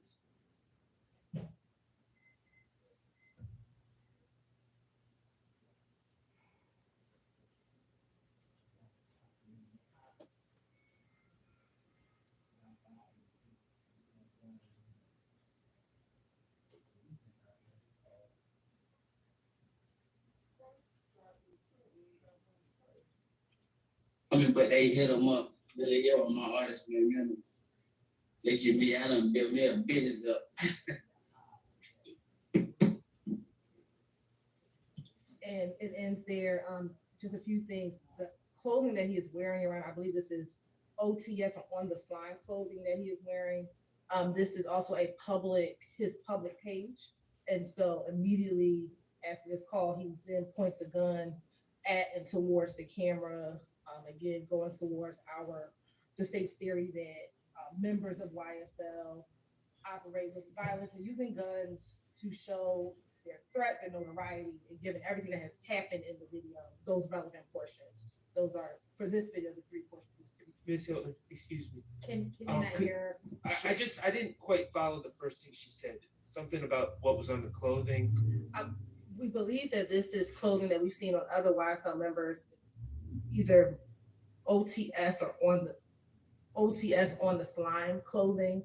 We've seen, I think we have a few other posts, Your Honor, with them wearing similar type of clothing, but it has either YSL or related terminology on the clothing.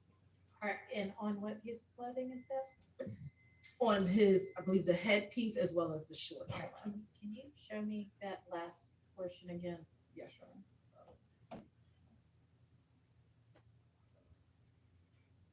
And I started a little. So on the headpiece and the shorts. They ain't got no involvement, but they hit them up. Really, yo, my artist, man, they give me, I done built me a business up.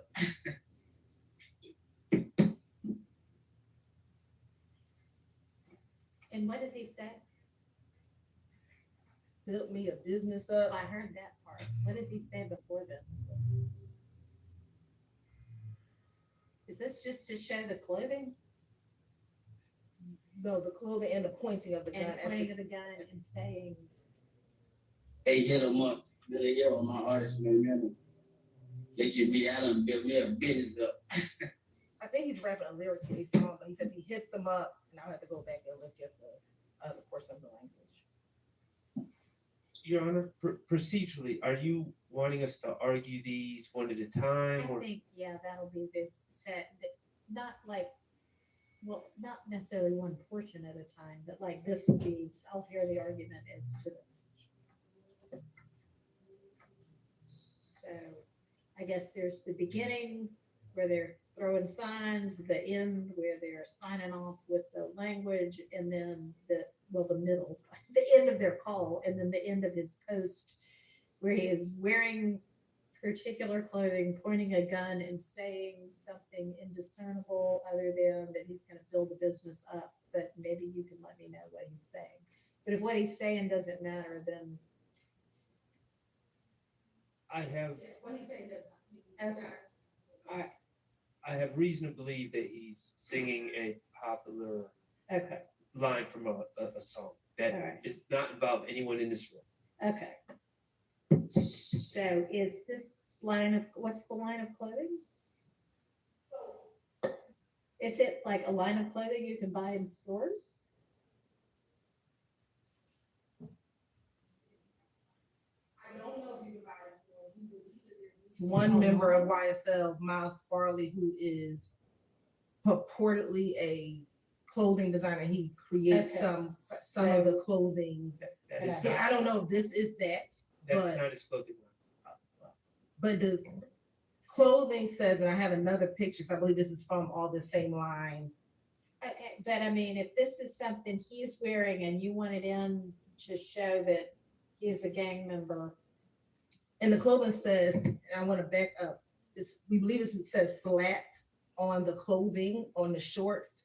And I'm looking at another act that we have, Act 143, with him and Christian Eppinger, and Christian Eppinger wearing a jacket similar to the pants and the hat set that he's wearing in this particular And video. when is this from? This video is around October of after October 10th of 2021. The armed robbery takes place in October of 2021.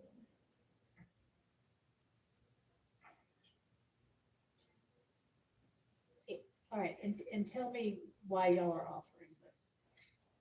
Your Honor, so the first two portions is to show that both Mr. Eppinger and Mr. Beebe, again, right after the robbery, are in communication with each other, showing their association with YSL by one, using the gang symbols, and two, using terminology in which members of YSL uses.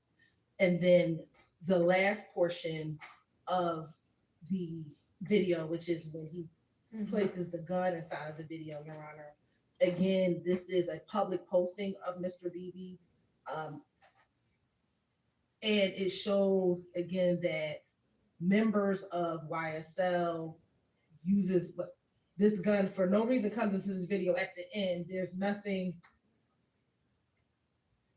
I don't know what the purpose of actually flashing a gun is, but to show that he, as a member of YSL, has handguns, uses handguns,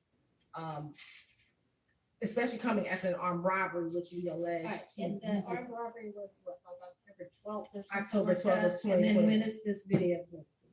I just need to pull up the Instagram, Your Honor, of when this exactly video was posted. Can I ask the state another question while they're looking into that? It's being, and I'm sincerely asking, it's being stated that this is a public posting. And I'm wondering if Was it a public posting or was this something retrieved off of his cell phone? Because those are two different things. It was never received off the cell phone. Got an Instagram return for Mr. BB. So yes. So these was are this on his public- Instagram page? Was this a story that disappeared after 10 seconds? I'd need a little bit more context about what exactly this video is, where it came from, and how it was presented to the public. It came from his Instagram return, his page, which I believe was a private page. And the Instagram video was of him. It's a Instagram call that he makes with Eppinger, so it has to be public because Eppinger needs to log into the call when that's how he gets onto the call. So is it public between the two of them? No, Forgive me, I'm not. no, I believe it's public to Familiar. Instagram because To his private page? Because you said it was a public post on a public page, but then you said it was from his private page. no, it's his personal page. Oh, But a okay. public- You don't mean it's private, you just No, mean it is his personal page. page. Okay, but it's a public page. People that are younger than me that are helping me here are telling me that this is not something, like if I wanted to check out what Mr. BB was doing on Instagram, it's not something that I could find publicly. This was a call. If you followed, if I know a lot of people have lots and lots and lots of followers, like thousands and millions. Would any follower be able to see this? I'm just trusting the youth in the room now to.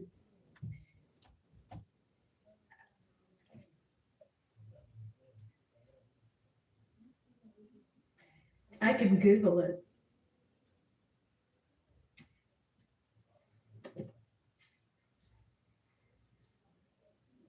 All right, let's assume for now that it's a public page and we can circle back. My understanding is once the call, and this is my confusion why I'm asking the state.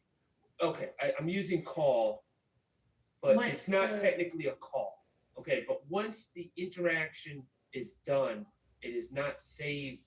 This is what my understanding is. It's not saved on his page. So I would not be able to say, hey, for instance, if I said, Could you watch it while it's going on if it's being posted to the page? if you were, I think it depends if you were invited. If you're a follower. I mean, Yes, so. whomever. With Instagram, if they are on a Instagram story all the time, Mhm. the other person watching your story could get onto the call at your second. All right, can they watch it regardless? Can they? I don't know. Somebody other than the two people communicating Other people can watch. can watch it.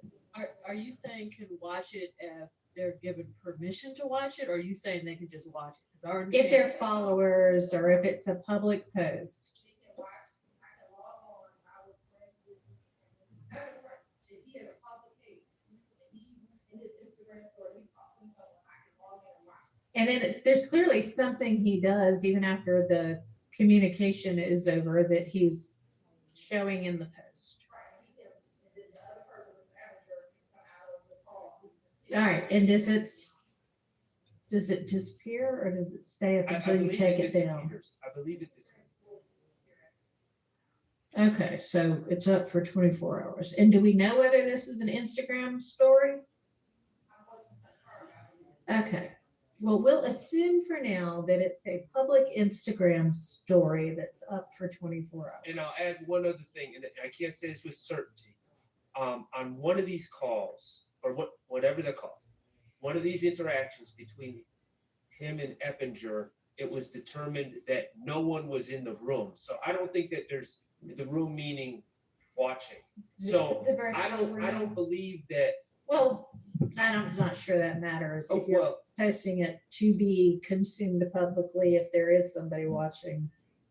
okay, well, I think you can tell if there's people watching or not, and I think it was this call, but I don't want to swear to it. All But right. I have no evidence that anyone was actually watching, other Okay. than him and Eppinger. So do you know when the post was made? Have y'all been able?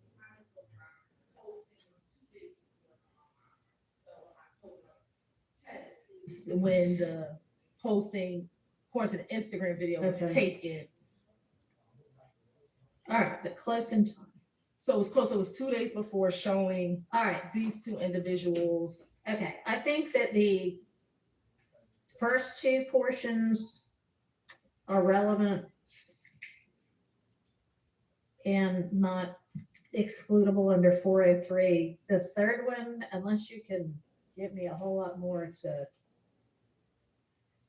explain why that clothing makes any difference at all. The fact that he's holding a gun when nobody can, when all he's doing is singing, doesn't show anything.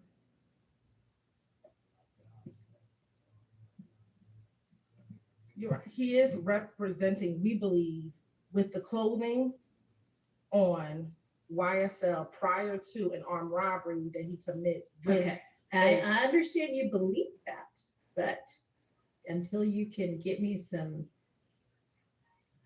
basis to believe that. To believe that the clothing is. That the Right. clothing, yes, it makes Yes. any difference whatsoever.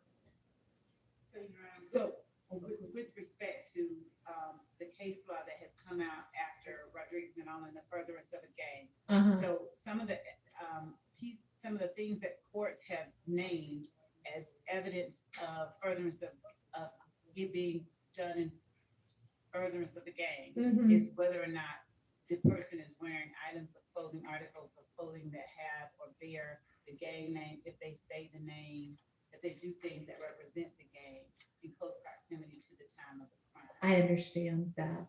And with the fact that he is pointing the gun at the camera and saying whatever he's saying, we would, our analogy, we draw the analogy that in pointing that gun at the camera, if, as Ms. Hilton is looking, we find sufficient to the court's satisfaction that he is wearing YSL clothing, in the same sense, he's representing YSL as he's pointing that gun at the camera, making the statements, whether they are singing or otherwise. And in doing so, he is making a public assertion about YSL's willingness to perform violence. Sure. To you know. All right, y'all get back to me on the clothing. I'm ready for it. Okay. Clothing. So I'm gonna show a portion of the video. Your Honor, I think I'm probably stating the obvious, but that's not when the armed robbery happened. So. Yeah, it sounds like it's 2 days before. Yeah, so I don't know about what Ms. Love just said, this has nothing to do with showing that the armed robbery was somehow gang related. Even if he's wearing that clothing, but Your Honor, regarding the clothing, again, I agree with Your Honor about the ruling and we'll look at the clothing, but the gun, I don't like, the thing about clothing is we can get a screenshot and see what someone's wearing. I don't know why we have him rapping and pointing a gun, because that is just What a lots of man, people unfortunately do these days. right? Your Honor? Yes. And further, what clothing is this? Because Ms. Hilton, first she said she thought it was one clothing, then it might have been somebody else's clothing. So can you please tell us what clothing line is this? I can't tell you the clothing line. I can just tell you that the clothing has slat on it. And if we look at his shorts, and this is at timestamp 3:43, I'm using this timestamp, and then I also now want to show the court Act 143 with someone wearing the same similar clothing, and where it's clearly that it says slats on the clothing, which is terminology used by YSL. So, Okay, you're showing us where it says this on this clothing. so on this clothing with the black base, the blue lettering says slats, and then there's also some red items, but we know that the blue lettering says slat. And I know this, or we believe it is this, because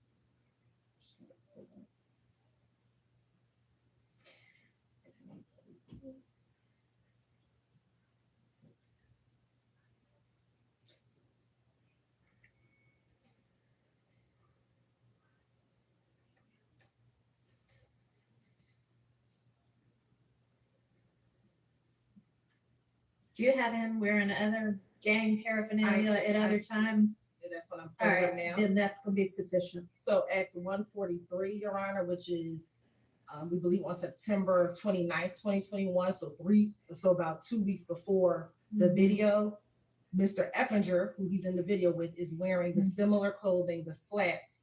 He just has the jacket version on. Okay. And then BB is wearing the OTS, which says only the slime. I don't know who created it, but it's slime clothing or slat or YSL affiliated clothing, Your Honor.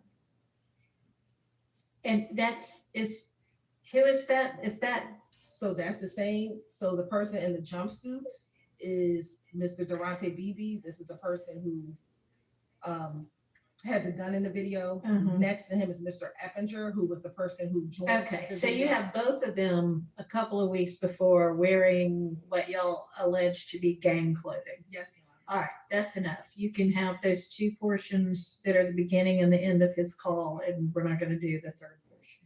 Thank you. Yes. I want to, if you rule definitively, I want to just put my objection on the record. These are out-of-court statements. Mr. Beebe and Mr. Eppinger are not here.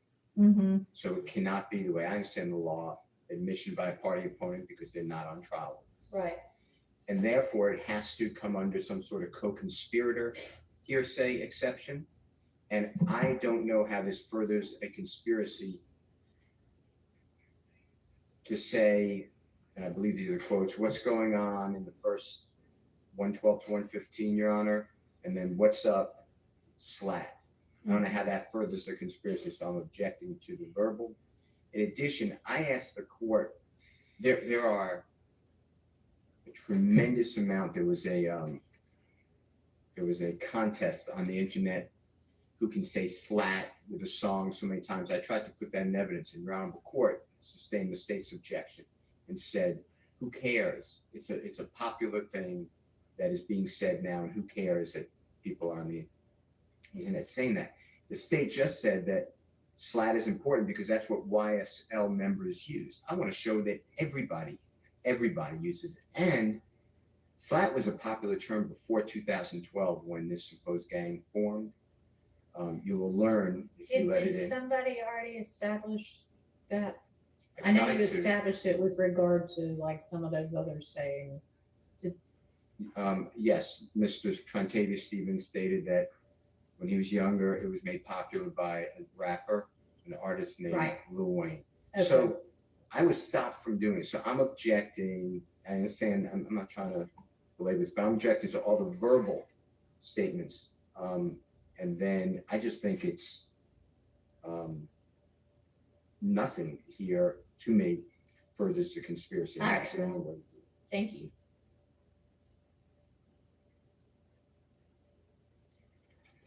All right, so that's that issue. Oops.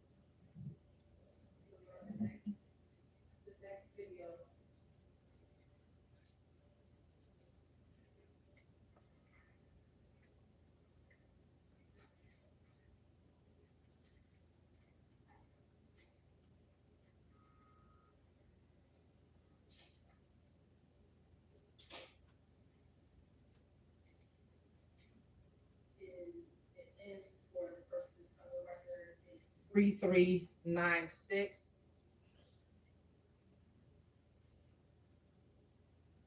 And I'm going to find the date, Your Honor. This is after the robbery. And we'll play from 10 seconds to 2 minutes and 52 seconds. Do you know how far after the robbery? That's the date we're looking at. Yes, sir.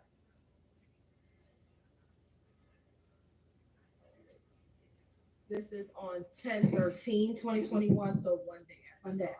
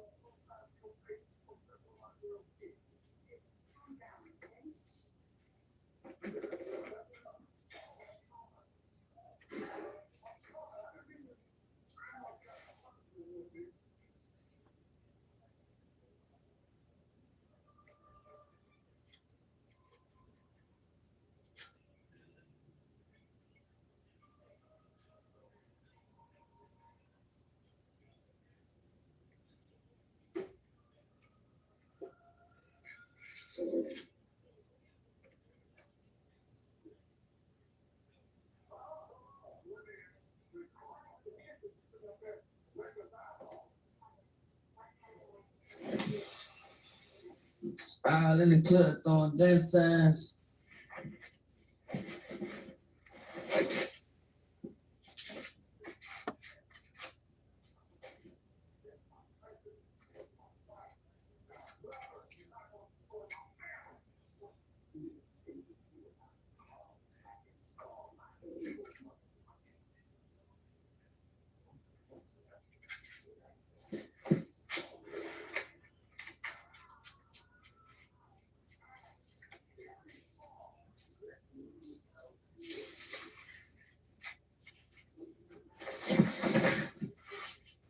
All in the club throwing gun signs. Got all the fuck going on, man. Shit, why I said.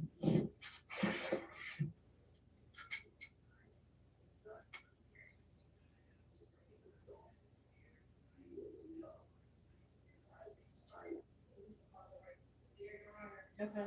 Few things, although he's in the bed saying he's in the club throwing gang signs, he threw up the YSL sign in this video. He threw up, we believe to be the little B blood sign in the video. More importantly, I freeze frame on the chain. This is the chain that was stolen from the victim 2 days prior to, or a day, excuse me, prior to the this video being posted. Mm-hmm. He's also wearing, you can see his headpiece or the hat, or the mask that he has on his head is also another mask that says "Keep America Slime Again," and then he says "This shit YSL" at the end. So, okay, for those reasons, we believe that it's relevant. Anybody want to argue against that?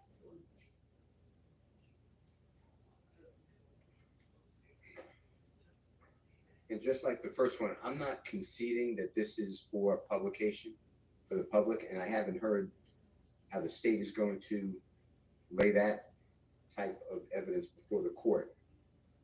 And I don't have that evidence, so I can't tell you that it was for publication. So it's a lie. Private. Okay, we'll circle back on that. Okay. I don't know how the state's going to prove that that is the chain that was stolen from Mr. Smith. I bet it looks like a pretty distinctive chain. Are you going to have Right. somebody to identify that as the proceeds of the robbery? The victim goes by the rap name Trap Commander, and that's what said on the chain that is stolen. And we intend to call that individual. Okay. And then I don't believe that this, depending upon if it's public or not, I don't believe that this furthers a conspiracy. All right. Can you? So look at the Instagram return. We know that this video is from the archived live videos. Okay. Instagram does not disclose, at least on our immediate review, whether it's a public page, but we know it's a live video. I imagine he is broadcasting it out to someone because it's a live video. He's not broadcasting it to himself. And so a live video is what we discussed earlier. He gets on Instagram, and anyone who's following him can literally open up his icon and see that he's doing a live video. And if you haven't yet, are you going to present somebody to explain to those of us who are not 20 that all of this is true? Yes, Your Honor. We will have someone explain Instagram. And because he is posting a day after the armed robbery, the boldness of stealing the person's chain, and with YSL paraphernalia on and saying YSL. For those reasons, we do believe it's in furtherance of the ultimate YSL enterprise conspiracy. All right, I'm gonna rule that admissible. Yes, when I rule it admissible, I have done the 403 analysis and found that it is not excludable under 403. Nothing in there is substantially more prejudicial than probative.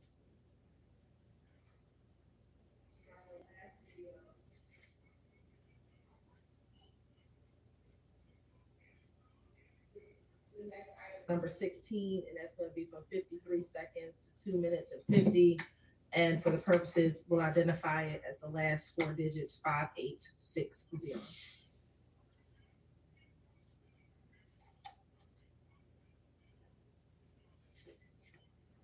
And this is Instagram. It's also an Instagram video. Live feed. A live feed as well. And this is on October 14th, 2021. Okay, so 2 days afterwards. Yes. Okay.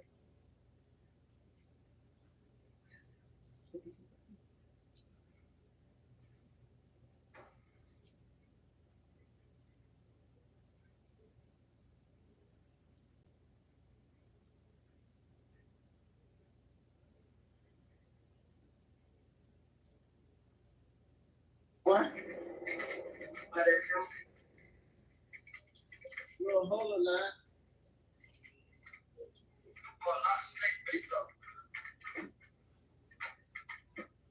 They locked Slate face up. They did.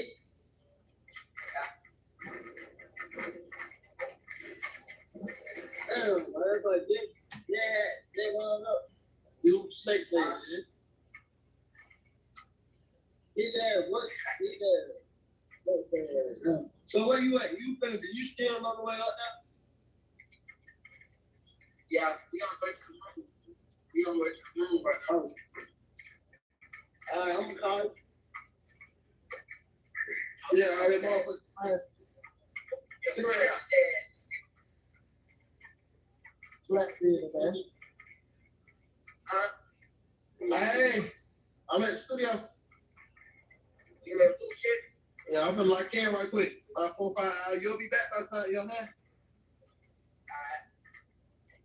Alright. Yeah. Can't wait.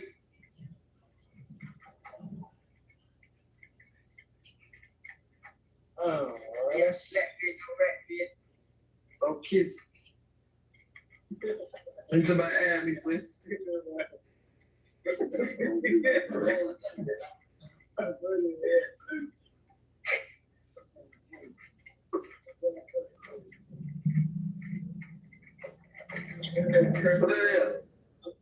Where you from?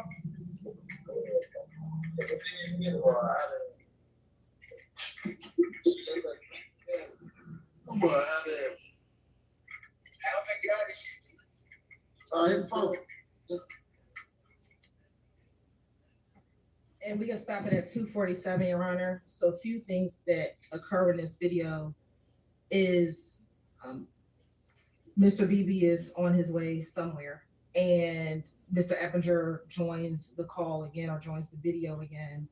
You hear him say, as he's holding up the chain that they just stole a day before, says slap business, and then later again they say slap business, no rat business, Your Honor, and believe that testimony will come out during this portion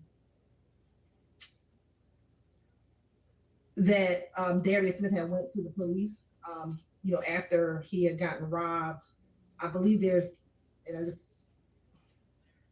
is some information that he was being threatened after he went to the police. Okay.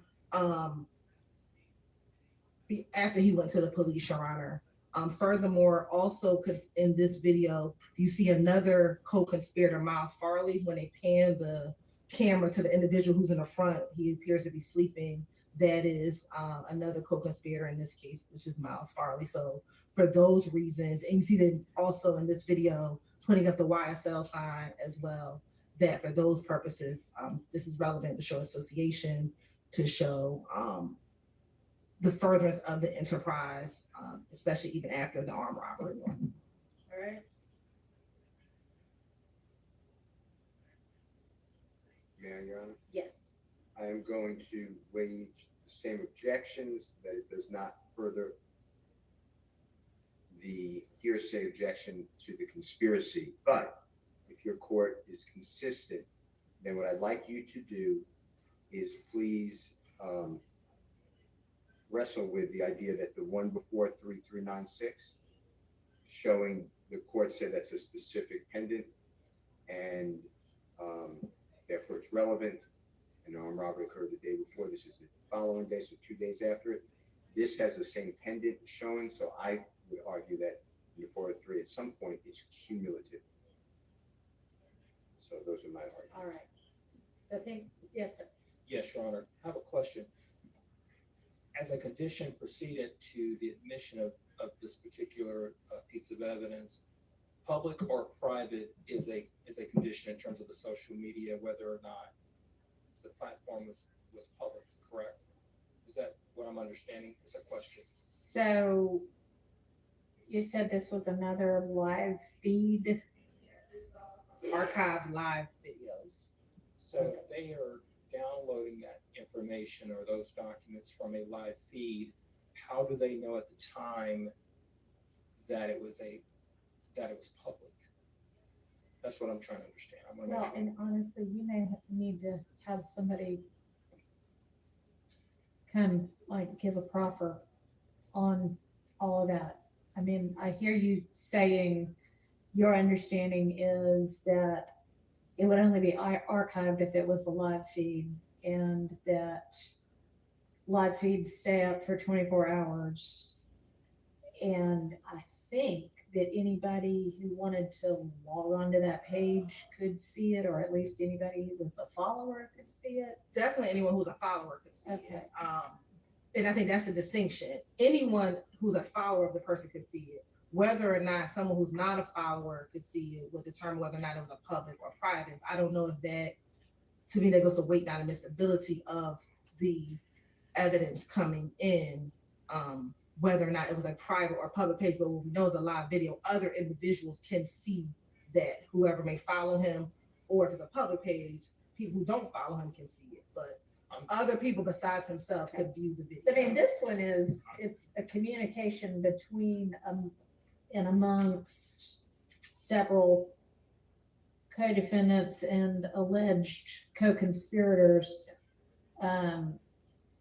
Given all that she set forth as the different things that were significant, I don't think it's just cumulative of him himself sitting there with the chain. This is him talking to his co-defendant, co-perpetrator of the robbery, and talking about slat business and rat business. So it's not simply cumulative, it adds a whole lot more. And honestly, like whether this one is public or not, Okay. it's them talking in furtherance of the conspiracy. So for this particular one, it wouldn't be significant to the ruling whether it's public. For that first one, it seemed to be, I mean, for one thing, that she was saying that was one of the reasons why, but yeah, not really for this one. And for the court, I'm being told that whenever the court does consider public or private in terms of whether or not it's a condition precedent, that there should be some comments or icons demonstrating how many viewers are present, common. Okay. So I don't think how many viewers actually see it is significant to the fact that you might be putting it out there to be seen. Or you're putting it out there where it could be seen. And comments and viewers count are key, to determine or in allowing. I'm just trying to read. That's more what it's like, would you older people please stop talking about this? But Your Honor, the reason why Attorney Matthews is bringing up comments and things of that nature is because when it is public, even just public, meaning that your own followers can see it, you would tend to see comments. Terry from even your own followers. Okay. So I just don't think that the state has proven that the videos, at least the videos that you're considering, whether it's public or private, even your own followers being able to see it, I just don't think they provided any evidence. All right, well, I don't think it really matters for this one. So I find this one to be admissible. Your Honor, Yes. Before, this has nothing to do with the court's rule. I'm not trying to relitigate anything, but Mhm. while Ms. Hilton was speaking, she mentioned Mr. Darius Smith and their possible threats or something of that nature. I don't know of anything that I've been told or provided in discovery that provides any information about that. So to the extent that the state's ever going to want to get into anything like that, I would expect to be given some information. From production of something? Yes. Are y'all planning to get into that?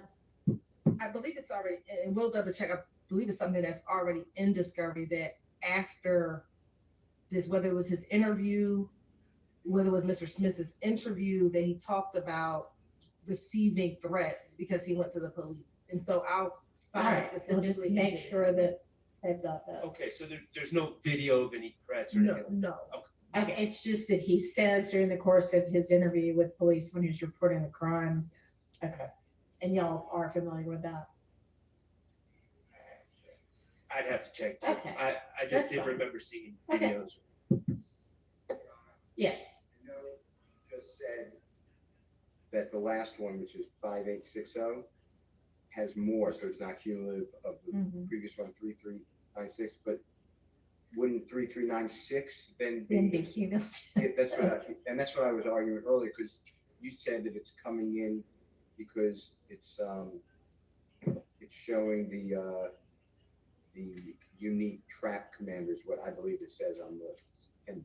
Yeah, no, I just thought that when you, that comment was when you said, how do we know it's his necklace? I was saying that looks like a pretty unique necklace. But wouldn't, I mean, at some point, is it I know it's short, but isn't it cumulative of the next day? You know, that is much more to me, him really kind of flaunting the necklace that had just been stolen a day before, flashing money, throwing gang signs, saying, if he said, I heard him say this shit YSL. I think that is somewhat different than what we see in that 5860 video. Your Honor, after all of the The specific- videos, okay. Yes, after all of that, I just wanted to make a general, ask the court's instruction on a general matter about Okay. cumulative nature, but I'll let the court go through all of this. I just didn't want to. Well, what do you want to know? Generally, what I'm hearing is that whenever a video, a picture of something is shown that's slightly similar in nature to something else, there's been the cumulative of the 403 objection. And the court knows, and everyone does, that there are 65 counts in this indictment and 8 defendants currently on trial. And to the extent that some of the evidence in the court has been essentially ruling along these lines, but I just want to say that to the extent that there are efforts by the state to put in multiple showings of a defendant doing, or other defendants or co-conspirators doing things that may appear similar on different times or at different days, this is meant to rebut this continued assertion by counsels for 8 defendants on trial that this is a record label and nothing more. So I just wanted to put out there regarding the cumulative and the 403 objection that we constantly get when there's some similar, and the court's ruled the way I believe that is proper, but I did want to respond to that objection that is constantly being made. Thank you, Judge. Your Honor. To me, cumulative isn't whether there's some reason to put it in to rebut something or not. It's just do 7 or 8 different pieces of evidence show the same thing. Then after like probably 2 or 3, 4 through 8 become cumulative. So you're not necessarily limited to, oh, I can only show this one way with one piece of evidence. but you don't need to show the same thing 8 different ways. Well, Your Honor, Yes. Ms. Love's argument may remain the same, but it's not 8 defendants, it's 6. It's okay. You're right. Ron, I suspect her argument would remain the same. I found where we were referencing at least some indication that maybe the victim in the armed robbery was being threatened. Okay. It's going to be in Discovery 7. And within Discovery 7, the last police report, it's the first paragraph from May 18, 2022. And then the actual text messages that is referenced in that particular portion of the police report is also found in that same folder in the digital evidence folder. Okay.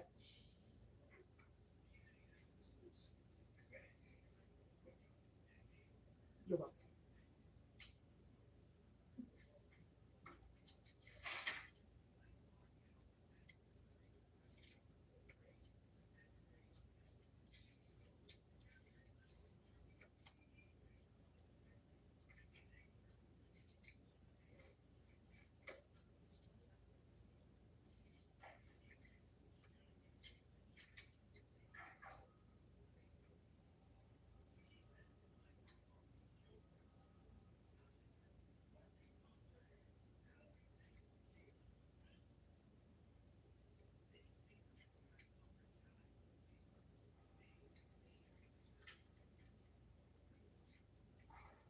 All right, when do you think we all can circle back on the evidence that y'all are gonna get together on with regard to Mr. Ryan? Mr. Bison, right before the court came out, we were trying to figure out a time. So we'll talk some more after lunch. At the end of the day, just to try to solidify a time within the next couple of I'm days. not sure we're gonna have a non-jury day before y'all might get to that. I mean, we might, but. Okay, so I have some notations on, if we go back to, I guess it must have been on this wiretap, because that's what we've been going through. Your Honor, you did ask the state to look at least before we get to Mr. Harvey's motion, you had notes on 2 of the recordings. I believe it was what was identified as 513 Yes. and 5/523 Right. and then 1109 and 1124. I'll start with the easier one, Your Honor. 1109, 1124, the state does not intend to use. That does make that easy. And then I'm not sure if the court just wanted for 513 to 523, the relevant portions of that call.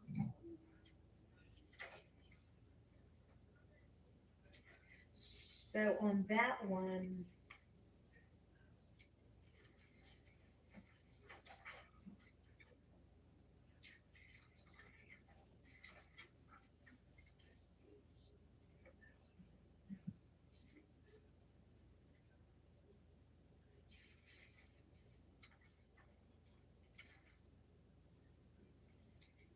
it was the part, the flipping the car and laughing part.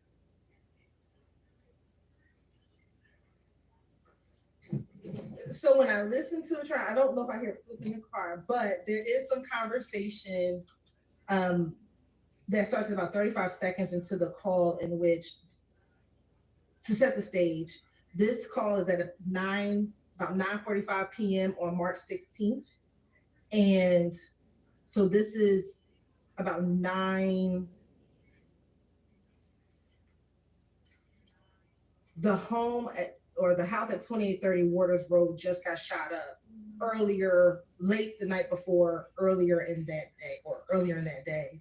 And Mr. Garlington is speaking to someone that we believe to be the Waskin Wright, who is a member of 30 Deep. And when they're on the call, they first talk about different types of weed. Yeah, I said that part of them. And after that, Demekion begins to tell the Waskin about the drive-by shooting. and he tells them that 12 had us, they shot up Big Nick's spot, which is the home where they are. And we thought that they were going to come back through, meaning that they thought that the ops were going to come back through, that they sprayed through the house, that they were all in the living room, and they're surprised that no one got hit. And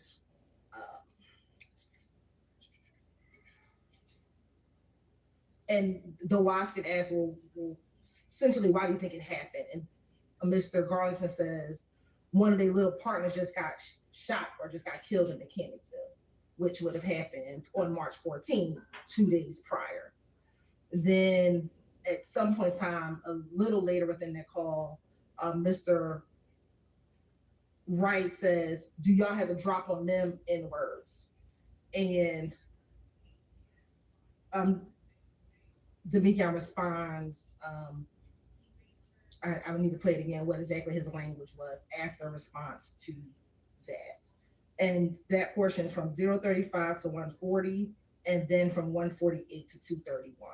There's a small 8 seconds in there that we wouldn't need to play, but those are the two relevant portions. Again, they're talking about the opposition first shooting up the place and then being asked by a 30 Deep member who we allege they have alliances with, YSL, that some members who were formerly 30 Deep are YSL, and then they still have an alliance with 30 Deep.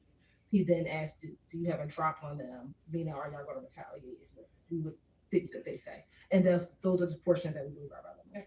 And those are the only portions of that. Yeah, the call is only 2 minutes and 30 seconds. So it's really the entirety of the call, except for that 8 seconds that is between 40 and 48. Yes, sir. Yes. There's a portion, I believe it's the same call. That is call 513. Mr. Shark gave me that number. Yeah. That it says something to the effect, and I was going to object. It says something about McMiller's funeral is going to be private, and his mother doesn't want Thug there or his money. And I don't see how that should come in. That would be a hearsay statement. I don't see how that furthers a conspiracy. If it's not on that call, then I have the wrong number. I have 513. It's not that call. No. But let me make sure. Well, Hold I on. think it is. No, I'm sorry. Well, it may not be. I don't know. So there's two reference. There's a remember, there's a page number and a reference number. I'm with Mr. Steele. I have 513, and I think we're going by the call reference number. On the sheet. So the call reference number for 513 is the call that I'm just speaking of, which is on March 16th. That came through and they were going to come back. It's yes. Get ready to I have write the them same up. date as well. You're on 5 Okay. 316. What time on March? So the call 9:41. 9:41. So we can listen to the call, but I just listened to it and I don't hear I'm not anything going to about play it. If it's not an issue, there's nothing to discuss. But if it is an issue, I wanted to raise. Okay, because part of it when it was described on this big sheet that y'all shared with everybody was them laughing about the drinks murder. Right. And I have that happening at 4 minutes and 20 seconds into the call. So, and I'm not saying Ms. Hilton's wrong. Maybe this call isn't that long, but the parts that you wish to play, can we just play it? Yeah. Because there's a lot of confusion. Okay. Because then I guess the part about the drugs comes after all of this. Okay. All right. Because I definitely wrote down that there was something about y'all said there was a non-hearsay purpose, and he wanted to show something about flipping the car and laughing. But if y'all aren't going to get into that anymore, then that's fine.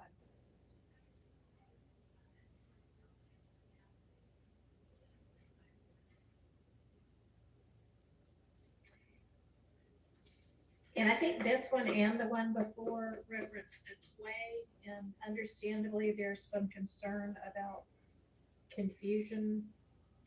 Is it going to be clear?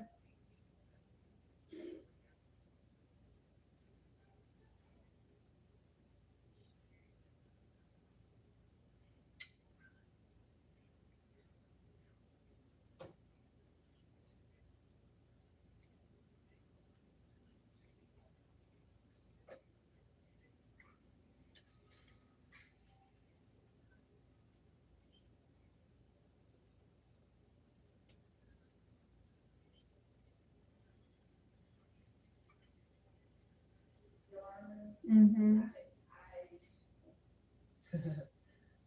And I'll apologize. I must have listened to 512, which is the 2 minute and 40-second call, because they talk about drugs in that call as well. But it looks like I was supposed to look at the call under. The one at 9:41 p.m. Of course, it doesn't for one moment.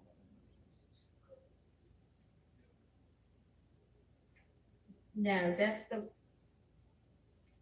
502 is also 512, and that's talking about Big Nick's. And that one also says something about not having a drop on people. But we ruled that one, or I ruled that one could come in. But there was a concern about whether we need a 105 with regard to Quay or Claw, which I'm happy to consider. On call at lunch, I listened to the 2 minutes and 40-second call, which is the call right above it. If we can have the one that says 502. Yes, Your Honor, at 6:49. If I can have a brief moment, I can listen to the correct call, Your Honor. For that. I Well, apologize. okay.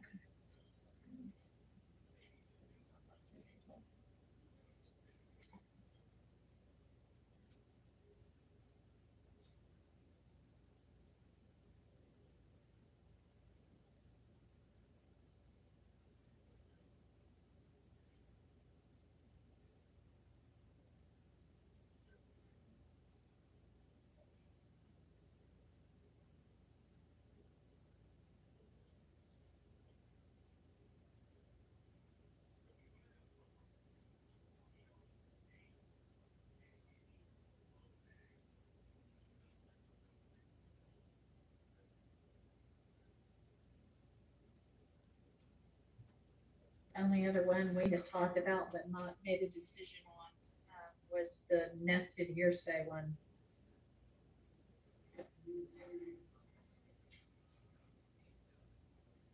Do we need a quick break? Why don't we all take a quick break? 10 minutes.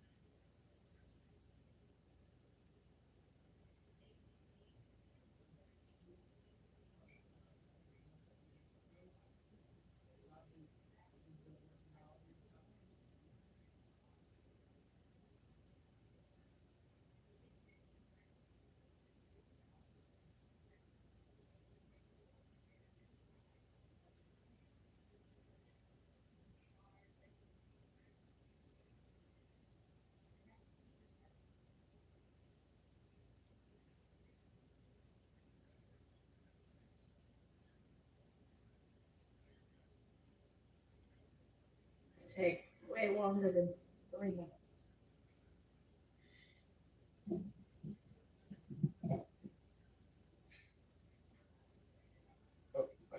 I'd just like to recap if we can before Ms. Hilton. Can we recap where we are just for a second? Sure. You can help me with that, please, Judge.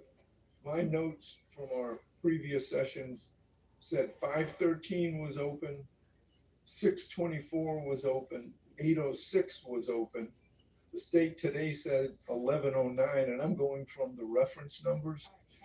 They weren't going to try to get that in. Was there a ruling on 513? That's what she needed to go back and Okay. listen to again. So that's what we're about to hear from her, whether she's narrowed. Okay, great. And then, okay, so read those out to me again. All right, 513 we're going to deal with right now. Yeah. 624. I had that, my notes reflect that that was open as well. What, Open meaning you hadn't ruled we on. have a, Yeah. yes, agreed. That's the one that's the nested hearsay, right? No, the nested hearsay, well, Oh, okay. it, nested hearsay was 2119, that's on the next page. Okay. At least that's the one that, Yeah, you're right. so I'm trying to So figure what out else? So 513 624, which is also 635. It's very complicated with these yes, two different numbers. 806 and 820. 806. Yeah, I had, you're right. I have a note by that both of those that said So there's no- tomorrow, which we apparently never got to that so tomorrow. there's no ruling on those yet. Correct, no ruling yet. And on both of those, if somebody from the state could listen, I think the question for both 636, I don't know which reference number's which, but 624/635 and then 806/820, I think, was who is the other talker? That's what we were waiting to hear back on.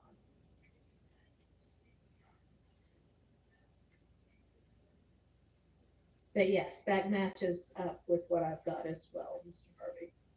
All right, so if you're ready on the 513, 523 one, we can do that one. 4 and 806. Okay. We just know right now there's a person named Unc, but we don't know who that person is. Okay. Name, what's the first name? Unc, like they call him Unc. Okay, which y'all knew also, and they don't know who that is. And so are y'all asserting that Unc is a co-conspirator, or you have no idea? No, we're not going to circle. We don't know who. Okay, and so then is there some other basis under which you're asserting those two, whatever they are, conversations could come in?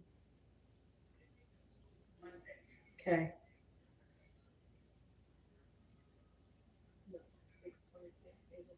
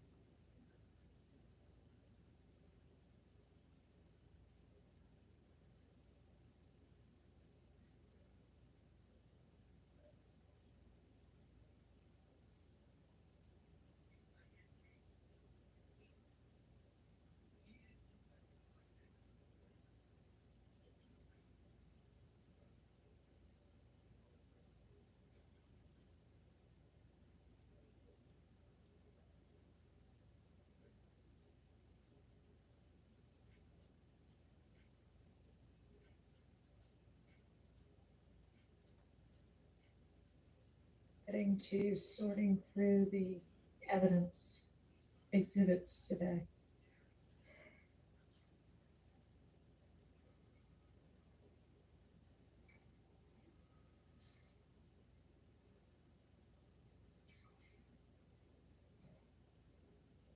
And also, Judge, while the state is discussing Sure. among themselves, I think that's almost as far as we got. It is, because we stopped with, I mean, we got much further, but we stopped with, the one that is 2119, that is that nested hearsay. Yes, that's what I mean. Yeah. And then there's a page That's and a, as far as we there's a got. page and a half. I know. Okay. After that. Yes, that's, Yeah, no, there are many, many pages after that. 3 pages after that. Judge, forgive me for missing the portions of the conversation that Mr. Harvey was just having. I was looking with my colleagues at number 624 and 806. Are we correct that those are the two that the court is now inquiring about? As to, yes. Yes. 513 and No, 513. we're gonna come back to that Okay. one. Okay. That's- So, Go ahead, sorry. so, Your Honor, in advising the person that he calls aunt about the search warrant at Waters Road and Ms. V being on him, one, and I'm not yet through in saying this, but one, the familiarity of the person to whom Mr. Garlington is speaking with Ms. V, and without further explanation as to what Ms. V being on him means, it becomes apparent that this is a person who is aware that at the time Investigator Vivarito is someone who's had Demekion Garlington on his radar. So Demekion Garlington obviously is talking to someone that he trusts. But the 806 call where Demekion Garlington is telling the call Unc that he said on the news they got 2 and 1 outstanding warrant. They just hadn't said my name. He just wanted to make sure, he didn't know what was going on. You've made it back, okay. And the person advising him to keep it to your chest, and that Mr. Garlington is advising that person that he's trying to make as much as he can now. These words all lead us to conclude that this person, though we don't know his identity, he is a person on whom Demekion Garlington is relying, who he is getting support and advice from, as it relates specifically to the conspiracy. Arguably, in telling Mr. Garlington to keep these matters to his chest, this person that he's talking to knows all about Waters Road, knows what it's there for, knows that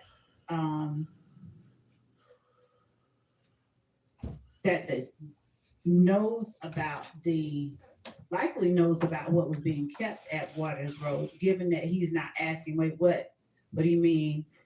What about Waters Road? Who is Ms. V?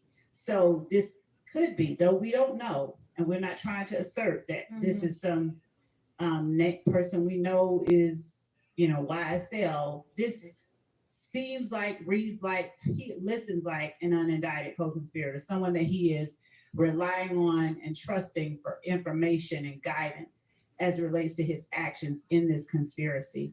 Those type of actions fall under what courts have deemed statements in furtherance of the conspiracy may consist of. Because of that, because of the type of information he's sharing and the feedback he's getting and the role that this person seems to serve in Mr. Garlington's life, these 2 statements, we'd argue, would fall up under the co-conspirator statement exception. All right.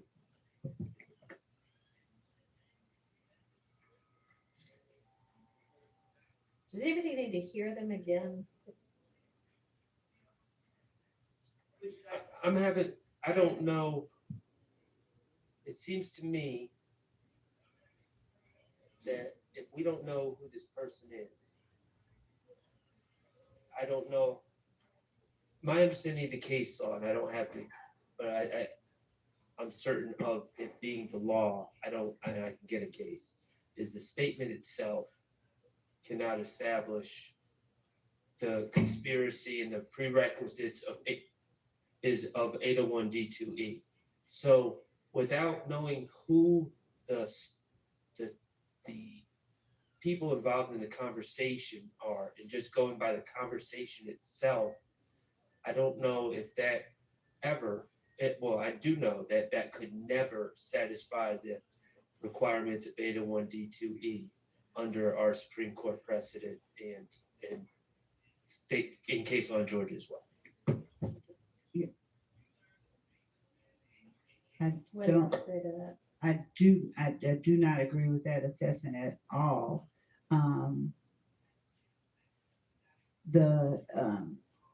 In 502, this is an 11th Circuit case, but United States versus Miles 290 F3D1341 is from 2002. The courts have said in its admissibility evaluation, the court may consider the statement itself as well as extrinsic evidence to qualify the statement need not be necessary. This is not what Mr. Sharp was putting forth. It's, I think, helpful. It's exactly what I just said. The statement need not be necessary to the conspiracy, but needs only to somehow further the interest of the conspiracy, Your Honor. And personal knowledge of the subject matter on the part of the declarant isn't required, but it talks about the statements of unindicted co-conspirators. Specifically, Your Honor, I think All right, we know statements of unindicted co-conspirators can come in if they otherwise qualify. What Mr. Shard is saying is the conspiracy and it being in furtherance can't be established by the statement alone. Is that what you're saying? Correct, Your Honor. I haven't seen it that. can't bootstrap itself, and I'll get you. So Your Honor, he'll get us a case. So and we'll take it up. I'm reading from Yes, it is. The statement must be considered, but does not by itself establish the declarant's authority. Your Honor, under the existence or scope of the relationship or the existence of the conspiracy or participation in it. Your Honor, I'm reading from United States versus Rivera, R-I-V-E-R-A. And I'm reading from the statute. Hang on, don't talk at the same time. Let me pull up the statute. That would certainly be the easiest place to go to if it answers the question. And I have cases, Your Honor, as well.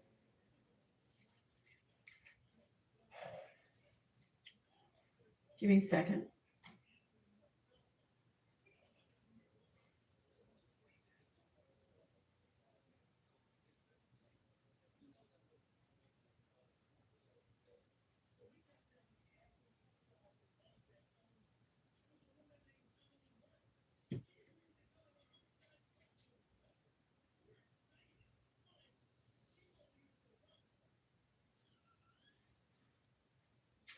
As the contents of the statement shall not alone be sufficient to establish the existence of the conspiracy and the participation therein of the declarant and the party against whom the statement is offered.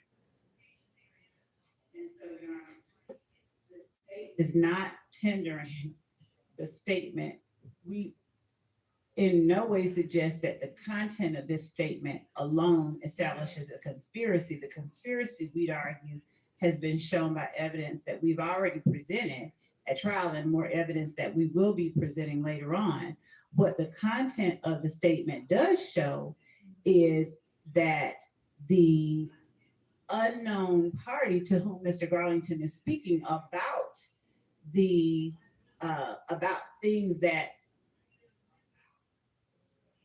the conspiracy inherently kind of involves, i.e. Waters Road, Miss V looking for him, the outstanding warrants, all of those things that sort of the conspiracy encapsulate. When he does that, he is receiving, he's giving the statements and he is receiving assurance, and the statements made between the two are serving to maintain trust and cohesiveness among them, or inform or inform of the current status of the conspiracy, which furthers the ends of the conspiracy, so long as the other requirements of 801D2E are met. And that's coming from a First Circuit 2012 case, United States versus Rivera, RIVERA-DONATE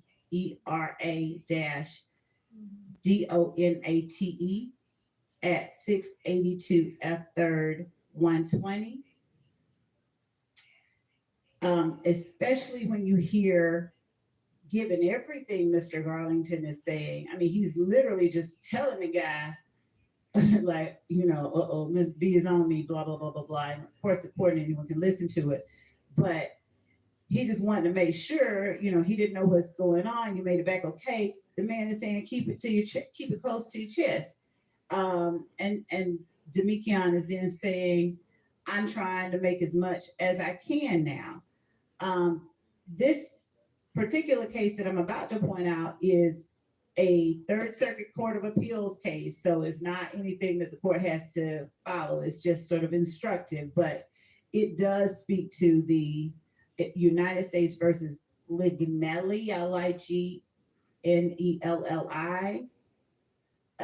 the site is 660 Fed APPX 118. It's a 2016 case. There, the court found that a statement made by an unknown speaker could qualify for the co-conspirator exception if the government establishes that the speaker was likely a member of the conspiracy alleged. And in United States versus Helmel, which is an 8th Circuit 1985 case, and Helmel is spelled HELMEL, and that site is 769 F2D 1306 at 1313. What Lignelli says or cites Helmel for is the parenthetical. What is essential is that the government show that the unknown declarant was more likely than not a co-conspirator. And I believe that the prescriptions that were described earlier regarding the statute alone, the statement alone being used to establish a conspiracy is not one applicable here. Okay. All right, can I hear the statement again? It's been a while since I've heard it.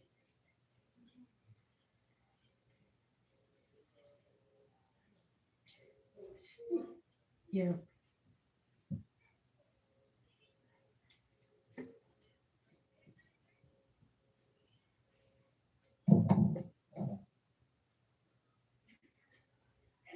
Just so that the court is aware, since we are researching in real time, there's a notice at the front of Lignelli that says not presidential opinion under Third Circuit Internal Operating Procedure Rule 5.7. Such opinions are not regarded as precedents which bind the court. I want to make the court aware of that notice.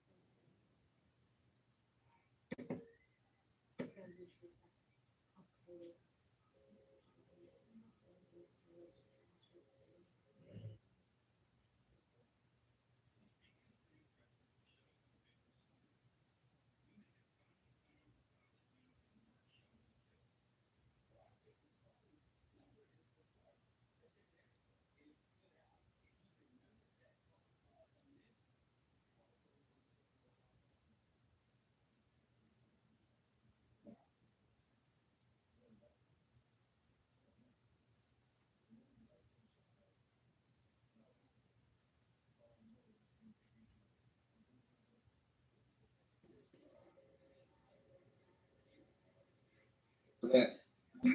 What's going on? Where you at? In the apartment. Yes, family. Hell nah. Nah, I got my shit. They got down what's in. So no folk got down. Where you at? I can pull up. The meat on what that up. Yeah. Nah, even I ain't got no fire. I ain't got no good ceilings. I should be focused on. You said you trying to do what? I said I just been chilling trying to see what these folks on. I ain't getting no fire. What? Yeah, man, fuck you. Nah, but them folks, they got damn, man. Cause that shit, them folks, they hit the spot that they running in of us still. Just like, what? What, Miss V, right? Get that V. Yeah, with it. And I just feel like Miss V on the nigga, boy. So I'm really trying to move college. Oh, definitely. You know that wrong. Yeah. And she saying, yeah, I see, look, where you go? Yeah. Who I always say out there? They regular, big, suit them. Big out there? Yeah. Alright, here I come. Alright. Yeah.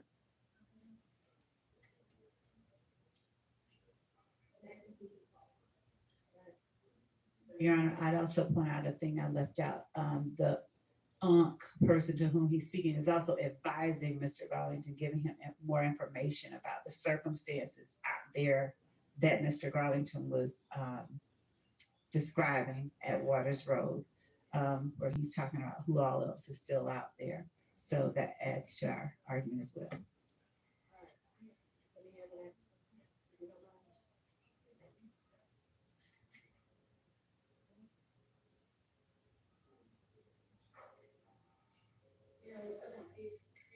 Yes.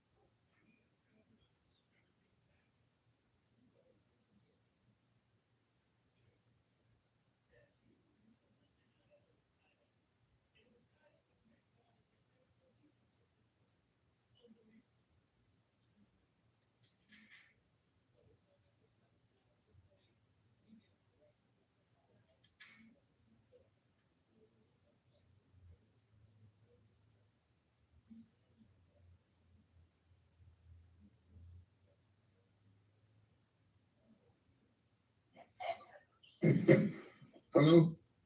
Yeah. What's going on? What's up? Hey, what's up with you? What happened? The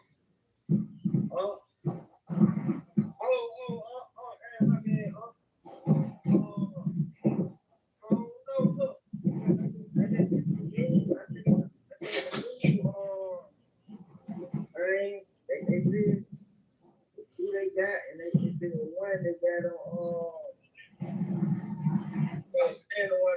outstanding one. They ain't saying the name. Oh, okay. Yeah, I just feel. Well, I just want to make sure. What's going on? Yeah, you know I'm back though. I just really let you know too. I was back. Yeah, you made it back. Yeah.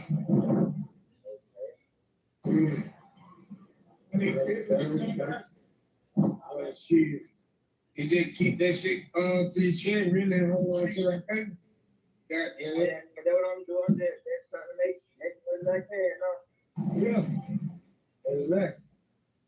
Goddamn, I'm here though. I'm gonna let you pull up on me. Check out us the phone. All right.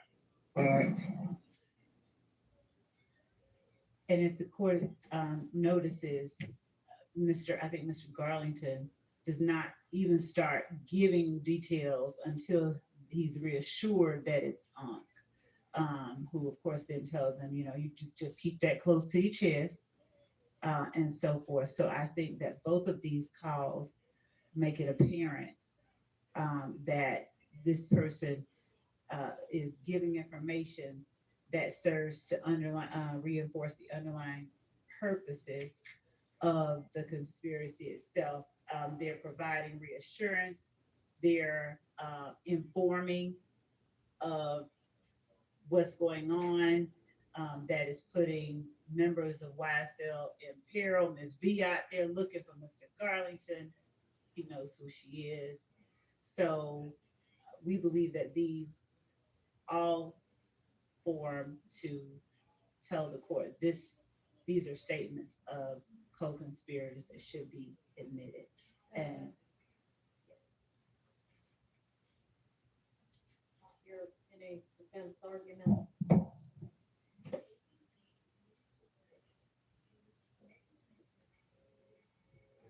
And Mr. Short, I think with regard to, and Mr. Harvey, the issue of the statement alone can establish the participation of the declarant. I think with regard to Garlington, there's certainly more. And are y'all offering like both sides of the conversation? In order that they understand what's going on, yes, both sides are being offered of the conversation. The most important part we feel is what Mr. Garlington is saying. His words are more pertinent because they're reflecting a knowledge of something that just took place is very important and close in time to acts that are alleged via overt acts or counts on this indictment. So Mr. Garlington's words are the most important ones, but the other ones are needed for context. Can I just respond very briefly to this? It's still just the statement itself. And every court, the United States Supreme Court and our Supreme Court have specifically said in determining the existence of the admissibility of a co-conspirator statement, the trial court may consider both the co-conspirator statements and independent external evidence, although the co-conspirator statement alone does not suffice. That's specific language from Dublin versus the state at 302 Georgia 60, pinpoint site 63. But that's the rule. And that's the intent of the rule in the code. I have heard nothing but argument about the statement itself, but no external evidence other than the statement itself. And that is simply not enough with an unidentified party, right? Period. Yeah, so I think with regard to whomever Unc is, that it does sound like all you're relying on to establish that Unc is a co-conspirator, and therefore the jury can consider what Unc is saying is what he's saying and what he seems to know that's based in the statement itself. So I think that if this comes in, if these two come in, there needs to be an instruction that, you know, it's only Garlington's statements that you can consider. In his hang on, sorry. In as much as Unks is providing context to what Garlington's statements are. One moment, Your Honor, I'm reading the statute. If the court would indulge me, I apologize.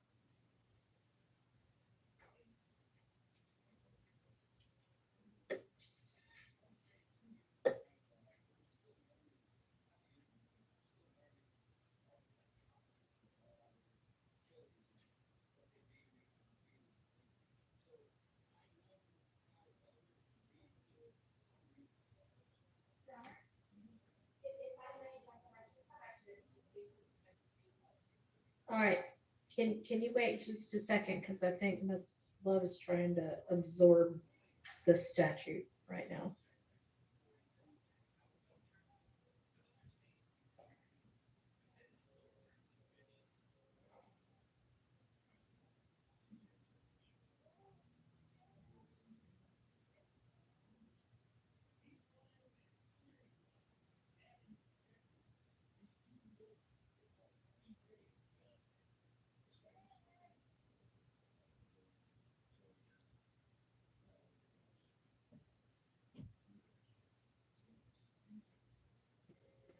Almost, Judge. I apologize.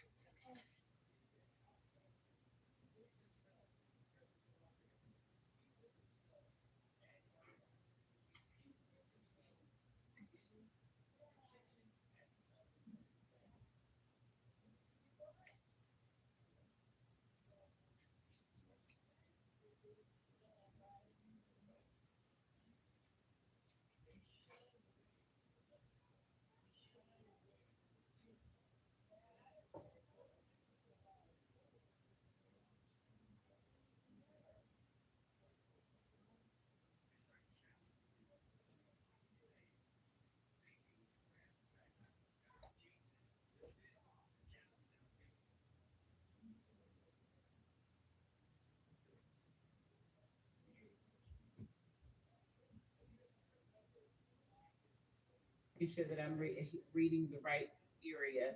It's the portion of the statute that says the contents of the statement shall be considered, but not alone sufficient to establish a declarative authority under paragraph C, which is not applicable here, Right. because we're not talking about It that. is not applicable.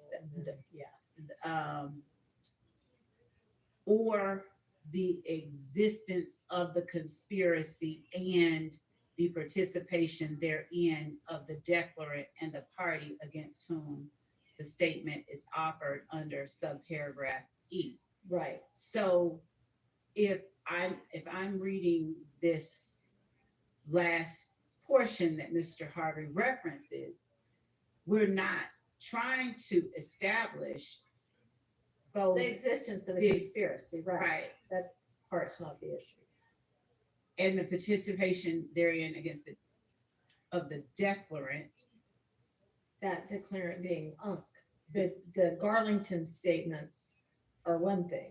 I mean, y'all have other evidence that Garlington is a member of this conspiracy, but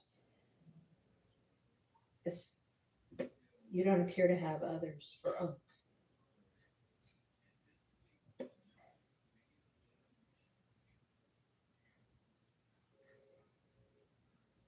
So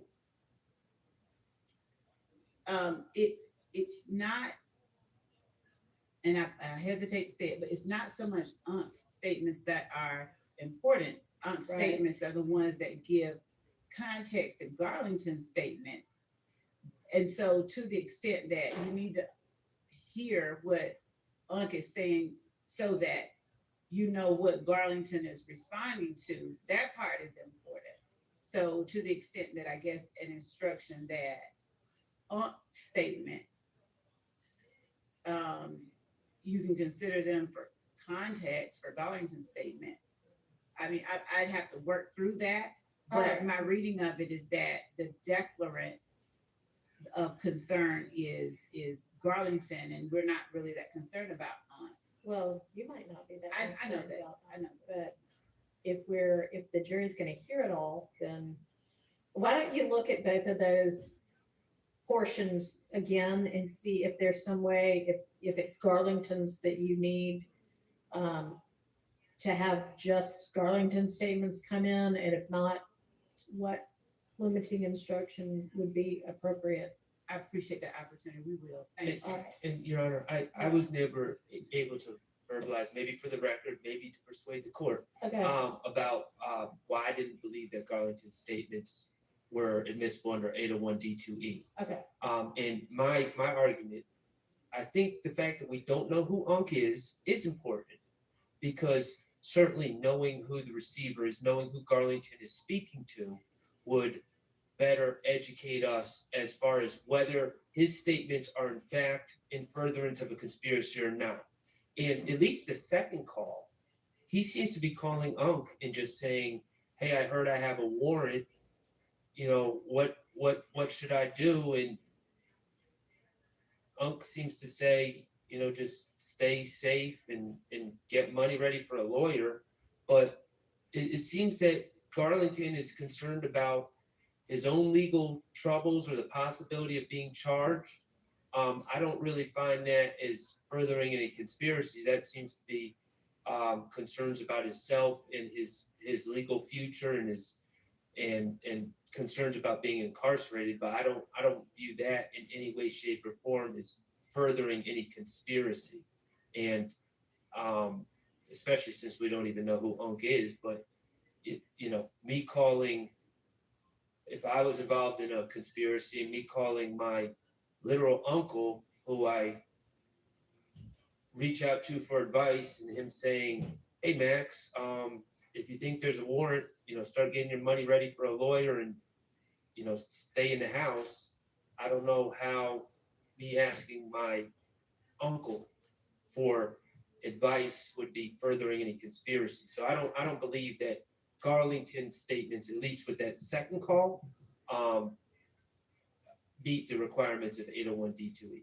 Yeah, I think that Mr. Sharp's analysis leaves out, if I'm mistaken, forgive me, and he can correct me. I think it leaves out telling him what's going on at Waters Road, like who else is still out there in that second call. So he's informing him of circumstances that still exist that put members of YSL who incidentally were hiding in and then ran from and apparently took contraband from. And this is our assertion that we believe the evidence will show. So I'm not trying to put something in front of the court that, is just my word is bond.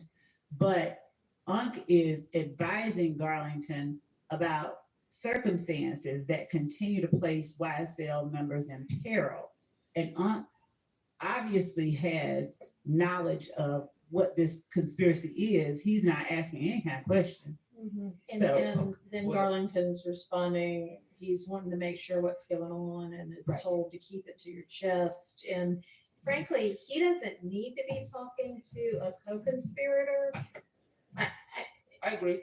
Okay. I agree, but I still think knowledge of who he's speaking to. Would certainly, Right. sure, And further elucidate things for us, but it's not necessary for the admissibility of this statement.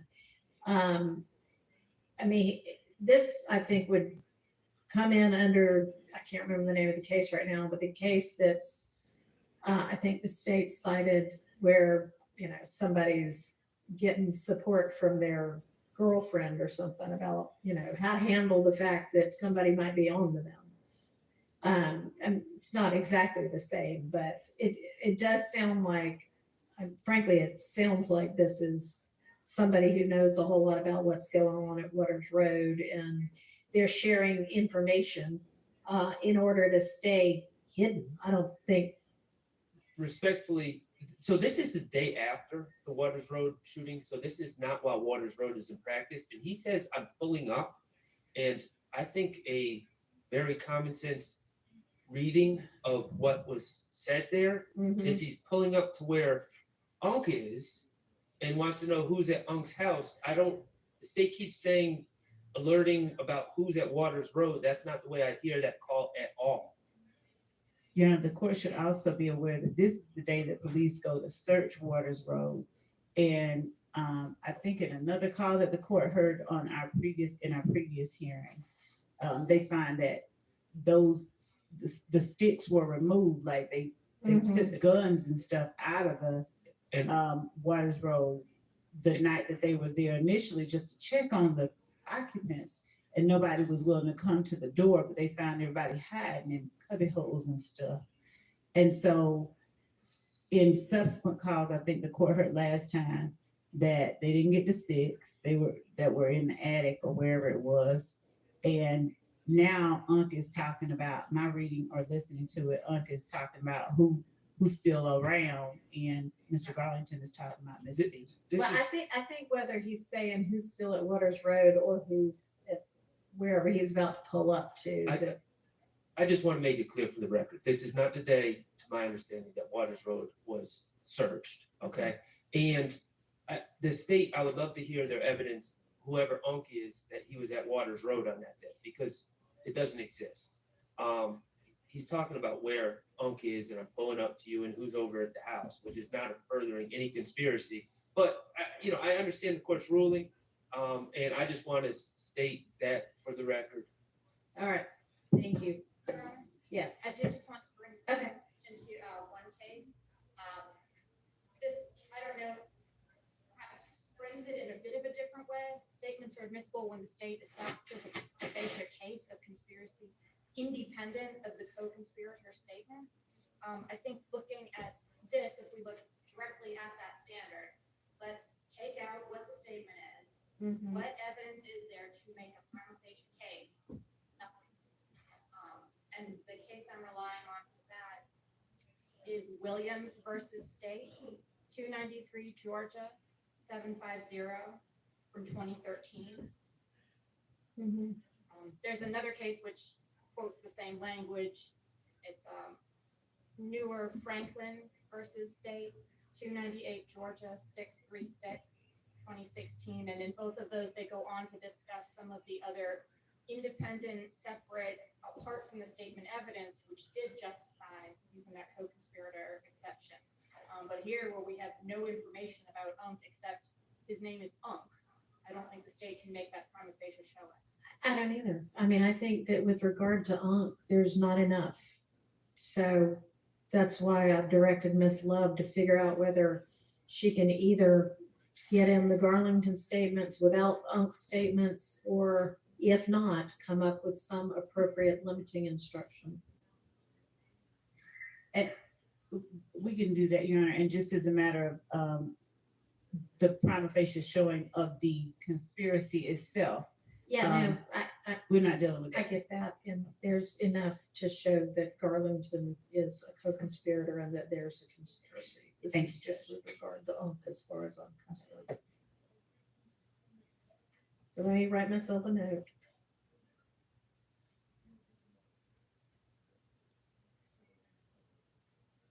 And then we'll circle back to the 513, 523 one. Thank you, Judge. And this case that Ms. Abasi just cited, just the court mind providing that site one more time. Both, please, if the court doesn't mind. Franklin versus State. Franklin versus State, 298 Georgia, 636, 2016. And Williams, 293 Georgia, 750, 2013.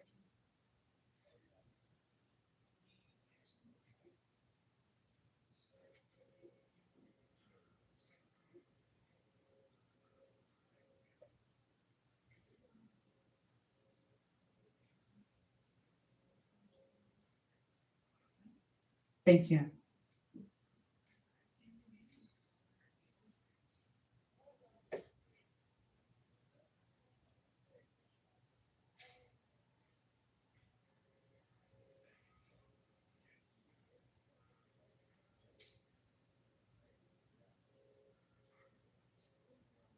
And I think that the court already has Kemp.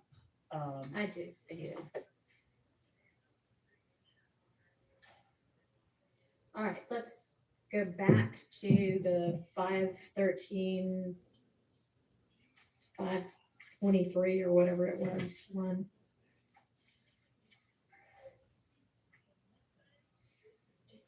So the narrowed version, that's what you were gonna do, was figure out. It's going to be from roughly 34 seconds. Yeah, there's about 3 sections you're on, so I'll play. The first will be from 34 to 354.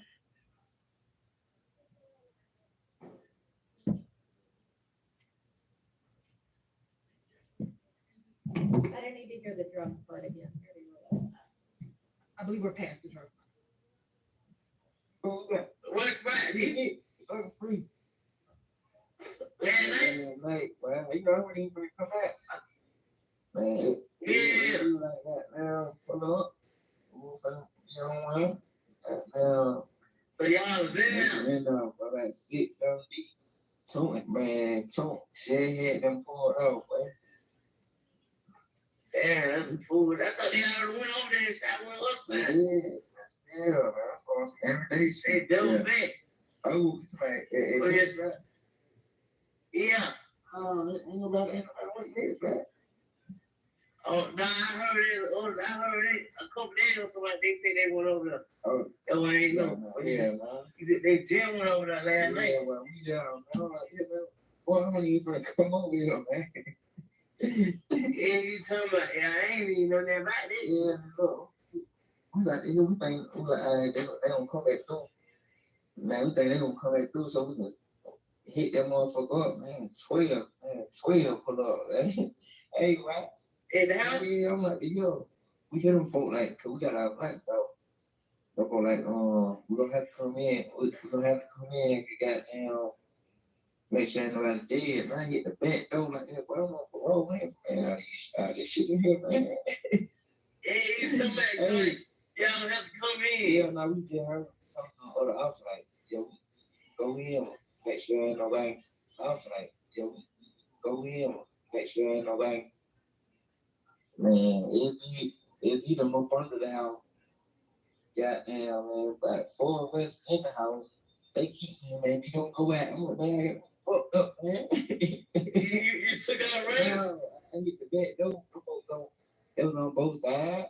And I was just like, I seen on one side, I was just gonna sit in the car, in the yard. Yeah. I seen us looking at the cars over there, go to the other way. They know they was over there. I was like, hey, come here. I'm like, hey, man, I just heard some gunshot. Yeah,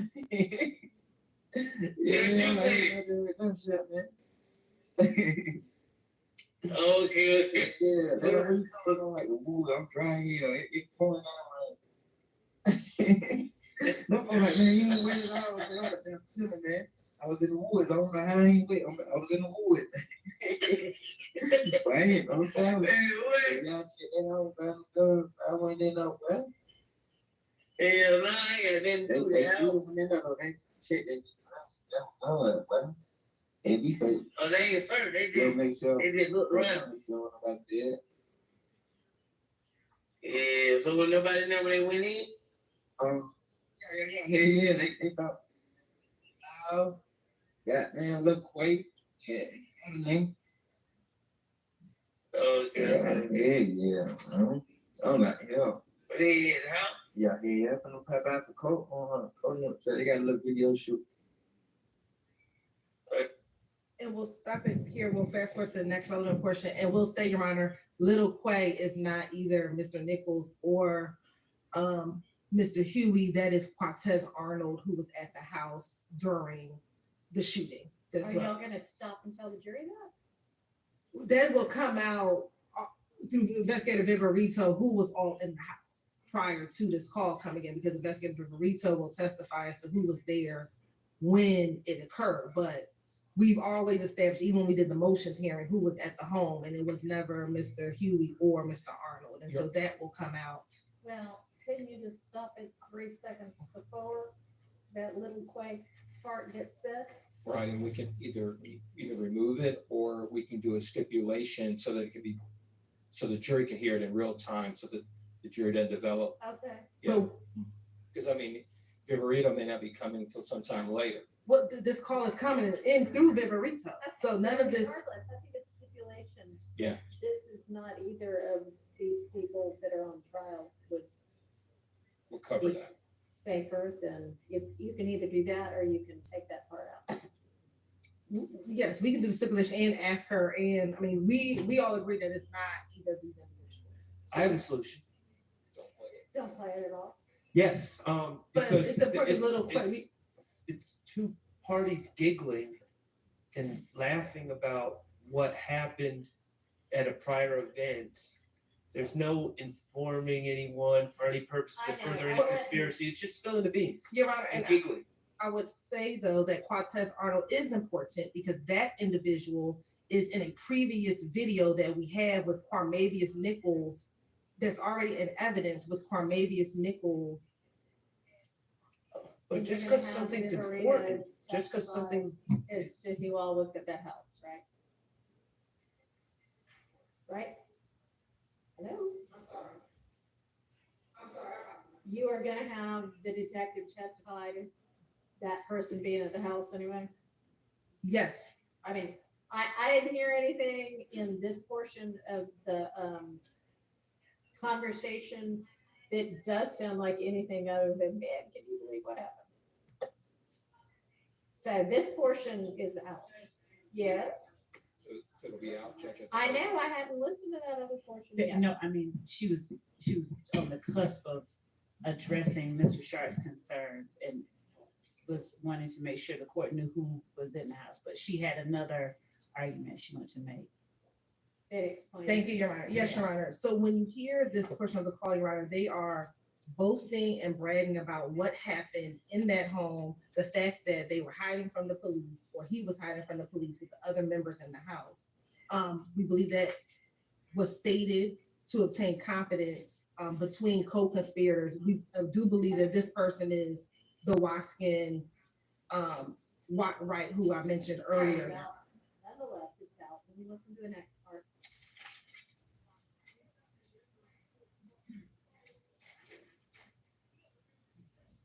The next portion starts at 4:18, Your Honor.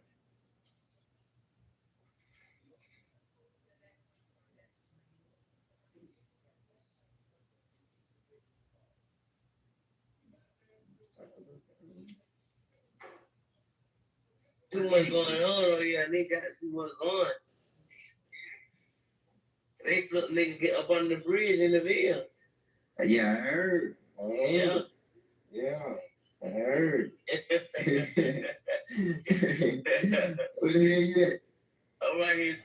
So, Your Honor, that's what they say they flipped under the bridge under burden. We believe that they are referencing and laughing about Shamel Drinks because he's just got killed under the bridge, which would be the I-20 bridge in Mechanicsville 2 days before this phone call.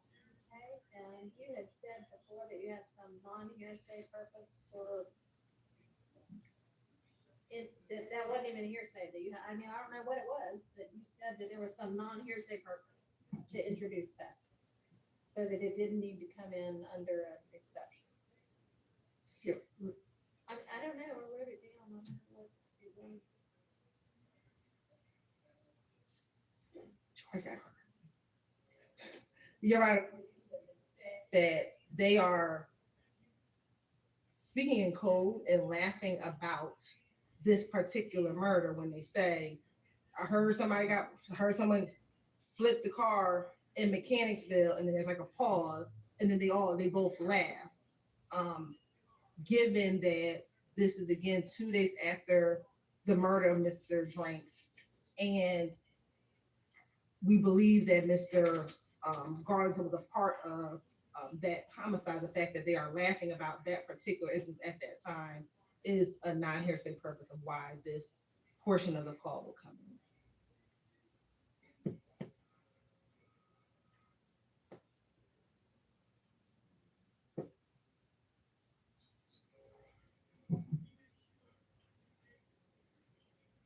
I'm gonna exclude that. So that drug part that we talked about before is the only part of this conversation that is going to happen. It is one portion that Mr. Steele referenced earlier today.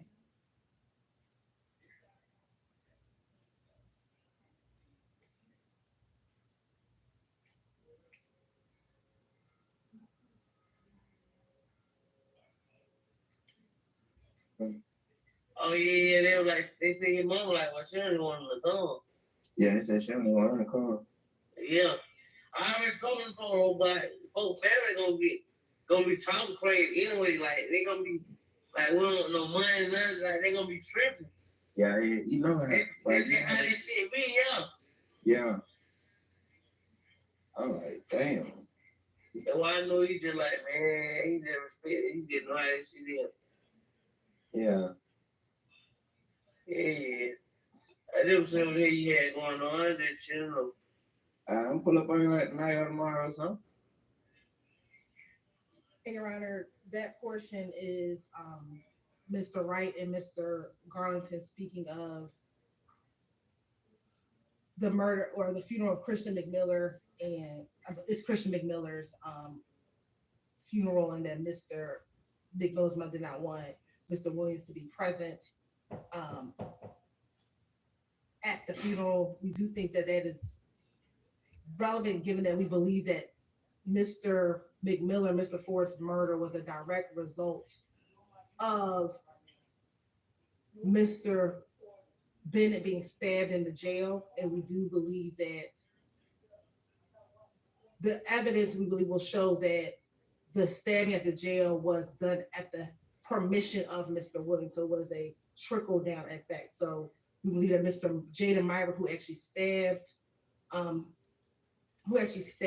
Mr. Bennett, asked for permission through Demekion Garlington to Mr. Williams to get permission to do that stabbing.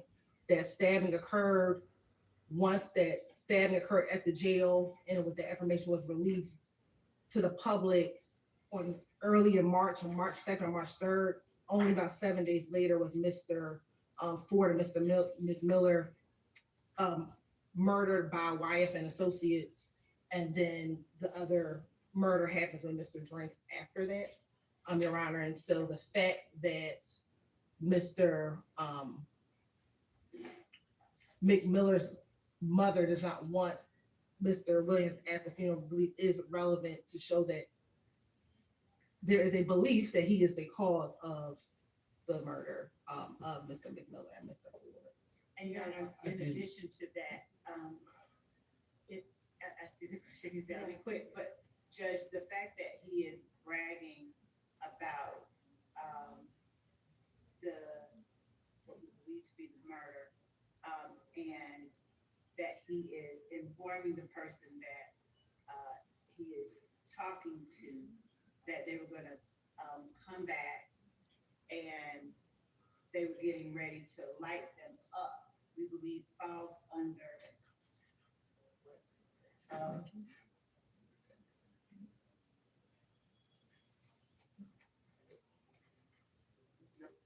that in that clip.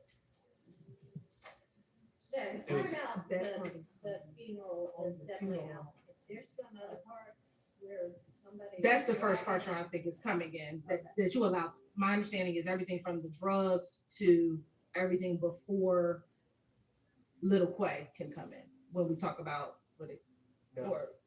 No, nothing from this call is coming Another in. part is the only part they can. But Your Honor, Yes. but there's portions of that first part where they discussed that they were going to get ready to shoot back at them, shoot back at the opposition when they were going to come through. And so earlier in the call, When they're talking about shooting up Big Nick's, is that this part? right? So before, And being surprised nobody got hit. right, but Demekion says we were getting ready to shoot back at them, but we thought it ended up being the police and not the opposition coming. And so I think that that's important, that they were willing to shoot back at them if they came back through. And to augment that, Your Honor, just to add a little to what Ms. Hilton just said, them boasting and bragging to one another, we would argue our statements used to obtain confidence between co-conspirators, and it is serving to up and maintain trust and cohesiveness among them, and to inform them of the current status of the conspiracy, and in doing so furthers the ends of the conspiracy. As Ms. Hilton. I understand the argument. I appreciate y'all perfecting your arguments for the record. My ruling stands. So the drug part can come in, and that's the only part. That large caliber. Now, I have a note that the one above that, 502 or 512, there's a reference to a quay in that one also. And there was a question whether there needed to be 105 instruction, or there could be a stipulation that as to who that was about, if y'all know it wasn't. In Your Honor, I'll just add to that. My notes indicate that the reference to Quay is that he's locked up in that call. So that made it especially concerning.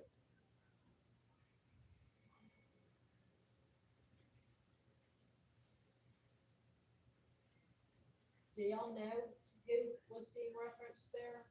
Probably. If they're talking about Quay or North City, they're always on my contract. That is who was at 2380 Ward Road. There were outside of Mr. Garlington, Mr. Stillwell, Mr. Farley, was Quartet Arnold. And then when they did the K, there's escaping me right now, what other. So every time at Ward Road, on R16, there's only talk about Quartet. All right, and so y'all are gonna enter a stipulation that says it's not either of these defendants? Okay. I mean, if it's a stipulate, would you rather it be that? I can't hear you. I'd rather that it not come in because it's an assumption, Your Honor, that they're saying we believe, we think that it's Martez Well, Arnold. no, And there's- it's gonna be a stipulation that it's not either of these defendants. And again, Your Honor, we intend to introduce testimony through Investigator Rico, who was at the house when she arrived, along with the responding officers. We'll talk about who was detained on that day. So is it gonna be a stipulation that it is whomever Arnold, the Quay referenced in here? Yes, that is Quartet Arnold. Yes, we will stipulate that the Quartet Arnold, that it's the Quay that they're talking about is Quartet Arnold. So there's another Quay that's being referenced. Fair enough. Thank you. Okay, so that takes care of that as well. Make sure y'all get that stipulation together before that gets played. All right, let's get this nested hearsay issue taken care of before we break for the day.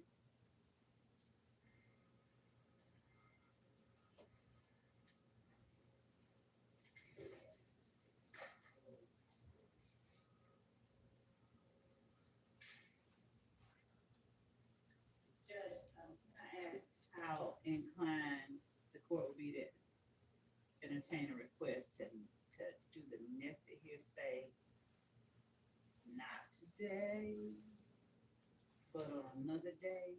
Why? Because I want to make certain that we have our most cogent, succinct, and clear argument for the court, because we're gonna get one go ahead, and I want to make sure that we do it properly. Well, have y'all already briefed it? Judge, we have briefed something similar. That's what we were looking for earlier. But I don't want to read a brief to the court. I just like to give about 4 lines to the court if I can, if the court would indulge us and allow us to just argue it on a different day. That particular one, because it has layers, and I want to make certain that we say it clearly and quickly. I couldn't hear her. We're just saying, hey, I need more time because I haven't reached it yet. No, Judge, I'll be clear, and I'll say it loudly enough for everyone. We are asking to be allowed to make this argument on a day different than today. That is it. Please. And Thank you.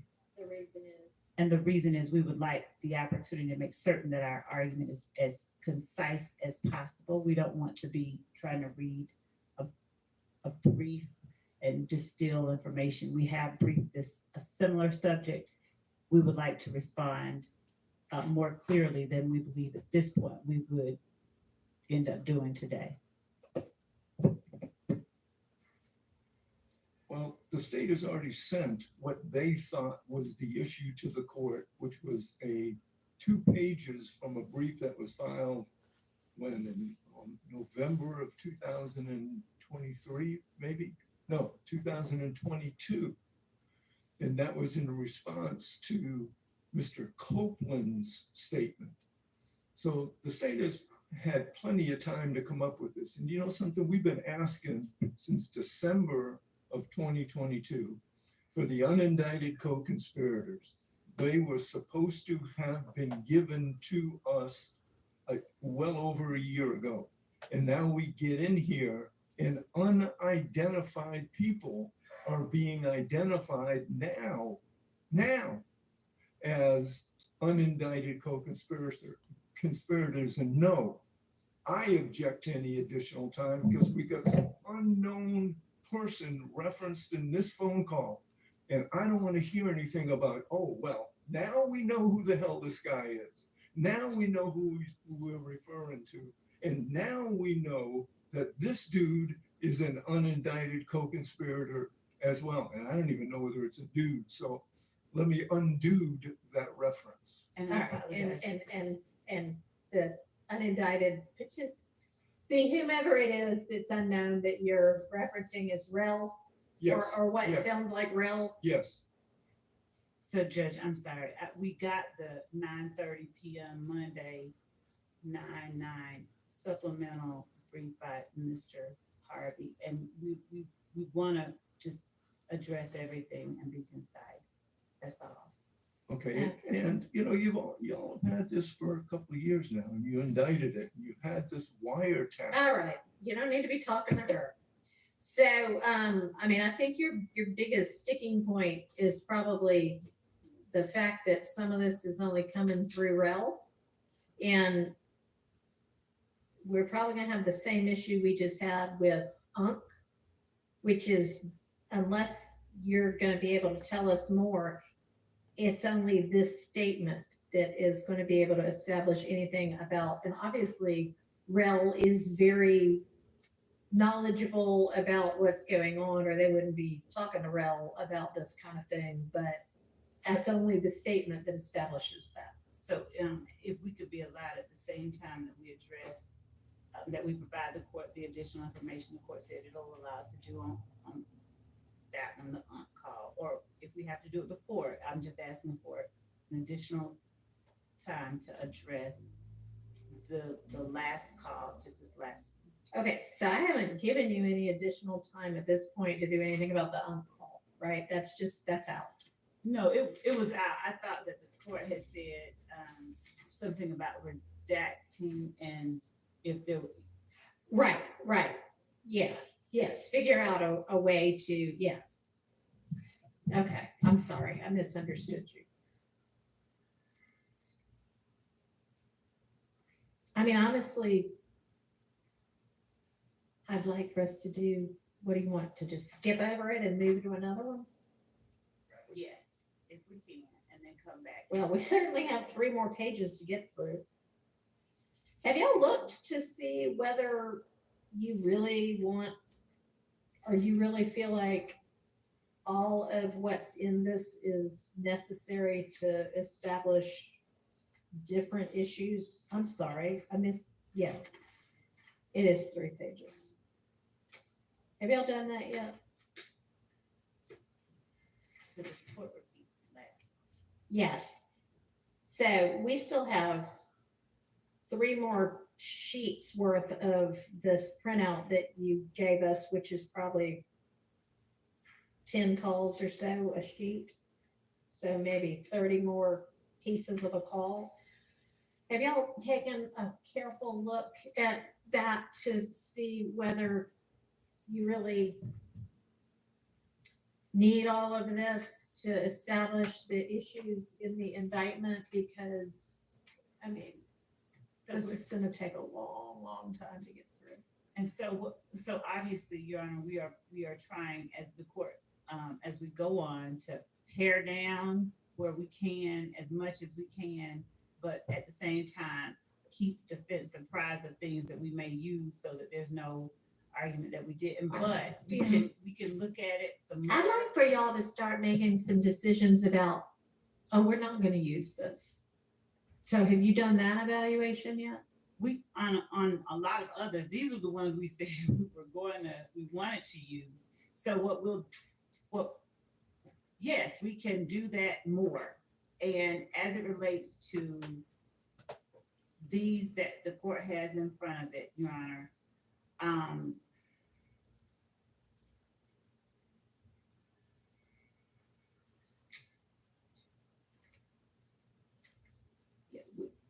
we'll give it another pass. Okay. We'll give it another pass.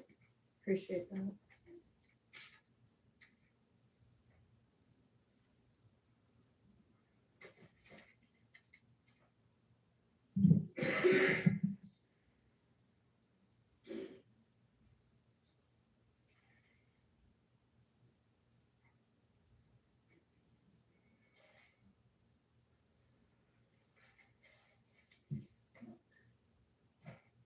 Does the court have another date because, that we can just, or do you Have just want us to another send the non-jury one date? to us?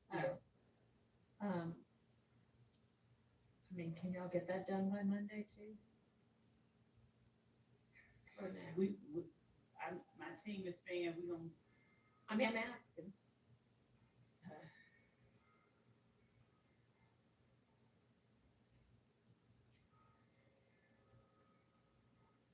If we could have a couple more days, but if we have to, we will. That's, I mean, get it, we're not gonna be able to discuss it next week anyway. So get it done So, by the 20th. Thank you. so we're not arguing today? Thank you. I don't know whether we're going to. The We're not gonna argue the other ones, but, Yeah. there's other stuff we can do. No, I meant the The, call 2119. We're not gonna play 2119 prior to the 20th, so we, appreciate that. so, Mr. Harvey, I guess that your brief that you filed is so impressive and intimidating that they want some time to be able to respond to. Just agree to it because it's right.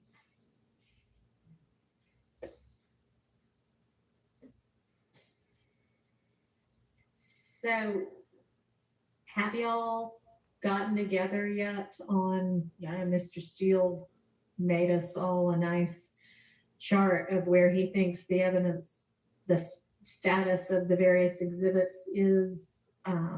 Have y'all been able to look at it and see where there is any kind of discrepancy in what y'all believe? We have been looking at that. We've not done that joint effort, but we've been comparing Mr. Steele's chart with what our chart and what Ms. Weaver's is. And where are y'all on that?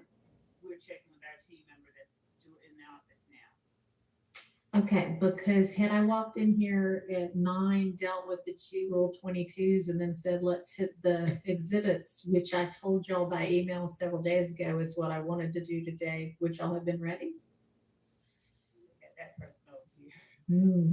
to be arguing. Okay, so that answer sounds like, Master exhibit list, Your Honor, Okay. and then we can forward that we believe is up to date. And we can take some time, over the next couple of days to go over that with any designated person from defense, but we can forward the master exhibit list that we have that we believe is. all right, y'all exchange that and copy Ms. Persfield as well. And then y'all get together to narrow down where there might be disagreement on the exhibit list. Yeah, because it's gonna be a bear and we can't just put it off until the end. We need to be doing this a few times as we go along. Okay.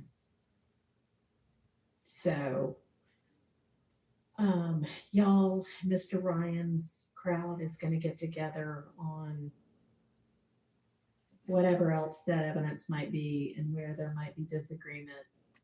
It's going to get us a list by Sunday, narrow down, move the conversation. Okay. All right.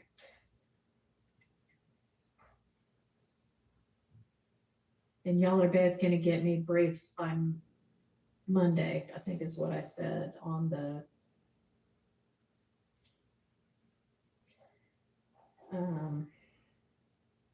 what was it? What did I tell y'all to brief me on?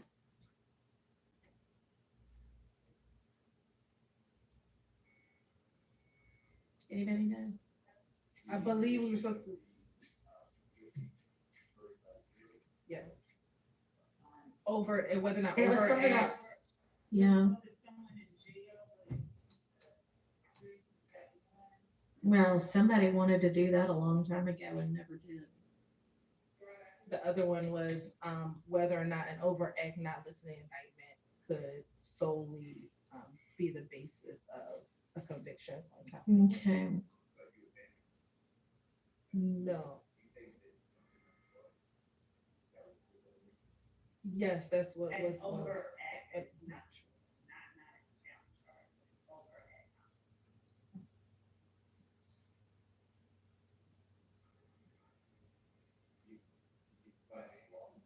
No, they haven't yet. That's what I would like for them to do. Okay, that was Monday one. That was one. Judge, with respect to that, would we be able to wait for the state to prove and then on it, if they're able to find that?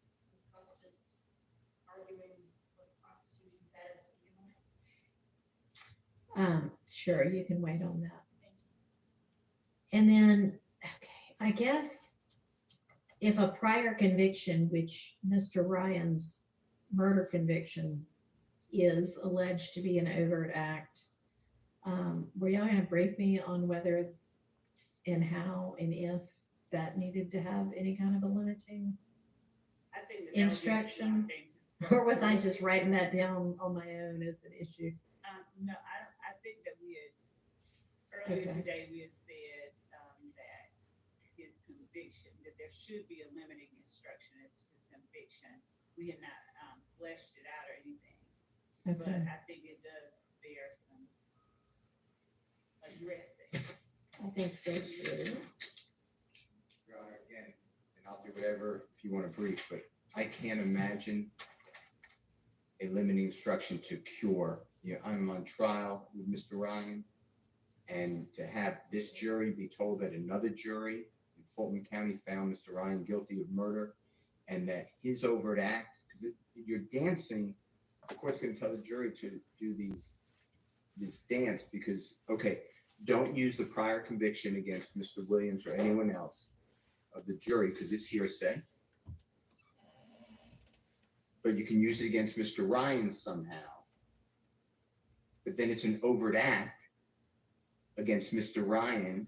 And if Mr. Williams and Mr. Ryan are a conspiracy, even though Mr. Williams is not part of that overt act, you can use that evidence against Mr. Ryan to find the overt act, and therefore Mr. Williams gets convicted on that piece of evidence. I don't mentally understand how you're going to cure that. The determination is gonna be made separately as to each defendant, whether they participated in those. Was that a real document recording? And Your Honor, I think Right. that the conviction itself, the issue of the conviction, not the act of the murder, not the evidence or proof of him having convicted the murder, just like we've had to present evidence of other overt acts that were external to the conviction itself. And you're presenting that evidence anyway, that he committed that murder. Right, yes, Your Honor. And so the conviction itself, and by conviction, I mean the certified Right. isn't the overt act, it's the actual murder that we are putting up evidence of that we. Right, but you're also wanting to put in the certified copy of the conviction of Mr. Ryan for that overt act, right? Right, and that's what we were Right. discussing with the limiting instruction. Right, and so there is a danger, or it gets complicated about how to tell the jury what they can do with that evidence. And Your Honor, I think. And I hadn't looked at the two, cases that you cited yet, the 14 F third 881 and the Toco 200 F third 1. That was you, right? Yes, Your Honor, that was the state's case. So maybe those will elucidate it somewhat. I don't know. Anyway, I just want to follow the court and aid the court if we can. So whatever I need to do to write, but that, I think that would be very prejudicial against. And that's the danger is it, is it going to be, is there a way to correctly limit it?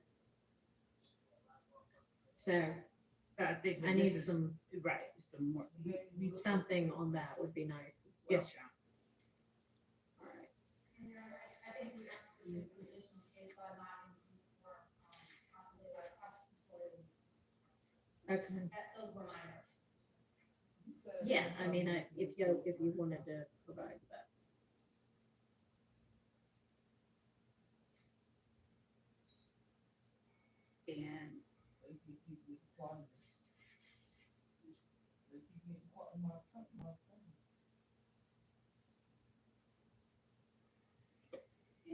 And then you'll get me the hard copy of the in-camera material by Monday also. My Right, first right, thing print Monday. it out, right. And when we're discussing the prosecutorial need for the intrinsic acts, we're looking at it through the lens of. I mean, I don't need further evidence on that. I mean, not evidence, further case law on prosecutorial need. If y'all want to come up with some, great. But yes, that is exactly what I did want further evidence on, was could y'all find something that more factually aligns with your situation?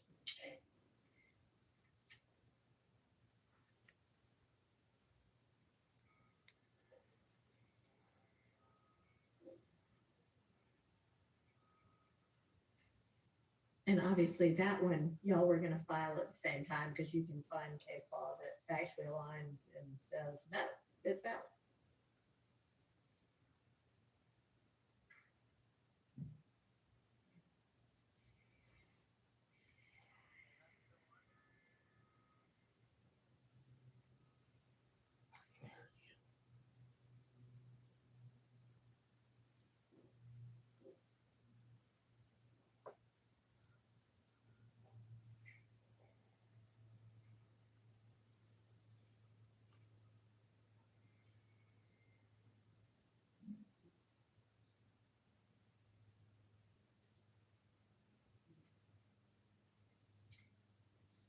And just to flesh that out some more, and it being either admissible or inadmissible, because it either does or doesn't complete the story of the crime of the gangs or the crime of the Rico violations, or, you know, be the same kind of series of events as that. Because those are the only two that it might come in under. Right, it has to, right. Okay. So just making sure that the cases that we bring to the court's attention addresses that. If, yes, ideally, that would be wonderful. All right. Anything else we can do in the next 15 to 30 minutes? I guess every day, I don't know what files to bring. So Tomorrow. in terms of witnesses, Yeah, if it didn't change, that's fine, but I know that. the so state said- I think y'all said Pitts, Latner, Turner, Bell, Hill, Jinx, and Thorpe. I may have that one wrong. Jinx, was it Jinx or Jenkins? Jenkins. Is that still the plan? Yes, for the upcoming 2 days. Couple of days, yes, okay. And then we'll talk again on Friday about what'll come up next week. All right. Anything else?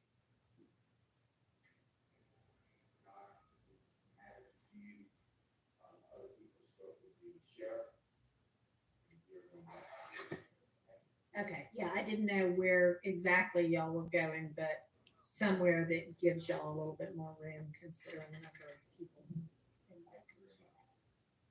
Oh, right.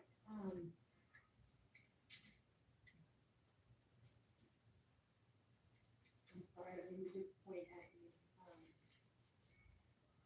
Miss Gordon. Yeah, come on up to the podium.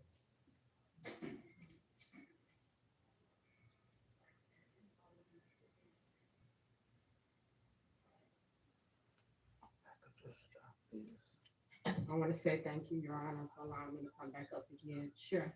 And I'll be real brief. I just want to share something to you and also on the record. Okay. I appreciate being granted the access to the camera pool, and I just want to respectfully